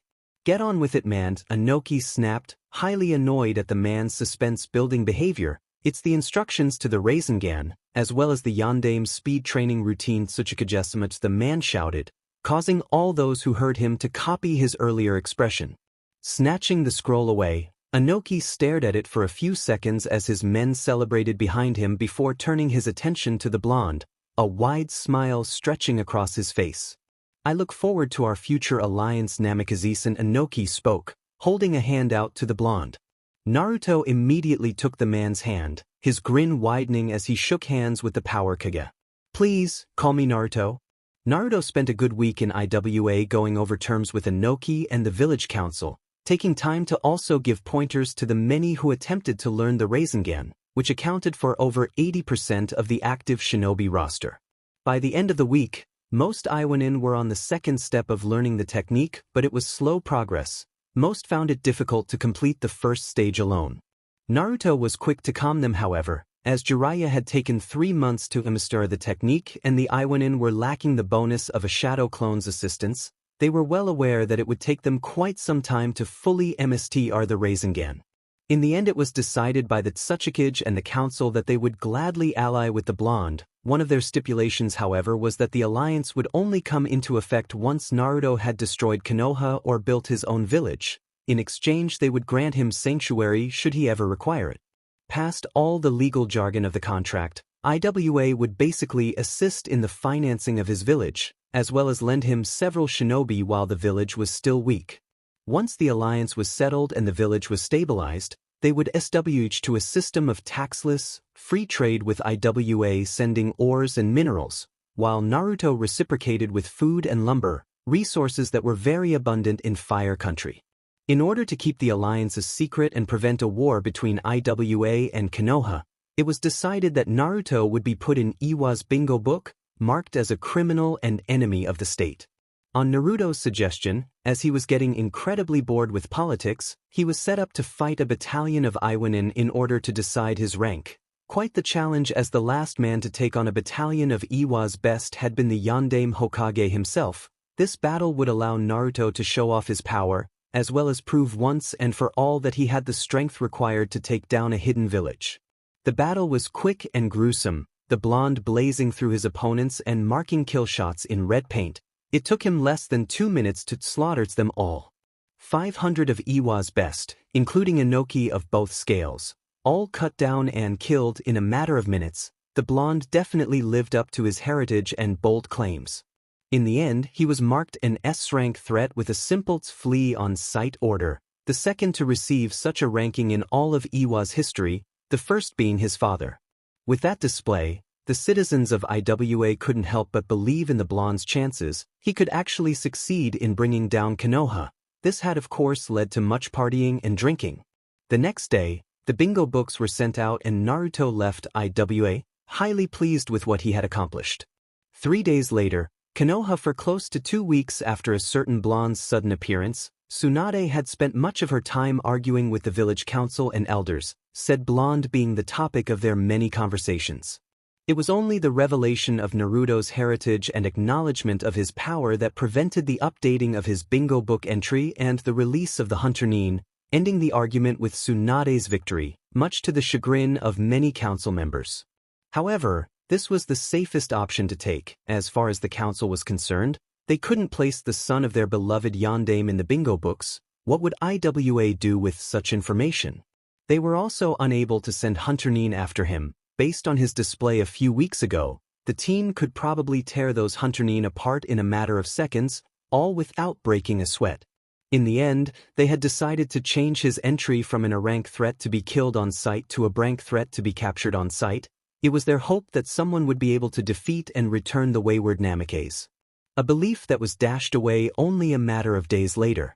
Tsunade found herself repeating the same actions she'd performed for the last few days, namely holing up in her office and drinking sake, he thoughts revolving around her godson and her plans to gain his forgiveness. It was at this time that Shizun barged in, the younger woman looking terribly flustered and shocked. "Tsundesima, you have to see this," Shizun yelled, waving some book around. "Go away, Shizun, I'm not in the mood for more paperwork." Tsunade replied, her head dropping to the desk with a tired groan. "It's about Naruto-kun," Shizun continued undeterred. "He's in Iwa's bingo book? What? Let me see," Tsunade shouted, leaping to her feet and snatching the book from her assistant, quickly flipping to the back pages. "It's on page 3. Shizun pointed out, greatly shocking Tsunade. Only the highest-ranked threats were placed at the front of the bingo books, and seeing as pages 1 and 2 were simple introductory paragraphs flipping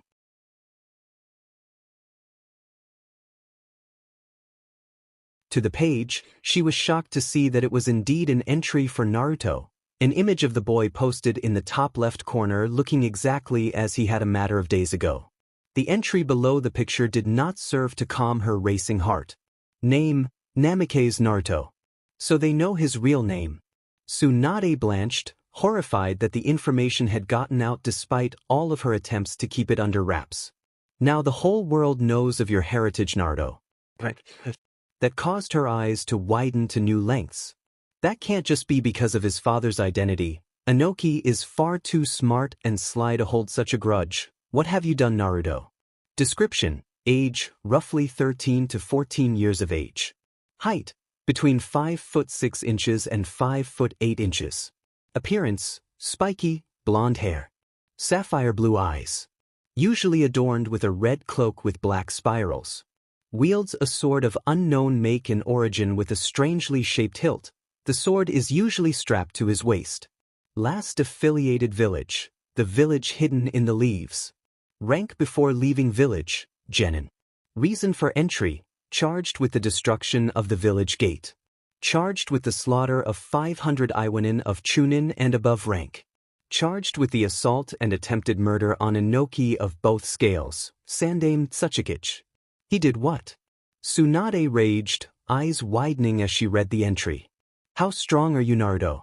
To not only defeat a battalion of Iwanin, but to fight and survive a battle with Inoki, this is no mere feat, known abilities. Extraordinary speed and strength. Capable of an unknown speed technique on par with the Yondaime Hokage's Flying Thunder God and the Yondaime Raikage's Lightning Armor, this unknown technique is only recognized by the sound it leaves behind, a buzz of static. Excellent swordsmanship skills. Expert user of shadow clones. Capable of man-powerful and sealless jutsu. Recommended course of action. Flee on sight. Do not engage target if you value your life. Below that was a chart showing an estimation of the blonde's abilities. The genjutsu portion had a question mark while the taijutsu, kenjutsu and ninjutsu portions were off the charts. This was truly an S-rank shinobi. Tsunade read and reread the entry many times before she turned to her desk, activating a seal and summoning of Jiraiya's toads, the creature simply staring at her as it awaited its orders. "Find Jiraiya, tell him to drop everything and find Naruto. I want him protected from IW." Tsunade ordered, receiving a salute from the toad before it disappeared in a puff of smoke. Turning to Shizun, Tsunade made a difficult choice. She would have to update their bingo books as well, otherwise Konoha would be made to look like a fool due to their lack of information. Update our bingo books with the information supplied in here, add in anything we may know that they don't and move him up to rank with a capture-only reward. "Hi, Tsunadesima," Shizun replied, running off to complete her orders. With that finished, Tsunade sank back into her desk and poured another glass of sake, her thoughts continuing their revolution around a certain blonde. "Please be safe and return to us, Naruto." Oto, training ground boom crash crack growling angrily, Uchiha Sasuke's eyes darted about the training ground, searching for something else to destroy in his rage. He had of course just viewed the newest editions of the various bingo books. In it, how did he get so strong? He's been gone all this time and as soon as he pops up he's this powerful. Sasuke ranted, kunai and shuriken flying as he continued venting his anger. No, this can't be the dead last, it must be power from his demon, that must be it. Well, no matter, nothing can stand against the power of Sharingan. I will kill Itachi, then I'm coming for you, Naruto. With Naruto hovering high in the air above a certain training ground, Naruto chuckled as he watched the destruction of the training ground. Sasuke was definitely pissed off today. He had flown straight to Rice Country after leaving IW, using his heightened sensing abilities to locate the Uchiha and his powerful mentor. Using Kabuto's form, he then snuck into the base and presented Sasuke with a copy of Iwa's bingo book, enjoying the look on the other teen's face as he read the newest entry. That had been 10 minutes ago. He'd spent the rest of his time watching his ex-best friend venting his anger, silently laughing at the Uchiha from high above. That's it, Uchiha. Train as strong as you can. Naruto chuckled, his eyes sparkling maliciously. The stronger you are, the harder you'll fall. Sending one last glance at the ground, he spotted Orochimaru exiting the underground village entrance, the Sannin glancing up suspiciously just as Naruto vanished in a blur of movement and sound. Soon, Snake, just you wait. Chapter 8, Sage. 3 weeks after leaving IWA, Naruto found himself traveling and training, incorporating his stolen/recovered inheritance into his vast repertoire. Seeing as he had just over a year to accomplish his goals, Naruto decided to travel on foot rather than flying. It would allow him more time to train while making his journey. During the 3-week walk to Kumo, he divided his time between walking and training, walking during the day while his clones trained and spending his nights training and incorporating his clones' knowledge. Despite his power and grand repertoire of techniques, he was highly lacking in jutsu, and the few that he did know were pretty much mastered already, so he was trying to increase his jutsu repertoire. While staying in IWA, he had been gifted a scroll filled with minor earth manipulation exercises as well as a few C to a rank jutsu. He'd also taken the opportunity to raid Odo's library while in Kabuto's form, claiming a scroll on fire manipulation as well as several high-level Gen and Ninjutsu scrolls. Heck, he'd even managed to copy some of Orochimaru's personal jutsu. As for his inheritance, his father's belongings had contained several scrolls on wind and lightning manipulation as well as several high-level jutsu, mostly wind and lightning jutsu due to the Yandame's elemental affinity. His mother's belongings, on the other hand, had been small in number, but he'd managed to collect a few scrolls on water manipulation and some basic jutsu, basic but rare as they were Uzumaki clan techniques. After close to 5 weeks of walking and training, he finally found himself within reach of Lightning Country, the journey taking far longer than he'd expected. With the assistance of a few hundred clones, he was able to quickly MSTR wind and lightning manipulation, an easy task due to his wind affinity and his control over electricity. He'd also managed to MSTR most of the wind and lightning jutsu, his superb control allowing him to recreate Kakashi's 1000 birds and lightning cutter techniques, an accomplishment that had made him cackle in glee as he imagined the looks he would get from his former sensei and teammates when they learned of this. As for the fire, water, and earth elements, his abilities at manipulation would be considered adequate at best, requiring further training to fully MSTR. Jutsu-wise, he'd made sure to MSTR at least 5 techniques of each element, giving him some variety and elemental firepower. The last of his training was centered on Orochimaru's jutsu stash, although he chose to discard many of the jutsu due to them being inhumane or too evil for his taste, which included over 80% of the stolen scrolls. The few that he had kept had been mastered or reworked as much as he could manage, increasing his variety and power. The first technique was the Hidden Shadow Snake Hands, a technique that allowed the user to launch small summoned snakes from their sleeves, or wrists depending on their mastery of the technique. Lacking the snake summoning contract, he'd remade the jutsu using his shape-shifting ability, turning it into a powerful technique with many uses. Rather than launching snakes from his sleeves, he would instead launch many child-sized, shadowy black, razor-sharp clawed hands, which would claw and grasp at his foe in an attempt to rip and tear them to shreds. He'd gotten the idea from his experience with the gate, knowing how terrifying and intimidating those little hands could be, all from first-hand experience, unfortunately. In honor of the original technique and for the look of horror and shock it would bring to Orochimaru's face, he'd named the technique Hidden Shadow Claws.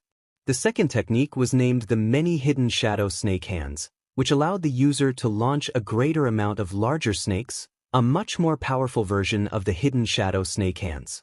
After mastering the jutsu, he'd reworked it into his clawed version and named it the multiple hidden shadow claws, increasing the number and size of the shadowy claws. The rest of the techniques were of the same manner, involving the use of snakes to accomplish many things, including attacking enemies and healing the user. A few of these he had no use for but had kept because of the great shock value, such as the gathering of the snakes technique, the body shedding technique, and the formation of 10,000 snakes technique. Other than training and walking, he spent much of his travel time destroying bandit camps, saving villages, and fighting off bounty hunters, using his new techniques to do so. The bounty hunters had come as a bit of surprise. He hadn't actually expected anyone to try and take down such a powerful target, but his name had spread far and wide and many were after the reward on his head. Luckily, after wiping out a camp of 300 bandits with a final flash and then proceeding to beat down the many bounty hunters who had thought to attack him while he was weakened, he'd proven that he deserved his fearsome reputation and only the strongest of hunters bothered him now. An hour's walk away from the border of Bear and Lightning countries, passing through the border town of Kamakabu, Naruto felt a familiar chakra signature approaching his location. Deciding to not meet the owner in the village, he took off towards the forest, blurring through the village and appearing in a clearing several miles outside of the village. He was only forced to wait a few minutes before the chakra signature reached him, the owner moving at speeds comparable to his own, while he was still sealed at least. Eyes locked on the figure's form, Naruto frowned. He'd so hoped for a nice and event-free day. "What do you want, Jiraiya?" Naruto asked, preparing himself for what would likely be an exciting battle. "Naruto, I've been looking for you all over the continent." Jiraiya sighed, smiling cheerfully despite the look on his former apprentice's face. "Tsunade sent me to protect you from IWA and to bring you back to Konoha where you'll be safe." Naruto chuckled at that, highly amused at Tsunade's offer. "Did you fail to read the bingo book entry, Jiraiya?" Naruto asked, quirking a curious brow in question. "I can take care of myself. You and your village can no more protect me than you can protect yourselves." "I was hoping it wouldn't come to this, Naruto." Jiraiya sighed, slipping into a fighting stance and spiking his chakra threateningly. "But as a ninja of Konoha, I must complete my duty. You'll have to come with me, Naruto." A smirk replacing his frown, Naruto straightened up and did some stretches, his own chakra spiking and brushing against the Sannin's aura. "I was hoping you would say that, Jiraiya. You have something I want and this is a perfect opportunity to take it." Before Jiraiya could ask what he meant, Naruto rocketed towards him at high speeds, his fist aimed at the older man's face.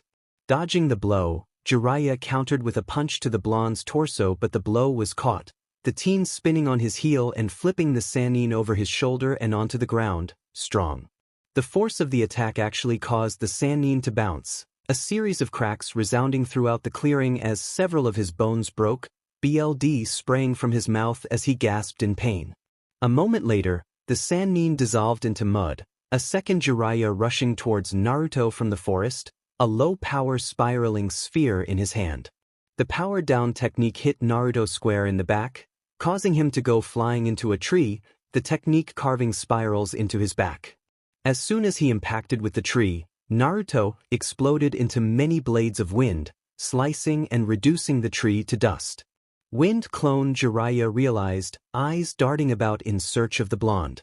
He must have learned it from his father's notes. Hopefully he doesn't know the flying thunder god yet, or this will be much harder than I thought. Feeling a rumble through the ground, Jiraiya leapt away as Naruto burst from the ground, his blade swiping through the Sannin's previous location.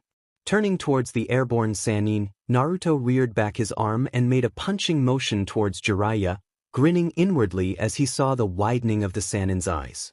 Hidden shadow claws from within his cloak sleeves, 6 dozen shadowy hands shot towards the Sannin, clawing and grasping for the Sannin's limbs. As the attack approached, Jiraiya snapped out of his shock at seeing the copy of his former teammate's signature technique and flew through a set of hand seals, his chakra pooling in and saturating his long mane of hair. Needle Jizon's Jiraiya's hair lengthened before wrapping around his frame, turning into thousands of needles that jutted out from his frame, completely covering and protecting him. In a poof of smoke, the shadow hands were skewered and dispelled, Jiraiya landing safely and turning towards his wayward student. That was similar to Orochimaru's technique, Where did you learn it? The Sannin asked, eyes narrowed in suspicion and thought. Not that it matters or anything, Naruto replied, waving a hand nonchalantly. But I snuck into his village and raided his library, including his private collection. Jiraiya's eyes widened in shock at that announcement. He had been trying for over a decade to locate Orochimaru's main base and had yet to have any luck. How had Naruto found it? Deciding to ask later, he prepared to end the fight, his hands blurring through another set of hand seals. Needle hell in an instant, his mane of hair snapped forward, thousands of rigid hair strands shooting towards the blonde. Despite its impressive capabilities, the attack was completely ineffective, the needles simply bouncing off of the blonde's impenetrable skin and dropping to the floor. Regardless of its apparent failure, the technique had served its true purpose. It had bought Jiraiya the time he needed. Time to end this, Naruto? Jiraiya muttered, his bleeding hands flying through a set of hand seals and slamming into the ground.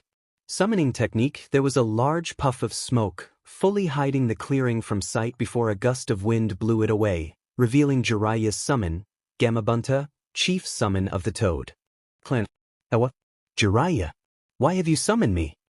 The Toad boss bellowed, his brow furrowed as he puffed on his pipe. Look down, Bunta. Jiraiya answered, his tone low and solemn. Looking down, Gamabunta searched around until he saw a familiar mop of blonde hair in the clearing below, the owner glancing up at him a moment later. Naruto, Gamabunta asked, his tone low and soft as well. Sorry about this, kid, but Jiraiya has seniority as our summoner. Come quietly so I don't have to hurt you. It's all right, Bunta, I understand. Naruto shouted at the Toad, subtly slicing his finger and smearing BLD on his hands. You're bound by a contract after all. Will you come quietly, Naruto? Jiraiya asked, hoping the blonde would surrender rather than facing a summon boss on his own. None of the other Toads will fight Bunta since he's the boss. You can't win, just sir. Summoning technique, Dragon King. While Jiraiya had been speaking, Naruto had used the opportunity to release his limiter seals, allowing him to draw on the power required to form and solidify a creature the size of Gamabunta. As the smoke from the summoning cleared, Jiraiya and Gamabunta felt their jaws drop in shock, staring stupidly at the creature the blonde had summoned. Standing before them, Naruto perched on its head, was a large, bipedal, mythical beast, a dragon. The creature towered over Gamabunta by at least 10 meters, the horns on its head adding to the overall height and granting it a fierce appearance. It was covered from head to toe in large, gray-tinted scales, while the neck, histi, and underbelly were formed of some sort of light orange carapace. It had 2 large claws on each hand and foot, with an incredibly long, barbed tail that stretched out far behind it, one that was swing about in preparation. On its back were 2 large bone wings with claws on the joints and a reddish-orange membrane to allow flight. As they finished taking in the creature's appearance, the dragon reared its head back and let loose an earth-shattering roar. Gror Kumo, seated behind his opulent desk, the yondaime Reikage of Kumogakure, was suddenly distracted from his battle with paperwork by the timely intervention of Naruto's summon. Turning to his window, he channeled chakra to his eyes in order to increase his vision and was just able to make out the shape of 2 large creatures in the distance. Either there was a Biju out there or 2 summoners were in the middle of a battle. Turning to one of his messengers, he gave a precise order. Whether it was a summoned creature of tailed beast, there was only one way to deal with this. Find Yujito and tell them to meet me at the gates. Hi Raikage-sama, the Chunin shouted, disappearing with a quick body flicker. Observing the shocked look on both Jiraiya and Gamabunta's faces, it took all of Naruto's willpower and several of his absorbed personality traits to keep from breaking out in laughter. Meet my boss summon, Bahamut, King of Dragons and Lord of the Sky. Naruto announced grandly, his hands spread out at his sides and a wide grin on his face. What the hell? Jiraiya whispered, his brow furrowed in confusion. There's no such thing as a dragon contract. How did he get one? Look closer, Jiraiya. It has the same eyes as Naruto. Gamabunta pointed out, noticing the red diamond that had appeared in the eyes of both summoner and creature. That's not a summon, it's a simple chakra construct manifested by his power. What? Naruto doesn't have a bloodline, is that another gift from the Kyuubi? Jiraiya asked, noticing the appearance of a dojutsu in the blonde's eyes. And how is that even possible? The amount of chakra he would need to create that is well above Kage level. I know he's always had huge reserves, but that's just impossible, meh. I'm Uzumaki Naruto, pulling impossibilities out but is my forte? Naruto chuckled, clearly hearing the Sannin's whispered words. I don't know about the eyes, but the technique is well within his capabilities. Gamabunta replied, ignoring the blonde's comment. His reply simply gained him a confused look from Jiraiya. Can't you feel it? I suppose not, it's too well concealed for you to notice without using Sage Mode. Notice what? Jiraiya asked, focusing on Naruto in search of something he may have missed. His chakra, Gamabunta replied, taking another puff of his pipe. While he's very good at hiding and concealing his power, it's almost impossible to hide from a user of natural chakra. I can easily sense his chakra reserves. Even though some of it is being restrained by some type of seal, he has as much chakra as a tailed beast. I would put him somewhere around the 7 tails in raw power. Jiraiya gasped at that, his mind trying to comprehend the sheer levels of chakra the blonde held. 7 tails worth of chakra was the equivalent of 24 Kage-level shinobi. How is that even possible? How did his reserves increase so drastically? Jiraiya wondered, trying to recall how much chakra the blonde had contained at their meeting over a year ago. He's only been gone a year and 4 months. He was brought out of his thoughts by Gamabunta jumping back, the toad avoiding a dangerous tail swipe from the dragon-shaped construct. Don't forget about me, old man, Naruto shouted, urging his summon forwards. Gamabunta continued hopping around, dodging the dragon's furious swipes while trying to land a hit with his blade, his massive tanto bouncing off the dragon's armored hide to no effect. As the two beasts clashed, Naruto and Jiraiya would exchange attacks, the blonde using his ki blasts while Jiraiya defended and retaliated with different ninjutsu. This continued for several minutes until Gamabunta found an opening, allowing him to get in close enough for Jiraiya to jump, the toad Sannin leaping towards Naruto with a super great ball spiraling sphere in his hand. Naruto was forced to drop down from his summon in order to avoid the attack, a wise choice as the chakra sphere exploded on contact, expanding and reducing the dragon's head to a bloody stump while flinging Jiraiya back onto Gamabunta's head. The three stood there transfixed as BLD, meat and brain matter went flying in all directions, announcing the death of the massive summon. Rather than dispelling, however, the summon remained standing, the top portion of its body simply missing. Strangely enough, Naruto found that he could still feel the section of his soul anchored to the dragon was still alive. Testing out a hunch, he tried pouring more chakra into the headless body, channeling a large portion of his power into the beast's body. In a burst of BLD and gore, the dragon was fully healed, its brains, skull and flesh fully regenerating in an instant, Naruto returning to his spot atop its head. Interesting, as long as my soul remains in the body it want to spell, this has gone further than a regular summoning technique, Naruto realized, grinning at the looks of surprise and shock on his opponents' faces. Demon it, Jiraiya, at this rate we'll lose. What do we do? Gamabunta asked, his tone tired and weak. Let's try causing continuous damage. Give me some oil, Bunta? Jiraiya ordered, already flying through hand seals. Hearing the command, Gamabunta leapt into the sky, his hands forming a seal as his mouth inflated and his cheeks puffed out. Overhearing Jiraiya's plan, Naruto formed a counterattack and relayed his plans to his summon, projecting a clear image through their mental connection. As Gamabunta released his oil and Jiraiya prepared to set it aflame, Bahamut reared back its head and released a ball of purple flames, aiming directly for the stream of oil. With a mighty flare, the oil was ignited, the flames quickly running up the stream and following it back to its source, causing the Toad Chief to dispel before he could end the stream. Jiraiya's scream echoed throughout the area, the Sannin plummeting to the ground covered in a thick layer of violet fire. Seeing the surrounding forest set ablaze by the flailing Sannin, Naruto ran through a set of hand seals, performing one of his mother's original jutsu to counteract the mighty flames. Uzumaki's secret technique, Grand Meteor Shower, as the name suggested, the jutsu caused the water in the air to form several boulder-sized orbs of water, orbs that rained down from the sky, exploding on contact with the ground and effectively putting out the flames. With that done, he dispelled his summon and made his way towards the Toad Sannin's last location, knowing full well that Jiraiya had survived his fall and the fire. He arrived to find Jiraiya laying in a small crater. The Sannin was covered in several burns and cuts, his right arm and leg were broken and he had lost consciousness. Kneeling next to the man, Naruto began his absorption process, draining some BLD and chakra from Jiraiya.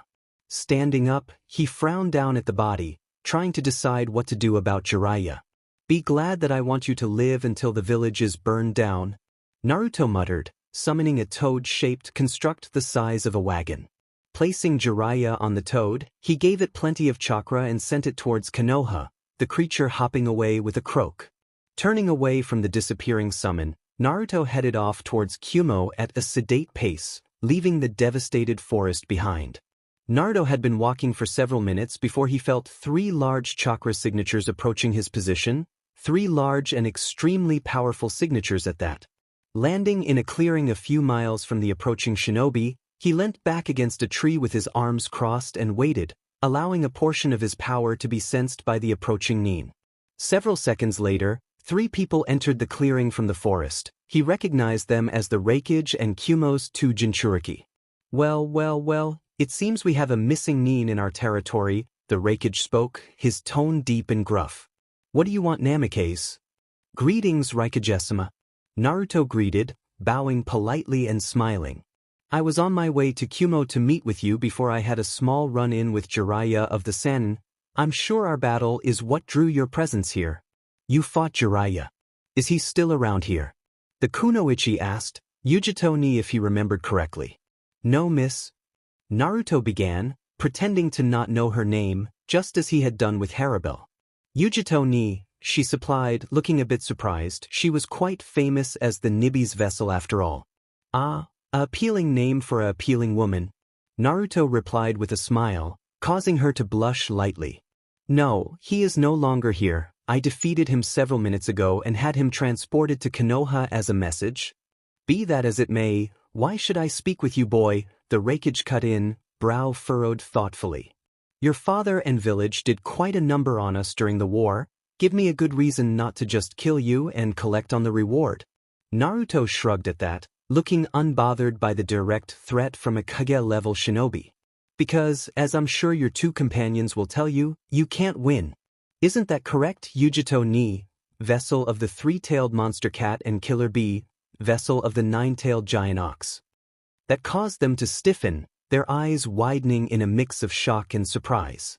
They had yet to inform anyone of the Biju's rise in power, and with the other vessels being the secretive Kazekage, the insane Mizukage, and a couple of missing Nin, word had yet to spread about it. "Yo bro, how'd you know?" Bee rapped, his expression completely serious. Naruto gave him an amused smile before replying. "You're speaking to the former vessel of the 10-tailed demon fox," he explained, causing their eyes to widen even further. "Wait, former?" Yujito asked, her face scrunching up in confusion. Naruto found it kind of cute, but he chose to keep that to himself. "I'm sure you all felt a large energy surge a few months ago, correct?" he asked, receiving a trio of nods from the Kyuubi. "That was me releasing the Jubi." "How are you still alive then?" they asked, eyes narrowing in suspicion. "Unsealing the beast should have killed you." "I have my ways." Naruto grinned, much to the annoyance of the short-tempered Kage. Growled in his annoyance and made to leap forward, but he was stopped by B, his younger brother, grabbing him by the shoulder and preventing him from dashing forward. He turned towards his brother angrily, snarling and spiking his chakra, but he simply received a stern look in reply. "Listen up, bro. Fighting's a no-go," the dark-skinned Jinchuriki rapped quietly.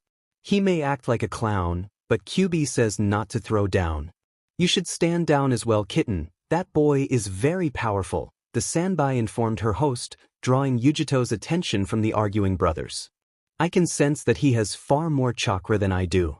"How is that possible, Nekkaken?" Yujito asked, her tone clearly conveying her shock at that statement. "Tailed beasts had a lot of chakra." "I am not sure, but he is quite powerful. He would make a fine mate for you." Nico purred, her tone changing from cautionary advising to essential teasing. "What? He's like 5 years younger than me," Yujito replied with a blush. Sanbai was always trying to get her to select a mate. Age shouldn't matter when you're a ninja. Sanbai purred in reply, making some amount of sense. You should hurry before someone else snatches him up, kitten. Ignoring the demon's teasing, she added her own opinion to the argument between the Raikage and his brother. Nico says the same, that boy has even more chakra than she does, it would be a difficult battle. Hearing this, the Raikage decided to listen to his two best jonin, he would restrain himself for now. Alright Namikaze, what do you want to speak about? He asked, turning his attention to the smirking blonde. And so Naruto proceeded to inform them about his plans for Konoha, his agreement with Iwa and Suna, his goals and plans regarding Orochimaru and the Akatsuki. At the end of his explanation, the Raikage invited him to the village, giving him a chance to repeat his offer to the council. Should we agree to this alliance, what do you have to offer, Kumo? One of the counselors asked, eyes narrowed shrewdly. We have our own mines, forests and farmlands, what do you have to offer that we cannot acquire ourselves? I'll offer you the one thing Kumo has always wanted, the Byakugan. Naruto replied, enjoying the looks on all their faces. You would just hand over a Hyuga from your village, another counselor asked, leaning forward as he spoke. No, Naruto replied, earning frowns from the many people in the room. Then what? The Raikage snapped, losing interest in the politics of the situation. When my siege begins, I will save those that I hold no grudge against, this includes the Huaiga branch family. Naruto explained, drawing the interest of the council. They will need a new home, somewhere to rebuild their clan and grow stronger, this can be that home. Whispers spread. Throughout the room, the council growing excited at receiving not just one Hyuga but several dozen of them, an entire clan of trained Byakugan wielders rather than having to build their own from scratch. My offer is not one Hyuga but over 100 of them. Naruto continued, bringing an end to the excited whispers. I'll also give you my notes on how to remove the caged bird seal, allowing you to earn the full loyalty and gratitude of the branch Hyuga. By now many of the counselors had large grins plastered on the faces, there was no way they could possibly refuse. You have a deal, Namikaze. Now let's discuss terms, the Raikage announced, smiling for the first time since meeting the blonde. After a few hours of deliberation, the contract was finalized. Naruto would deliver the Hyugas to Kumo and they would assist him in the building and defending of his village. Kumo would also forward a portion of their missions towards him, allowing the new village to quickly build up its reputation and funds. Once the treaty was signed and finalized, the blonde found himself dragged to the nearest bar by the Raikage and B, the two having planned a night of celebrating and partying. Hours into the partying, they were joined by Yujito and Team Samui, a drunk Naruto enjoying himself by flirting with Yujito, Samui and Karui. Naruto spent roughly a month in Kumo, training and partying with his new friends. It was quite an enjoyable place as far as he was concerned. This had also served to increase his hatred of Konoha. Hanging around with the other vessels had shown him the kind of life he could have led, the kind of life he should have led. In Kumo, demon vessels were worshipped and revered, they were treated like the heroes they were for their sacrifice. Kumo was a wonderful place to live as demon vessel. On the subject of his training, he had managed to complete his elemental manipulation exercises, making him MSTR of the 5 elements. He had also mastered all of the jutsu in his stolen/recovered scrolls as well as a few new lightning jutsu that his new friends had taught him. In exchange he had taught them his versions of the 1000 birds and the lightning cutter, both of which had been added to Kumo's jutsu library. Once the month came to a close, he informed the Raikage that he would be leaving, suggesting that they follow Iwa's lead and place him in the bingo book. Of course that had led to a demanding a spar, the Raikage looking to fight such a powerful opponent and test the claims of his bingo book entry. Wanting to garner some fun out the battle, Naruto negotiated with the Kage so that he would fight Team Samui and the Raikage together, followed with a fight against both demon hosts. The battle had been quite fun for the blonde, a mix of ninjutsu and kenjutsu against Team Samui with some high-speed taijutsu against the Raikage, Naruto choosing to match them in their own specialties before deciding to end it. After 2 hours of slinging around jutsu and exchanging blows, he began utilizing many of his other abilities, employing his speed techniques and several high-level genjutsu. With a series of lightning-fast strikes, he defeated Team Samui, rendering them all unconscious before turning his full attention to the Raikage. The battle against A was over in a flash, Naruto cheating and turning the man's lightning release armor against him, resulting in a painful electrocution until he passed out. After that came the fight with Yujito and B, both vessels choosing to immediately use their demon forms after the display of his skills, knowing that they would require their full strength if they wanted to stand an inkling of a chance. Summoning Bahamut to hold off B, Naruto focused his attention on Yujito's flaming form, quickly defeating her with his speed and the use of several of his mother's more powerful water techniques. Once Yujito was defeated, he struck at B with a royal hollow flash, one so powerful that it not only knocked B out of demon form, but also vaporized a mountain behind the man. That feat had easily gained him the S rank in the Kumo bingo books. With his mission completed and his goal accomplished, he soon left Kumo and headed towards the last of the great ninja villages, the village hidden in the mist.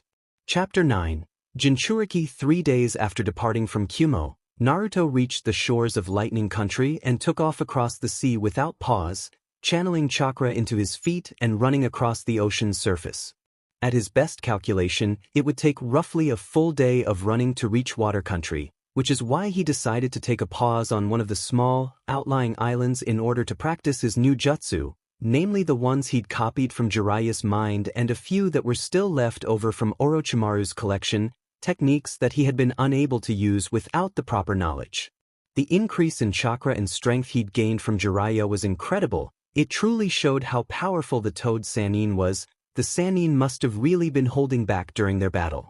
Technique-wise, Jiraiya didn't really have anything he didn't already know, a majority of his elemental techniques having been included in the Yondaime scrolls. He'd chosen to keep Jiraiya's Needle Jizo and Needle Hell techniques, as well as the Sannin's spiraling sphere variations.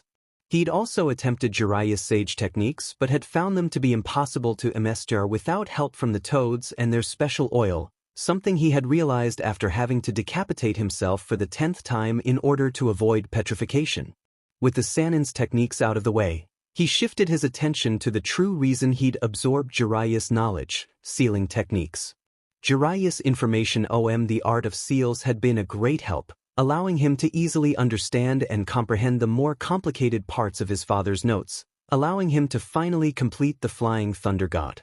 He had even managed to improve the jutsu by using his shape-shifting abilities to make a small stamp of the seal at the tip of his finger, allowing him to place physical seals with a single touch, seals that would allow him to teleport directly to his opponents and cut them down. The sealing knowledge had also helped him to understand Orochimaru's notes on his cursed seals, as well as the impure world reincarnation, allowing him to add both techniques to his repertoire. After mastering the technique, he had immediately opened a black cavity back to Kumo and had supplied each of his new friends with a Flying Thunder God kunai, allowing them to call on him should they ever require his help. That had been a good choice on his part. It had been well worth the effort. Flashback. Yujito stood outside Naruto's room with her hand raised, prepared to knock on the other blonde's door. She had received a message to meet him but had found herself stalling at the last minute. "Come on, Yujito, it's just Naruto. I'm sure there's a perfectly reasonable reason that he would want to meet you late at night in his room," she mused, her thoughts starting off on a tangent, the girl blushing at the implications. "Hurry up and knock, kitten. We both know that you like him. I would think that you would gladly jump at this chance." Sanbai purred from the back of her mind, the demon's chakra tingling within her. "I don't like him like that, Nekkaken. We're just friends," she replied suddenly, her cheeks a blazing red. "I'm sure there's another reason he called me here." "You forget that I know your deepest desires, kitten," Sanbai countered, her chakra flowing quicker within her host's body. "I've noticed how you watch him when the two of you spar." Yujito's heated reply was cut off as the door opened, Naruto standing in the doorway with a smile on his face. "Hello, Yujitoken," the teen greeted, ignoring the fact that he had sensed her standing out here for several minutes. "Why don't you come in?" As she passed by him to enter the room, Yujito suddenly felt her body warming up, her throat constricting and her heart fluttering as more and more of Sanbai's chakra entered her system. What are you doing, Nico?" she asked weakly, her breath coming in small pants. "It's not me, it's his chakra. He's not restraining it as he usually does and the air is practically saturated with it," Sanbai explained, panting much like her host. My chakra is reacting to his strength and power, our primal nature making us want to submit to him as an alpha. How do I stop it? Yujito asked, stumbling her way into the room. You can't, and why would you want to? Nico giggled, sounding exceedingly giddy. He's the perfect mate for us, kitten, strong and virile. Claim him before anyone else can. As this conversation had carried on, Naruto had been explaining to Yujito about the flying thunder god kunai, unaware of the woman's thoughts and feelings. Looking her over after his explanation, he noticed the glazed look in her eyes, causing him to reach over and hake her shoulder gently. Are you okay, Yujitoken? He asked in a concerned tone, as he considered using his mental abilities to ascertain her health. Normally he preferred not to read the minds of his friends. The touch had sent a jolt through Yujito's body, the power flowing within the teen serving to draw out more of Sanbis chakra and her primal nature, her thoughts blanking and her instincts taking control.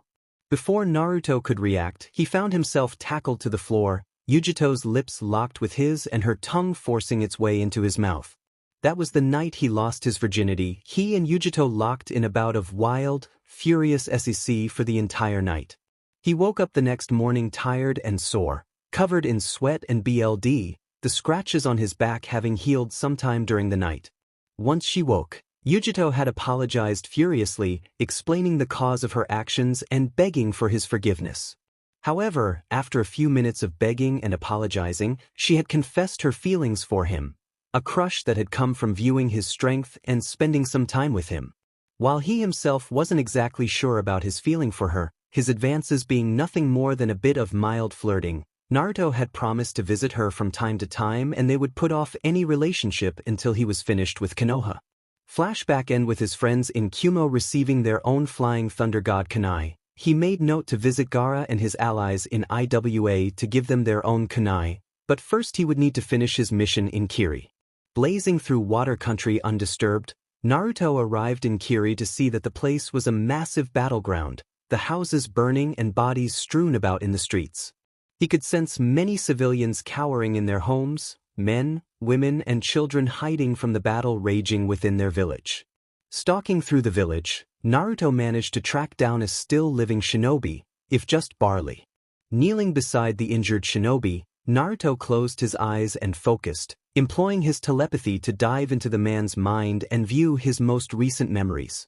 Passing through the man's memories, Naruto discovered that he was a member of the rebellion, a group that was dedicated to overthrowing the Mad Mizukage and bringing an end to his genocide of bloodline users.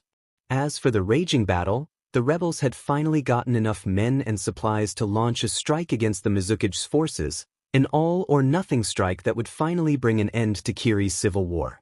Unfortunately for the rebels, they were attacked from behind by another force, a squad of blank-masked Konoha Anbu attacking them from behind and lending assistance to the loyalist forces. Blank masks and the Konoha symbol, these must be the root mentioned in Jiraiya's memories. Naruto mused, his brow furrowed in thought. That means that a faction of Konoha is supporting the Mizukage, which means that my side of the conflict has already been decided for me. Putting the gravely injured shinobi out of his misery, Naruto stood and spread out his senses, instantly locating and sorting through the various shinobi that were battling within the village. Locking onto a large concentration of chakra at the Mizukage's tower, he vanished with an almost silent buzz, reappearing on the roof of a building near the tower an instant later. At the base of the tower was the main bulk of the remaining rebels, the ones that were still alive at least, totaling 75 shinobi of varying health, and surrounding them was the combined force of 100 Konoha Root Anbu and 80 loyalists. At the front of the defeated-looking rebel force, he noticed what seemed to be their leader standing strong, her eyes fierce and her chakra swirling around her powerfully. Turumi Mei. He realized, the memories of the now-dead rebel surfacing in his mind and providing him with a name. Glancing around once more, Naruto noticed that the Mizukage was absent from the battle. That was likely the source of the chakra that he could sense within the tower. Deciding to step in and lend a hand, Naruto turned and opened a black cavity. He would need an attention-grabbing entrance to bring a stop to the battle. As the two forces prepared to engage in their final battle, they were forced to stop suddenly as the fabric of space seemed to rip open between them, the rip widening and revealing a dark void of swirling shadow. Seconds passed without change, the gathered shinobi simply staring into the strange void before them. Then came to sound of footsteps steadily approaching from within the tear. Slowly, step by step, a figure made its way through the shadows, his sapphire eyes glowing with power from within the darkness of the void. Seconds later, the form of Namikaze Naruto exited the portal, his eyes flickering to both armies as the portal closed behind him. "Greetings," the blonde said in a flat tone, lips twitching minutely as he took in a few of their faces. From the looks of terror and uncertainty on the faces of the rebels and loyalists, he could tell that they recognized him, probably from his bingo book entry. The ANBU, on the other hand, were completely unreadable with their masks on, but from what he knew of Root, removing their masks would make little difference. Silence reigned for several moments before one of the ANBU stepped forward, his faceless mask cocked to the side. "What are you doing here, Uzumaki Naruto?" the Root-nin asked, using the blonde's original name, not that he cared of course. "Well, I was on my way to see the Mizukage," Naruto began, his smile widening at their startled looks. "But then I came upon this battle, and seeing as Konoha has sided with the Mizukage, I've decided to side with the rebels." His announcement caused a few of the rebels to cheer or sigh in relief, their loyalist opponents stiffening in fear. "I see," the Enbu, a captain he assumed, replied as he raised his weapon. "Namikaze Naruto, by order of Danzo-sama, we are to offer you the chance to surrender. You fail to comply, we have been authorized to use force and bring you back to the village, will you Surgurk?" In a blur of movement, Naruto had raised his hand and spiked his chakra, a black blur flying across the distance and piercing the ANBU's hidden shadow claws, finger gun. As the gathered shinobi watched, a little hand formed of darkness and shadows ripped its way out of the man's, one clawed finger still extended, still dripping with BLD. The loyalists and rebels took a step back at this display, the Root ANBU stoically raising their weapons. Naruto simply ignored them and returned his shadow claw to his sleeve. As the blonde opened his mouth to speak, a figure jumped out from the crowd of loyalists and landed a few meters from him, his chakra spiking threateningly. The figure was a large man, standing at over 6 feet with a dark beard and hair. In one hand he held large black axe with a short handle, in the other was a large black hammer also with a short handle, both had rings at the ends and were connected by a short chain. "Namikaze Naruto, my name is Jinin Akabino, member of the 7 Ninja Swordsmen of the Mist." The man bellowed, his sharpened teeth glinting, and he grinned maliciously. "As a fellow sword specialist, I challenge you to a duel." Not bothering to spare the man a glance, Naruto raised his sword and pulled the trigger, causing the weapon to begin vibrating. With an almost silent buzz, he vanished from sight, reappearing behind the swordsman with his weapon lowered. With a clink and a thud, Jinin fell to the ground in 2 halves, his weapon falling apart in little pieces. Ignoring all of the shocked faces surrounding him, Naruto inspected his blade carefully. There wasn't even a drop of BLD on the blade's surface. It had cut far too sharply and quickly for that. With his inspection complete, he glanced up at the surrounding shinobi, a deep frown marring his face. "I don't have time to play around with you weaklings," he spoke, his voice resounding through the area. "I have a Kage to kill." A few of the ANBU and loyalists stiffened as he raised a hand, his finger pointed at one of the Root-nin, a crimson diamond appearing in his eyes. Naruto began, locking eyes with the Root-nin. "Return to Konoha and inform your emperor that I will be coming for him soon, then you are to die." With a reverent bow, much to the surprise of his fellow ANBU, the Root-nin vanished across the rooftops. Turning his gaze on the rest of his opponents, Naruto looked each one in the eye and took command of their minds, his Uchiha and mental abilities strained to their limits as he took command of all 177 shinobi. "As for the rest of you," he shouted, his voice firm and commanding, "I order you to die as one." Each shinobi raised their respective weapons, tantos for the Root-nin and kunai for the loyalists, yes Naruto-sama, and cut their own necks. The rebels could only stare dumbly for a moment, eyes wide with shock, before they began cheering. "Everyone calm down," Mei shouted, bringing her force to a calm silence. "We still need to deal with Gaara and his guards." As her forces calmed down, Mei turned to Naruto, grinning as she looked him up and down.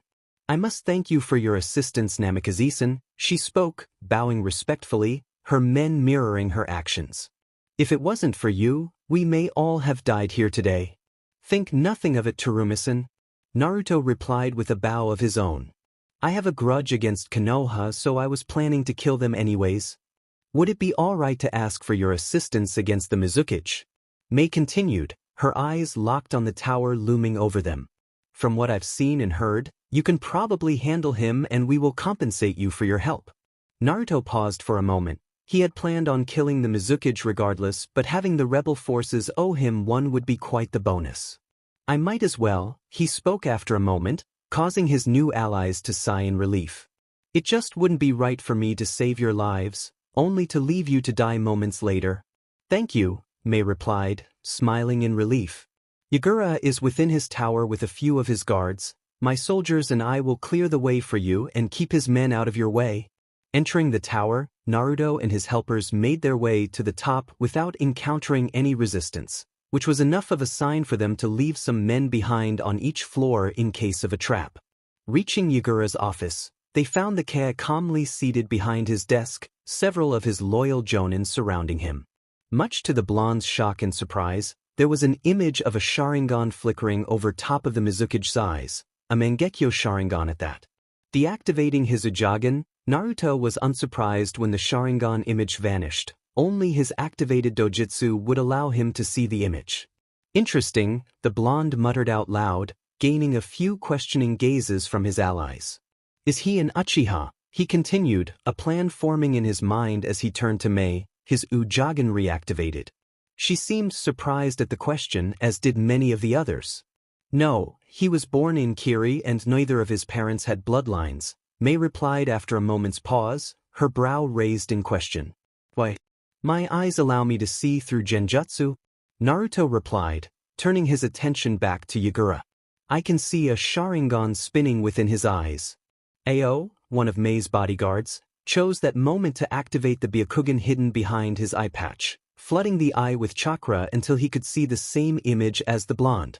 He's right, Mai-sama, Ao cut in, both of his eyes wide with shock. There seems to be a Sharingan spinning over top of Gaara's eyes. He seems to be under the effects of a powerful genjutsu that caused everyone to look at the Mizukage with widened eyes, the man frowning under the shocked gazes of his enemies and allies. In a blur of movement he stuck, killing his own guards and rushing towards the rebels. Naruto intercepted the Kage halfway, moving far too quickly for the others to follow, both of his arms extended and his fists pressed against the other man's T6 King gun. A powerful shock wave slammed into Gaara, sending him flying backwards, through the tower's window and into the city below. From what I could see, it was a very powerful genjutsu, Naruto commented, getting a nod from Ao in agreement. If I can weaken him enough, I should be able to override the Sharingan with my Uchiha. Stay here and try not to interfere. If it comes down to it though, I may have to kill him. It's a far better fate than allowing him to continue on. Getting an agreeing nod from Mei, he turned and followed Gaara out the window, an excited smirk forming on his face. Turning to her men, Mei took in their sad looks before she spoke. We'll let him handle Gaara. Hopefully the illusion can be broken, she began, gaining their attention.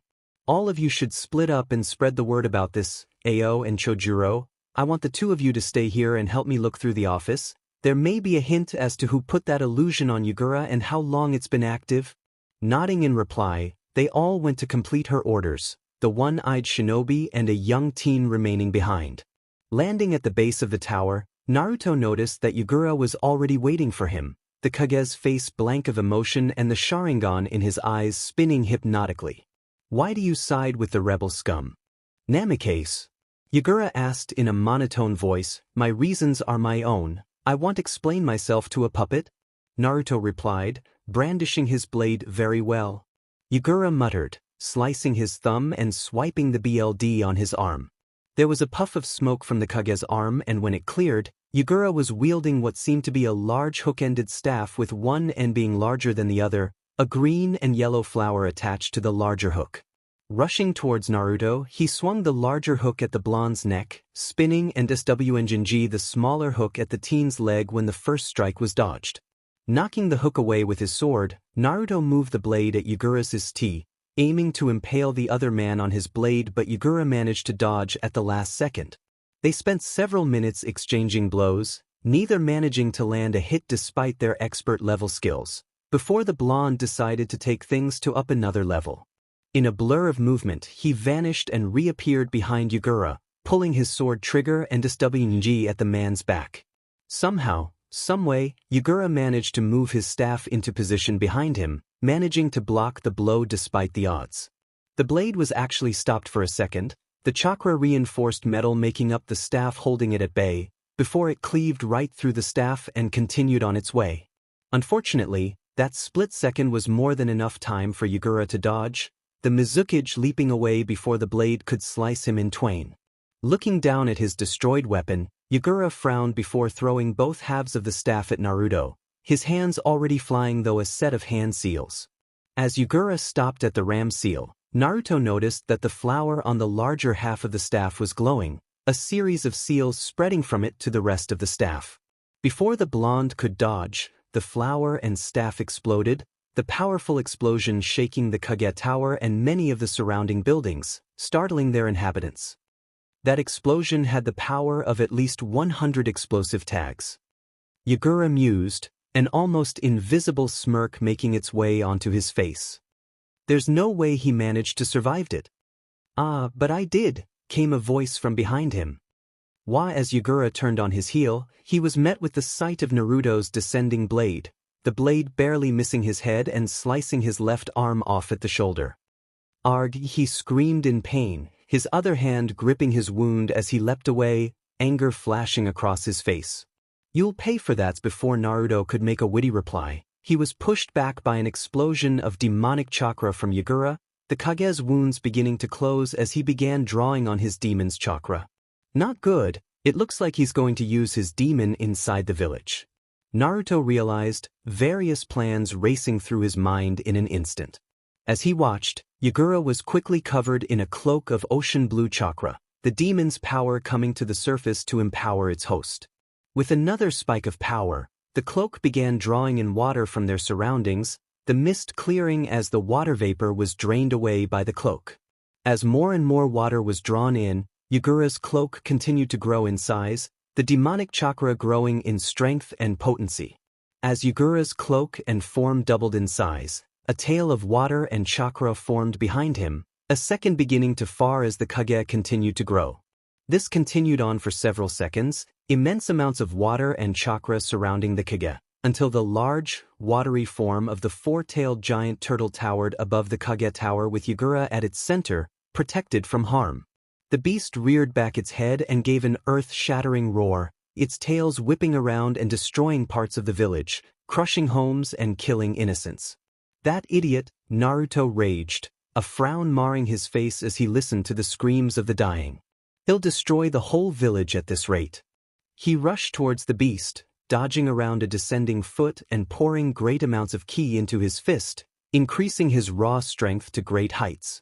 Rearing his fist back, he lashed out and punched the Yanbi in the lead, only to have his arm enter it with no resistance.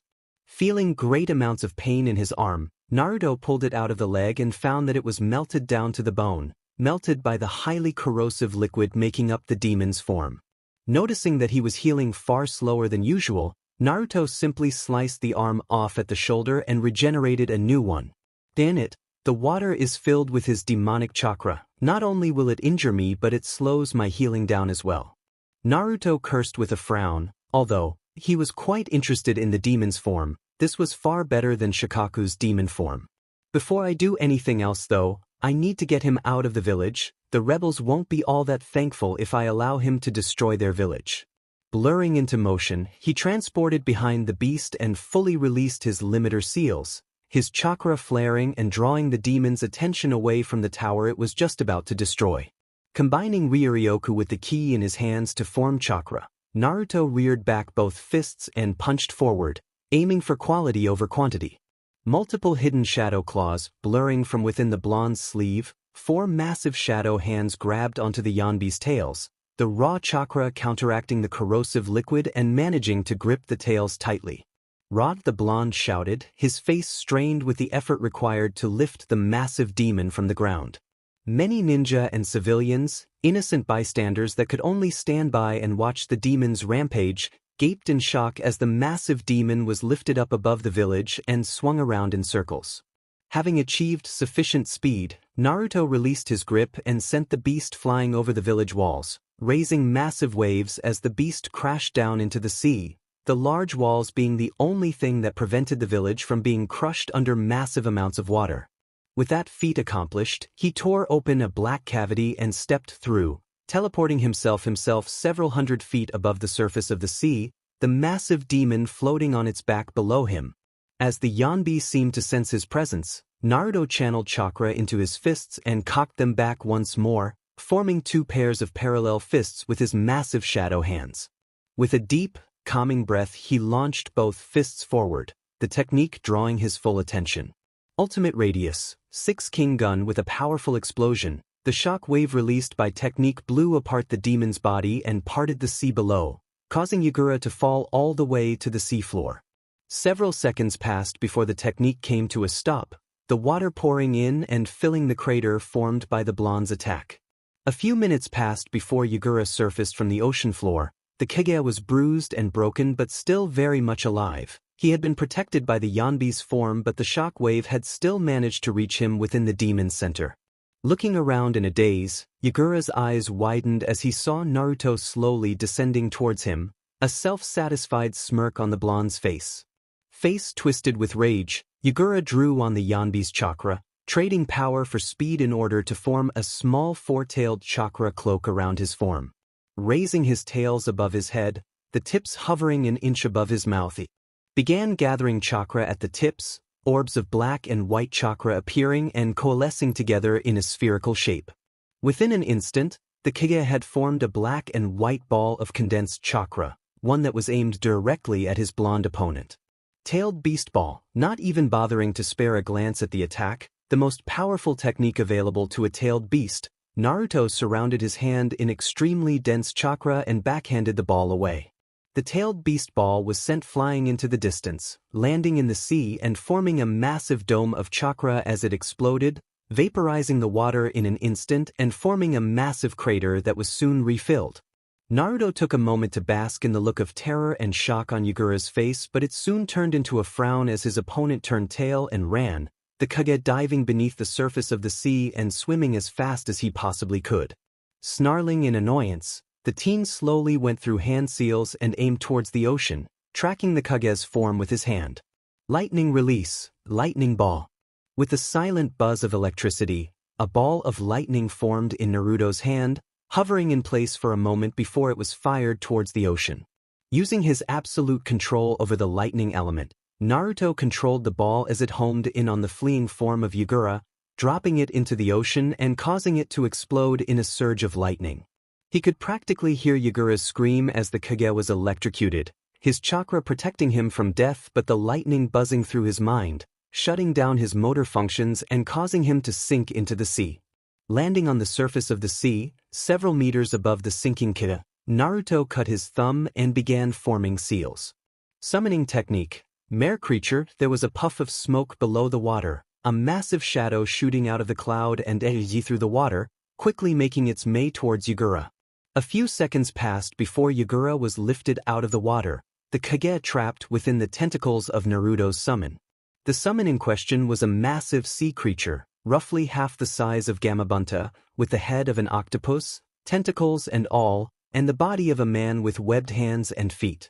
It was covered from head to toe in green fish scales, a pair of large bat wings extending from its back, 6 clawed fingers extended from each hand. Behold Gaara, the unrivaled emissary of the sea, the Cthulhu Naruto announced, stalking up to the exhausted Mizukichi, his hand rising up in order to place a chakra-blocking seal on Gaara's forehead in case the Kaguya was faking. Stay still, Gaara. I will either free you or be forced to kill you. You would do well to cooperate. Staring into the Sharingan-covered eyes of his opponent, Naruto began asserting his will on Gaara's mind, diving into the Kaguya's head in an attempt to destroy the genjutsu. Whatever this illusion was, it was quite powerful, taking several minutes and a quarter of the blonde's power in order to dispel, Still, he was able to accomplish his goal and the illusion was broken. As the genjutsu broke, Naruto found himself being drawn out of his body and into Yagura's mind, his own mind being dragged into the deeper recesses of Yagura's mind. He found himself within a dark void, an area devoid of all light, sound, and even thought. This part of Yagura's mind was completely empty. Calmly taking a glance around despite his unintended trip into Yagura's subconscious, Naruto spotted another figure inside the void with him. There was a man wearing an orange spiral mask and an Akatsuki cloak standing directly across from him. Uchiha Madara. Naruto muttered, nodding to the figure. Namikaze Uzumaki Naruto, I suppose the Kyuubi told you all about me? Madara asked, continuing after he received a nod from the blonde. I'll bet it also gave you those nifty little eyes of yours, just like it did for the Uchiha of the past. Another nod. You and your kin have been quite a thorn in my side for a long time now, boy. First your mother and father managed to stop my pet from destroying Konoha, then you somehow managed to free the beast, causing me to change all of my plans. Madara's Sharingan eye glinted at that, somehow managing to convey the rage coursing through the man's form. Now, you've managed to cut the strings to my puppet. You are becoming a great annoyance, boy. Thank you. Naruto smiled, further irritating the Uchiha before him. I should kill you where you stand and get rid of you once and for all. Madara growled, a smoky gray aura appearing around his form. Don't bother bluffing me, old man. I know where we are. This is simply a part of Yagura's mind forged by the connection of our dojutsu. You can't harm me in here, just like I can't harm you. Naruto replied, lazily waving the man's threat aside. I also know that you can't stop me from removing your influence from this mind. Your eyes may be powerful, but mine were made for the sole purpose of manipulating the minds of others. You can't win in here. That may be true, but hear this, Namikaze.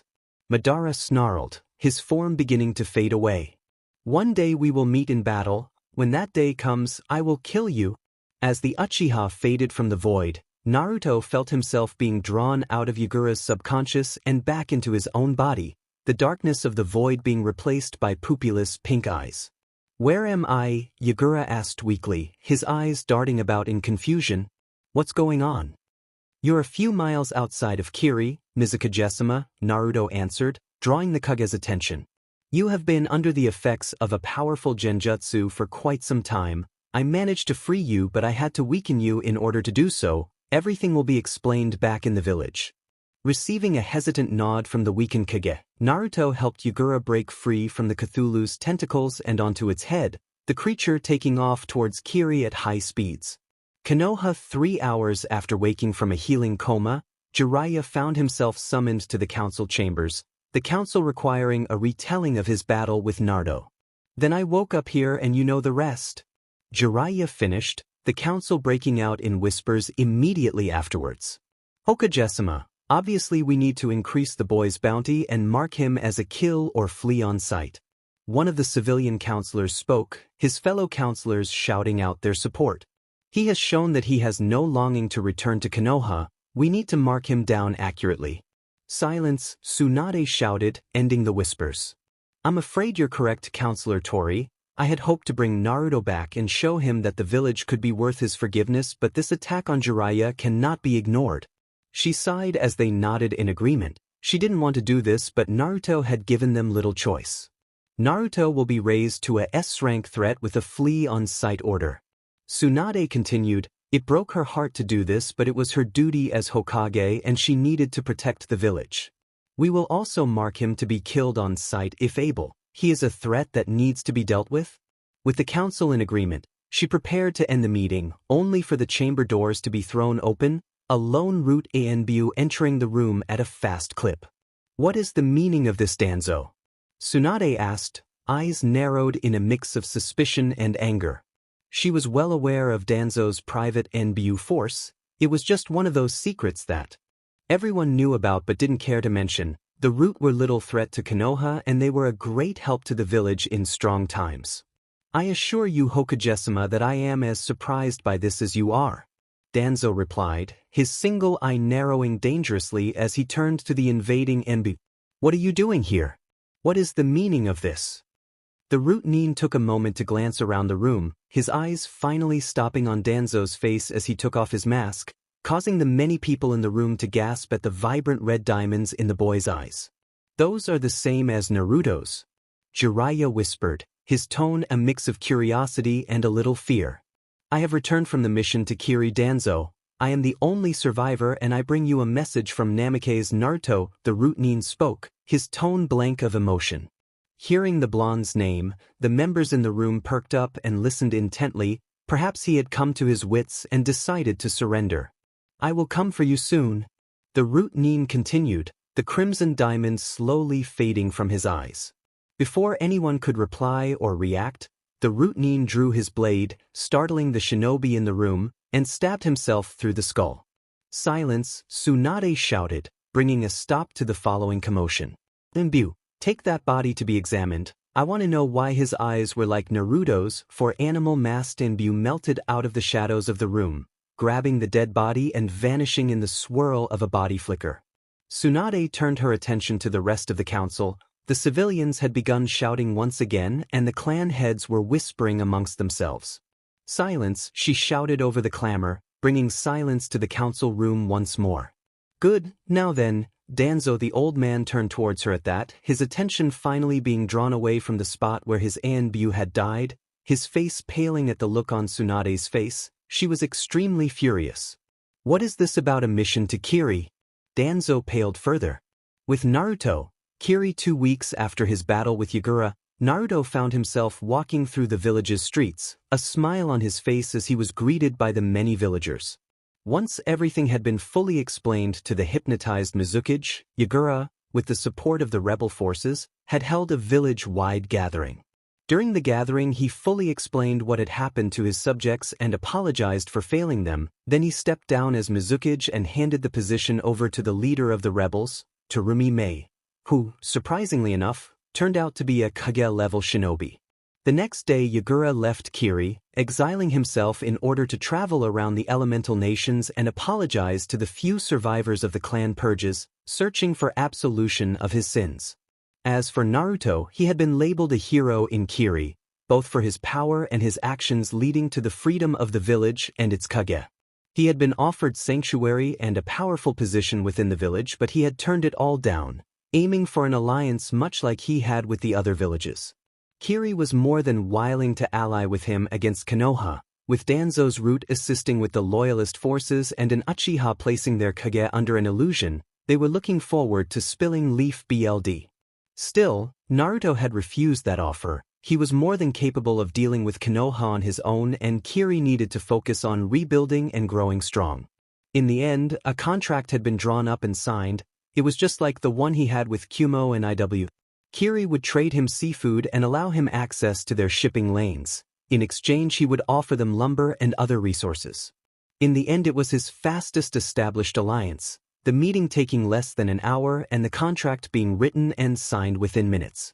As he had plenty of time to spare, Naruto spent his time in Kiri working on his skills at water manipulation, learning new jutsu from Mei and other Kiranin, as well as practicing his kenjutsu with Chojuro, the last of Mist's 7 swordsmen. Tonight was his last night in Kiri. He planned to leave tomorrow in order to look for clans and missing Nin interested in joining his village, hoping to recruit those that had nowhere else to go. He had gotten a list from the ex-rebels about some of the clans that had escaped the bloodline purges and where to find them. He planned to find them and give them a choice. They could either return to Kiri and reclaim their clan rights or they could join with his soon-to-be-formed village. He'd also taken the opportunity to pick up a bingo book from each country, allowing him to skim through the various missing Nin and find those that benefit his village, namely the ones that had acceptable reasons for deserting their villages, not the monstrous filth like Orochimaru. As he set out from Kiri the next day, a group of shinobi and villagers showing up to wave his off, Naruto couldn't help but chuckle. Everything is coming along nicely. Naruto mused, ideas passing through his mind as he formed his plans. Soon Konoha will fall, a new village will be built over its ashes and my efforts will see to it that it thrives. Chapter 10. Kazekage. After leaving Kiri months ago, Naruto traveled around the elemental nations, meeting with and forming alliances with the leaders of many countries and minor villages. He would need their support as well as that of the major villages. Those small countries would stand between he and his allies after all, the major villages being fairly spread apart after all. While a few of the smaller countries had chosen to support him, attracted by his name and reputation as well as having a bone of their own to pick with Konoha, most had brushed him off as a child with impossible dreams. Among those that supported him were Spring, Wave, Moon, and Demon countries. Their leaders were great friends of his and they owed him more than they did Konoha. While traveling between villages and countries, he also took the time to meet with a few of the wandering ninja clans and missing nin, making recruitment offers with those that met his standards. Most of them had only agreed to support him should he manage to destroy Konoha. They had been incredibly surprised when he readily agreed to that condition, as even Orochimaru had required the help of the shinobi he recruited. Still, seeing as they wouldn't be forced to fight against one of the major villages and wouldn't face any danger, they gave him affirmative responses. These shinobi had been traveling for many years. A new home with little restrictions and compunctions was more than they could expect elsewhere. Things were coming along quite nicely. Standing on top of the destroyed Hokage monument, the Sandame's head to be exact, Naruto gazed down at the nighttime image of the village he'd once loved. At one point in time, this image had filled his heart with warmth and joy, but now, he could only remember the pain and abuse he'd suffered here. He only felt hatred and anger as gazed down on Konoha. As he surveyed the village below, Naruto remembered every harsh glare, every thrown rock, every punch, every kick, and every stab. He remembered every beating he had suffered at the hands of these people and it enraged him. He looked forward to the day he finally paid them back. Fortunately for them, today was not that day. He hadn't planned to set foot in Konoha until after he had Suna's support and he was prepared to destroy the village, but after the 26th attack by a squad of Root ANBU, he'd gotten quite annoyed and decided to pay them a visit. Pulling out a tri-pronged kunai, Naruto took aim and let it fly, vanishing in a flash of red light a moment later. Appearing beside his kunai in a second flash of red, Naruto took stock of his surroundings. It had been a long time since he'd last been here, but this place still gave him a creepy vibe. Hopping over the 40-foot-tall fence, Naruto entered the Forest of Death, his body shifting into the cloaked form of a Root ANBU captain. This particular Root-nin had been one of the members of the last squad sent to kill him. Naruto had used his absorption vortexes to drain the Root-nin of his form, memories, and personality traits, allowing him to fully impersonate the dead shinobi. Walking through the forest at a sedate pace, he soon reached a shadowed clearing with a large boulder placed in the center, near invisible footprints surrounding the rock. Walking up to the boulder, he changed his chakra signature to perfectly match that of the dead Root-nin and placed his hat on the rock, his power flowing through the stone in a certain pattern. Seconds passed with nothing happening, then the blonde twisted his chakra, causing a glowing seal to appear on the boulder. With the sound of metal grinding and grating stone, the rock slid back to reveal a ladder leading into the ground, one of 50 entrances to the root base beneath the ground. Without pause or a search for traps, Naruto leapt into the revealed hole, sliding down the ladder and landing on the ground below. Strolling down a long connected hallway, the blonde smirked as he reached the end and entered a large, circular, meeting room filled with numerous Root ANBU, all of whom were kneeling before a figure on a throne, Danzo. He continued on without pause, passing by the kneeling Root and stopping before the throne, removing his mask as he did so. "Ayan, welcome back," Danzo greeted with an upturned quirk of his lips, pleased that the eyes he was gazing into were void of a crimson diamond. "With your return, I take it that the Namikaze is dead." "I'm afraid that I'm very much alive, Danzo," Naruto replied, grinning wide as he shifted back to his base form. Over the year and some that he had been traveling, he had changed his looks to better reflect his true age and worldly experiences. His appearance had been changed more and more until he no longer resembled himself from a year and a half ago. He now stood at 5 foot 10 inches, while he'd physically aged to roughly 15 years old, although he could pass for 17 or 18. He had grown his hair out until it reached down to his waist, something that all-powerful shinobi seemed to take part in. He'd also chosen to change it from the sunshine blonde of a Namikaze to the characteristic red of an Uzumaki. Included in the change in color was a change in style, his hair changing from its gravity-defying spikes to a long, slicked-back style at the front and sides, the rest leading into a long ponytail held together by a black metal clasp. He had also chosen to change his eye color, shifting them from the sapphire blue of his father to the dark blue of his mother. His clothing style had also undergone a change in some parts. He now wore a black, skin-tight, long-sleeve shirt that showed off his well-toned muscles, though he still wore the unzipped, dark blue, Jonin vest over top.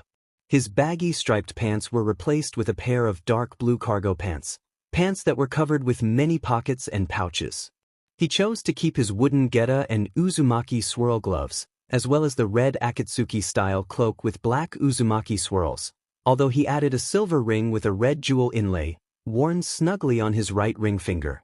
As soon as Naruto had finished shifting, Danzo growled and leapt his feet, his routine standing and taking a fighting stance, prepared to defend their MSTR at any cost.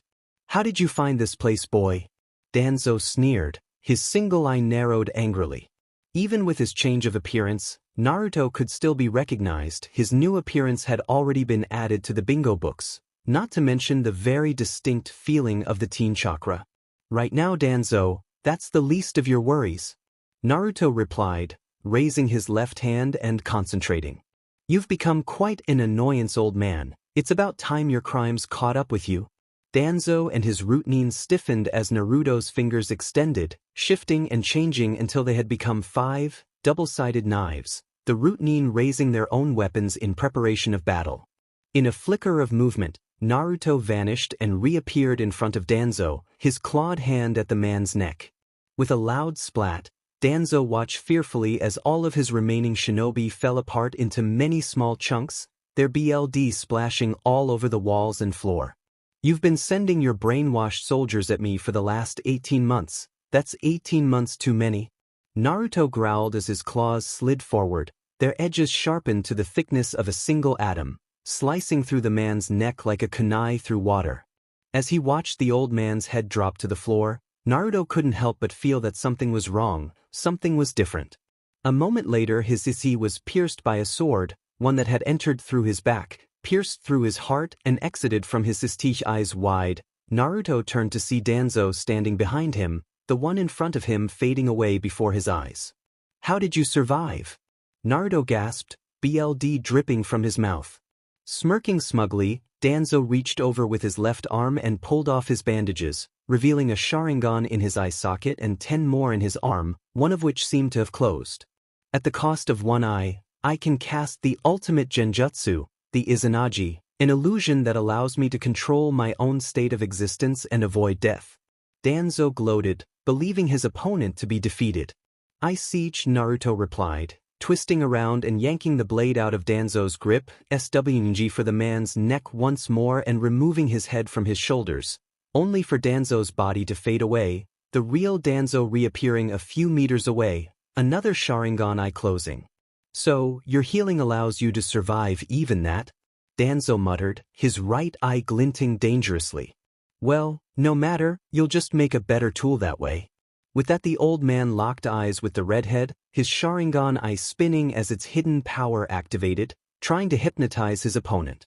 Feeling the attack on his mind, Naruto immediately activated his Uchiha, deflecting Danzo's mental probes. "Don't bother with that, old man. Your eyes are inferior to mine." Naruto chuckled, forcing Danzo's influence out of his mind. "Even if you were an Uchiha, you would still lose this battle." "Yes, you'll make quite the fine tool." Danzo sneered, picking up a blade from one of his dead shinobi and rushing the redhead. "After you learn your place, of course." As Danzo approached, Naruto raised his hand and extended his fingers, the small appendages SNG across the distance in an instant and piercing through Danzo's head, tearing it from his shoulders and into the wall behind him. A moment later the body faded away. "Quite the useful ability you have there, Danzo," Naruto complimented, dodging Danzo's retaliatory sneak attack. "I will enjoy taking it for myself." "Minute, he's too fast," Danzo cursed, SWNG his weapon with great precision, only to have the redhead dodge away. "That's 3 eyes lost already. I need to end this quickly." Leaping back from a wide swing from Danzo, Naruto lashed out with his hidden shadow claws, grabbing onto Danzo and keeping him immobile as he ran forward and stabbed his other arm through the man's. A puff of smoke later, Danzo turned into a masked corpse, the old man choosing to use a substitution rather than waste another eye. Substituting with one of his dead shinobi, Danzo appeared behind Naruto and swung his blade, removing the teen's head from his shoulders. Such a waste, you would have been the perfect weapon, the old man sneered, wiping the BLD from his blade. He would have preferred to turn the teen into his tool, a weapon that would bring him Konoha as well as the rest of the elemental nations, but too much had been lost. Namikaze Uzumaki Naruto needed to die. With his Sharingan being ineffective and his root shinobi dead, he wouldn't be able to capture and re-educate the Uzumaki. Killing him was the only choice. As he turned to leave the base, he had protocols to activate and a shinobi force to rebuild. Danzo gasped as a familiar blade stabbed through his ST and heart. As his body faded away, the reborn Danzo stared wide-eyed at the headless corpse that had stabbed him, the headless corpse that was slowly regenerating. "What the hell are you?" Danzo whispered, his eyes widening slightly. "You couldn't have survived that." Allowing his healing factor to return to normal speeds, Naruto turned his fully regenerated head to smirk at Danzo. "Me," the teen began, vanishing and reappearing behind the man with his sword extended, sending Danzo's head flying. "I'm complicated." He didn't even bat an eye as the body faded away, simply choosing to spread out his senses and find the old man. "This is getting boring, old man. I can kill you as many times as I need to and you can't do a thing to stop me. Just give up?" Naruto snorted, dodging around a great fireball from Danzo. Bending backwards at the knees to avoid an earth spear, Naruto raised a hand in a blur of movement, his finger pointed at the older man. Death Beam, the beam of energy flew from his finger and pierced through Danzo's ST, vaporizing his heart and ST as the technique was purposely destabilized, causing it to explode violently. As he reappeared a few feet away, Danzo fumed angrily, taking a glance down at his deformed arm. "Diamond, I only have 4 left." The old man hissed, his eyes darting to the chamber's doorway. "I need to get out of here." Turning on his heel, Danzo rushed for the exit, his fingers forming a ram's seal as he pulsed his chakra. "Dynamicase," he shouted, setting off several of the explosive tags in the room.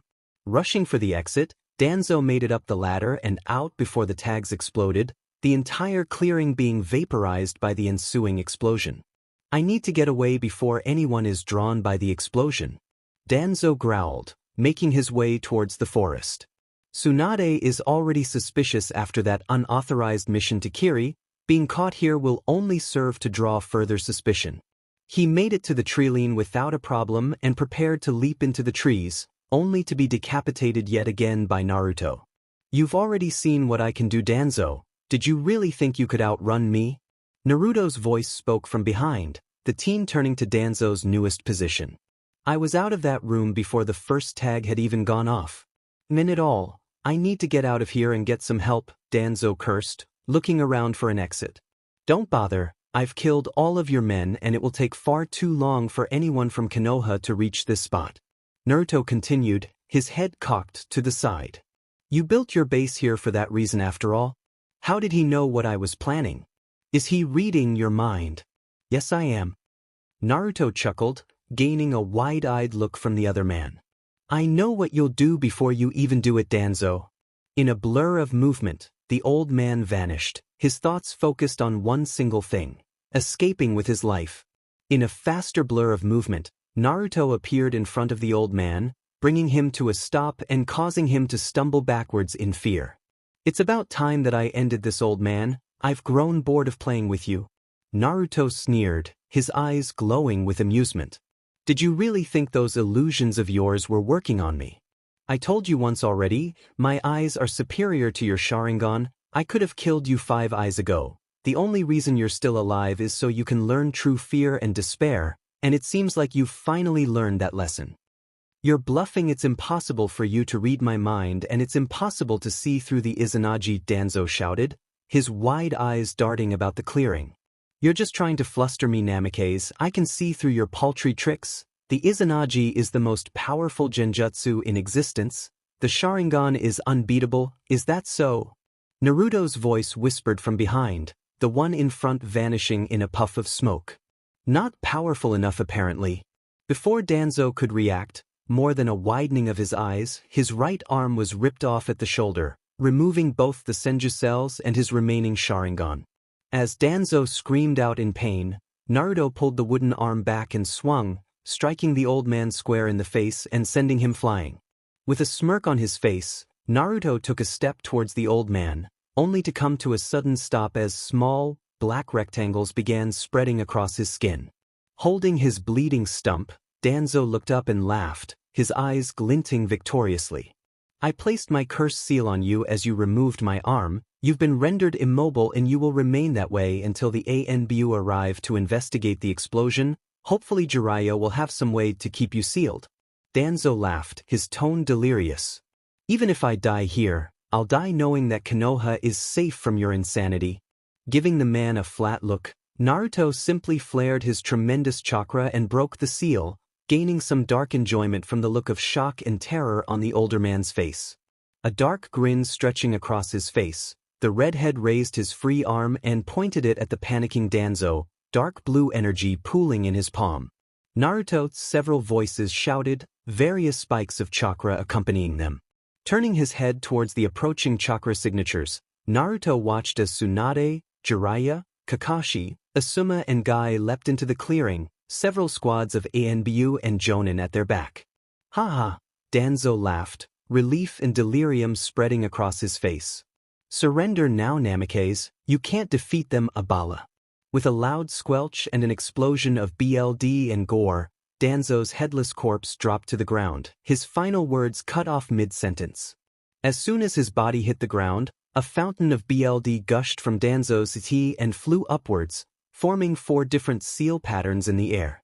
SHT Jiraiya shouted, recognizing the seals immediately. Everyone, get away from the body. The Konohanin managed to make it out of the clearing before the seal's effects activated, the BLD forming a large sphere around Danzo's body before flowing back into him, taking everything in the area with it.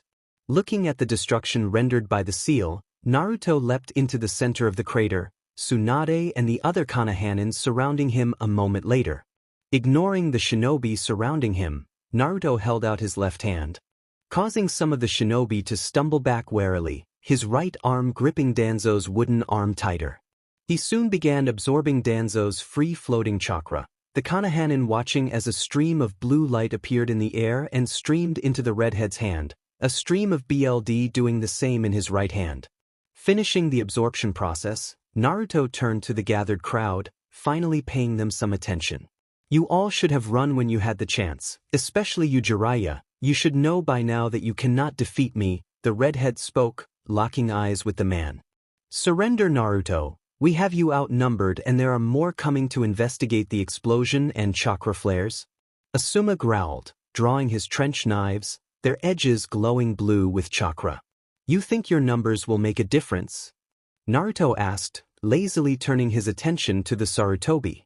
Perhaps you should reread my bingo book entry. I've destroyed far larger groups than this. That may be Naruto, Kakashi drawled, raising his Hitayat and revealing his Sharingan. But you should remember that Konoha prides itself on its teamwork. You won't beat us as easily as you expect? Naruto's head snapped over to Kakashi, his eye narrowed in a furious glare.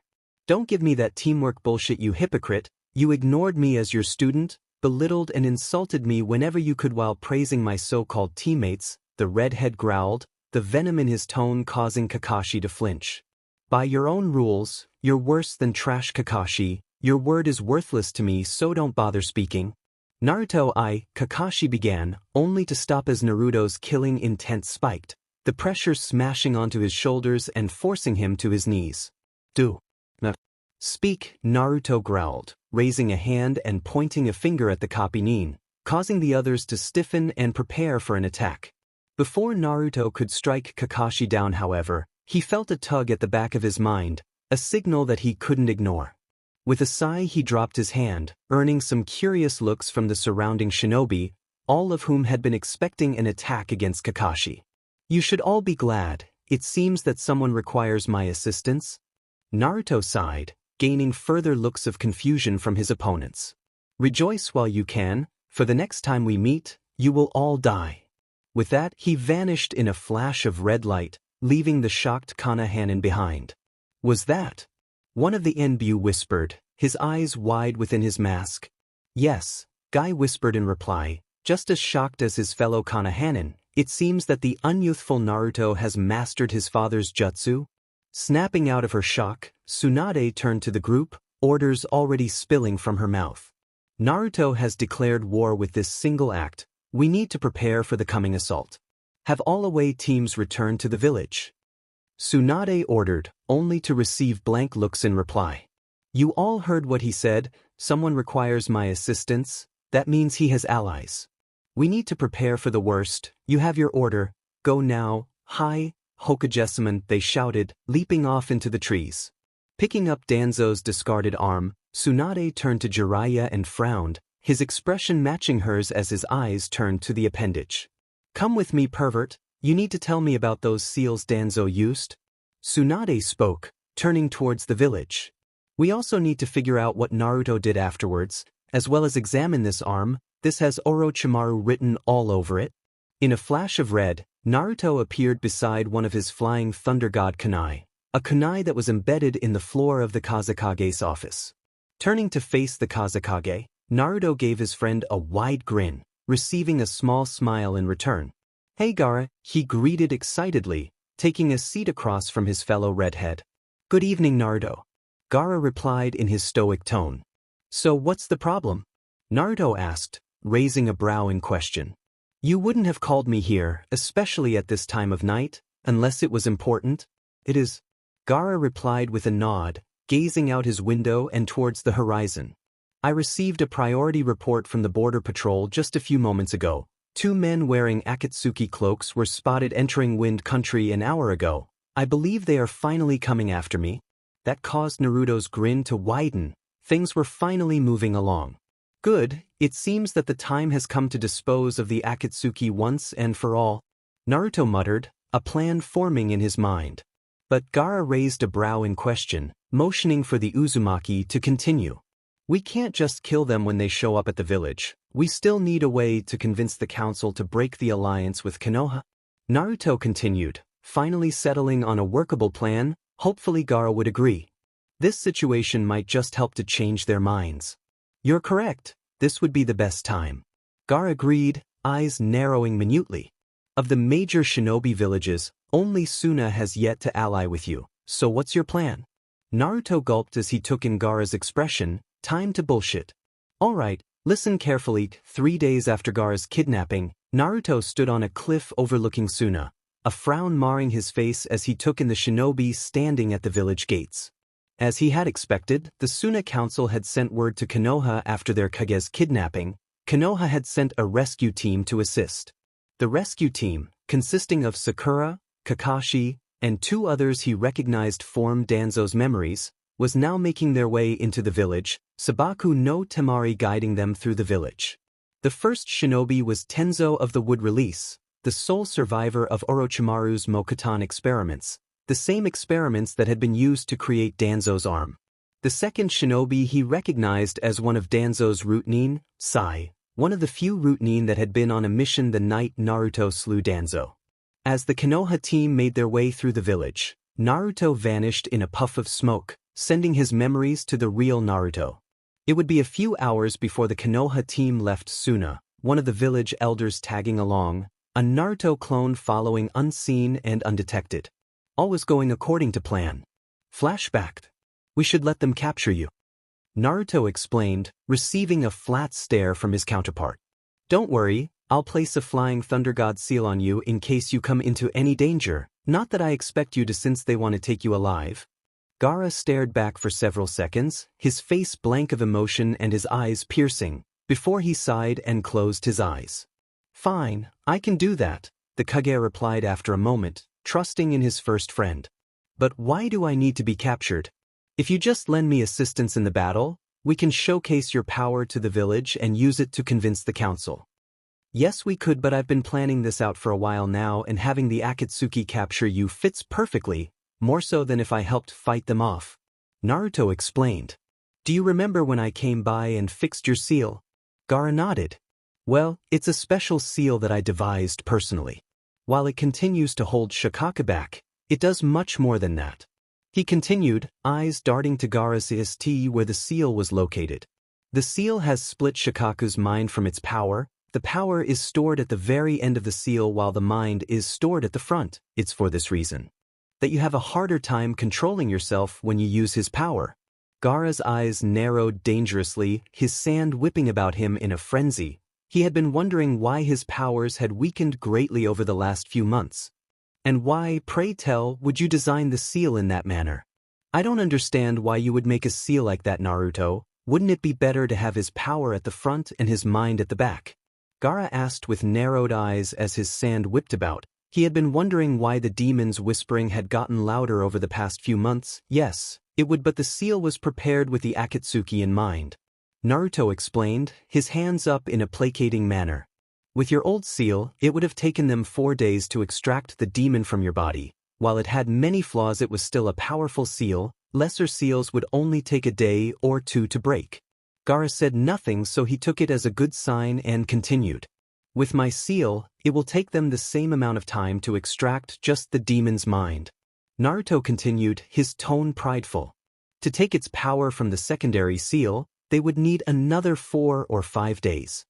Gaara's eyes widened as he began to see his friend's plan.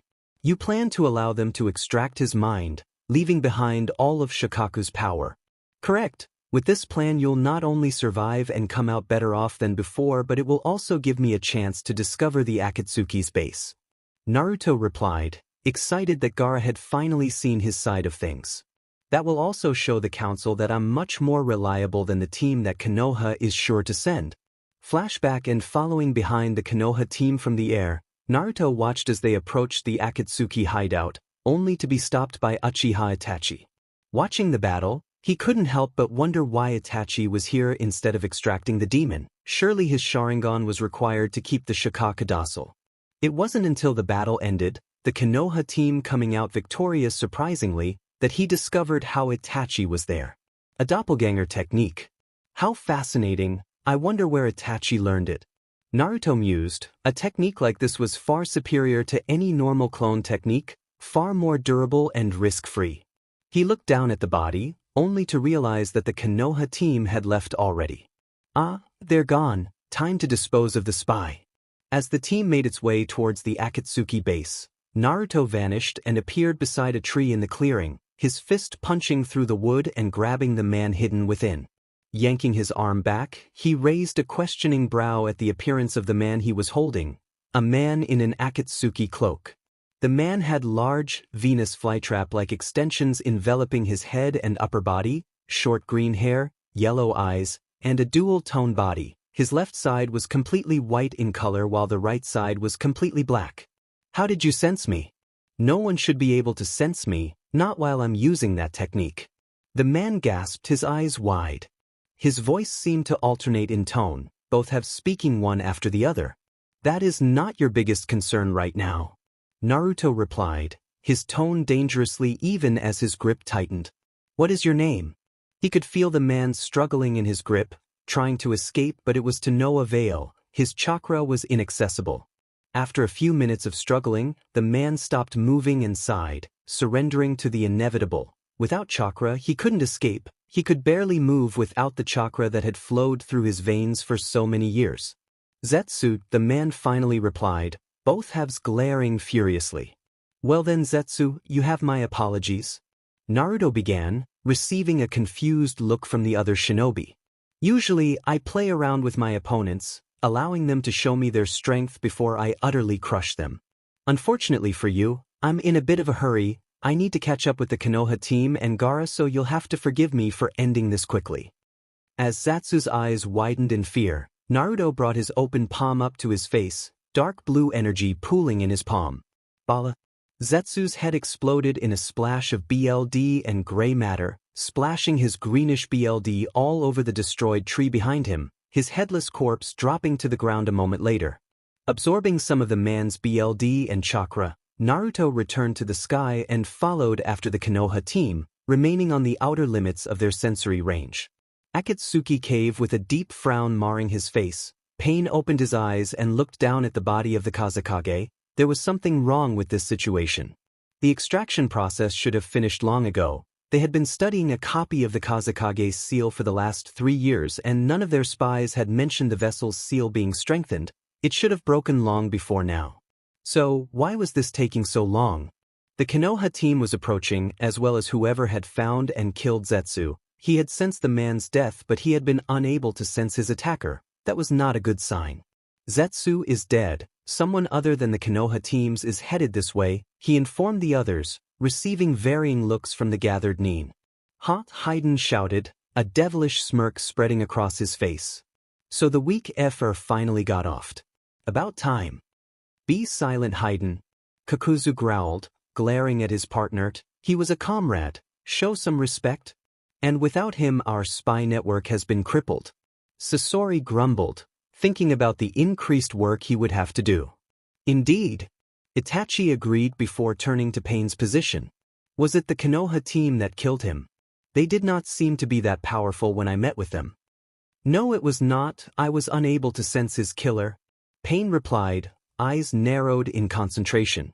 This new arrival was able to not only sense Zetsu while he was hiding, but they managed to capture and kill him in a matter of seconds. That is very troubling. He received a few grumbled agreements. And with the Kazekage's seal being stronger than was expected, we can't risk having them rescue him.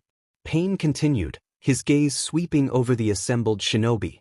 Itachi and Kisame, the two of you are the closest to this cave. End the ritual and begin making your way here. The rest of us will keep going until the team arrives. Sasori and Deidara, when the Konoha team arrives, you will hold them off and move the body to one of the other bases. Hi, Leader-sama. With that, 2 of the shadowy figures vanished, the rest turning their full focus to the ritual. Team Kakashi and Tenzo, having received the signal from Team Guy who had met up with them a few minutes ago, prepared to breach the rock and enter the Akatsuki hideout. As Naruto watched from the sky, Kakashi gave a nod and Sakura ran up to the large boulder blocking the cave, her fist cocked back and charged with chakra. He was mildly surprised when it shattered, reduced to dust after a single strike. It seems like Tsunade has been teaching her. He mused, watching the confrontation below. No matter, she still isn't much of a threat. Creating a clone, he locked eyes with it for a moment before it disappeared in a blur of movement, his attention returning to the conversation below as he waited for his chance to strike. Reappearing in a clearing a few miles away from the original, clone Naruto took in his surroundings, namely the 2 identical people that were fighting each other. Spreading out its senses, the clone identified the real shinobi from the fake and leapt in, decapitating the fake with its claws. Turning to the other nin, he nodded in greeting. Hello, Niji. Naruto. Niji greeted back, his expression stoic and a bit wary. I take it you're here to rescue Gaara? Heh, I suspected that you saw me when looking for the seal tags. Clone Naruto chuckled, taking a step forward, causing Niji to take one backward. You're correct, I did come here to rescue Gaara, but with you here as well, I figured I would pass on a message. So, the time is approaching then? Niji asked, relaxing his stance. Yes, it's almost time, Clone Naruto replied, earning a smile from the other shinobi. Orochimaru will need to SWH bodies within the next 3 weeks. By the end of the month he'll be dead and I'll turn my sights on Konoha. Have the branch family prepared to leave by the end of the month, but don't do anything overly suspicious. Why not kill Orochimaru sooner? Niji asked, quirking a curious brow. We both know that you're strong enough to take him. Yes, but I want him to suffer greatly. Naruto replied, a dark grin spreading across his face.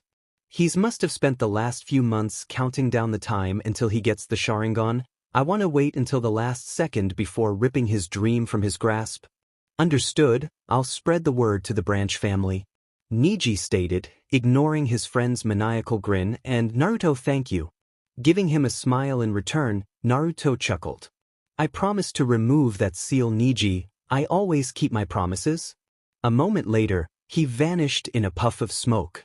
Back at the cave, standing over the headless body of Deidara, the Kazekage tucked under his arms, Naruto smirked at Konoha team, greedily drinking in their shocked expressions. Naruto. Sakura stuttered out, her eyes wide and slightly fearful. Flashback. Having just finished exchanging dialogue with the Akatsuki pair, Sakura took up a fighting stance, prepared to attack as soon as Kakashi-sensei gave the order. She was a bit ticked off that their opponents still weren't taking them seriously. Honestly, they weren't even looking at them. The blonde-haired one was saying something to the shorter one, but she couldn't hear him. Then, without even sparing them a glance, he spat out some sort of large white bird from some mouths on his hands. Gross. She thought, eyes locked on the man's hands. Picking Gaara up by his sash, the shinobi jumped onto the bird's back and took to the air, easily flying over their heads out of the cave. She turned to Kakashi-sensei to ask for orders, but before she could speak, there was a flash of red light at the edge of her sight and everyone gasped, their eyes widening in shock. Following everyone's line of sight, she gasped at what she saw, standing over the corpse of the Akatsuki member, Gaara in his hands and the white bird torn to shreds, was her ex-teammate, Naruto. Flashback and Kakashi and Tenzo were the first to recover, quickly snapping to attention and shifting so they could watch both Naruto and the remaining Akatsuki member at the same time. Sai looked on blankly, his eyes narrowed minutely but he fake smile still in place. Sakura stared at him, her expression a mix of hatred, surprise and fear. She had heard the rumors about his powers and abilities. Word had already spread through Konoha about him destroying several hidden ANBU bases a few days ago, and considering what happened the last time they met, she was right to be afraid. "Who's that?" Chiyo asked, breaking the shocked standstill between the shinobi. "Namikaze Naruto, my ex-teammate." Sakura answered, her tone a bit shaky. Seeing the confused and questioning look on Chiyo's face, she expounded. "He's now an SS-rank criminal known for his defeat of the Sandame Tsuchikage, the Yondaime Reikage, as well as the Yondaime and Godaime Mizukages, not to mention the hundreds of other shinobi and bounty hunters he's fought." Chiyo's eyes widened as she took in the information. Why had she cut off contact with the outside world? Oh yeah, she hadn't planned on participating in any more missions. "Wait," Chiyo whispered, her eyes darting over to the redhead and back to Sakura. "Namikaze? As in the Yondaime Hokage?" Sakura nodded. "His son." As the conversation had gone on between Sakura and Chiyo, Naruto and Sasori had been holding one of their own. "What are you doing here, Namikaze?" Sasori asked, his head cocked to the side. "The Akatsuki is no longer after you. You should stay out of our way." "I can't do that," Naruto replied, placing Gaara's body on the floor. "Your target happens to be my friend, not to mention whatever it is you plan to do with the Biju. I just can't let you continue." "I see, then I'm afraid that I'll have to relieve you of the Nibi vessel. We haven't finished with him yet." Sasori growled, pulling a large red scroll from within his robes. "Too slow," a voice whispered from behind. With a loud crack, a claw-tipped hand slammed through Sasori's back and out his iti, destroying the Hiriko puppet as the real Sasori leapt away. Landing several meters away, Sasori frowned minutely as he saw a second Naruto standing behind his destroyed puppet, the one with Gaara disappearing in a puff of smoke. "Dang it, I didn't even sense him and now my scrolls are over with Hiriko." Sasori cursed, trying to formulate a plan. Meanwhile, off to the side, Kakashi and Tenzo were having a conversation of their own.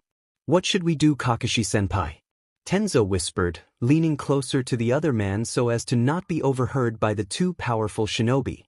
"Our first priority is saving the Kazekage," Kakashi whispered in reply, his eyes locked on Naruto's form.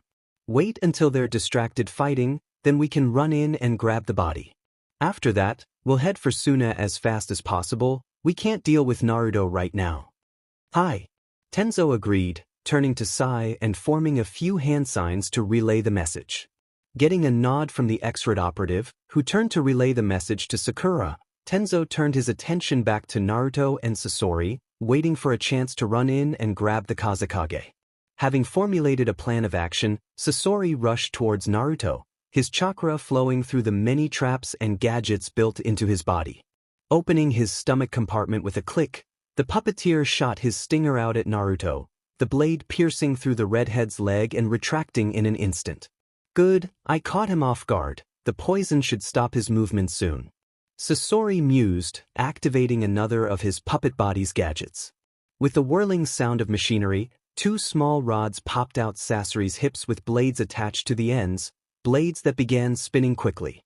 With his speed increased by the spinning blades, Sasori rushed past Naruto in a fast-moving blur, cutting a gash across the teen's T and removing his head from his shoulders, all while retrieving his puppet scrolls at the same time. In another blur of movement, he appeared beside Gaara's body, his foot lashing out and kicking a stealthy Kakashi in the face, sending him flying back to the rest of the Konoha team. This took him less than 5 seconds to achieve. Picking up the Kazekage's body, Sasori spared a glance at the Namake's corpse, only to growl as the body seemed to fade away like an illusion. Before the puppeteer could react, a blade pierced right through his heart container from behind, the wielder twisting the blade and withdrawing it. Izanagi. Naruto spoke, watching with a smile as Sasori's body collapsed, the wooden face void of pain or emotion. Ignoring the shocked Konoha team, Naruto knelt and placed his hand on Sasori's heart container, absorbing the purple ooze leaking from the container as well as some of the chakra still lingering in the puppeteer's body. Focusing their attention on Naruto's form, Team Kakashi prepared themselves for a difficult battle, only to stiffen as 4 figures ran into the cavern. Good.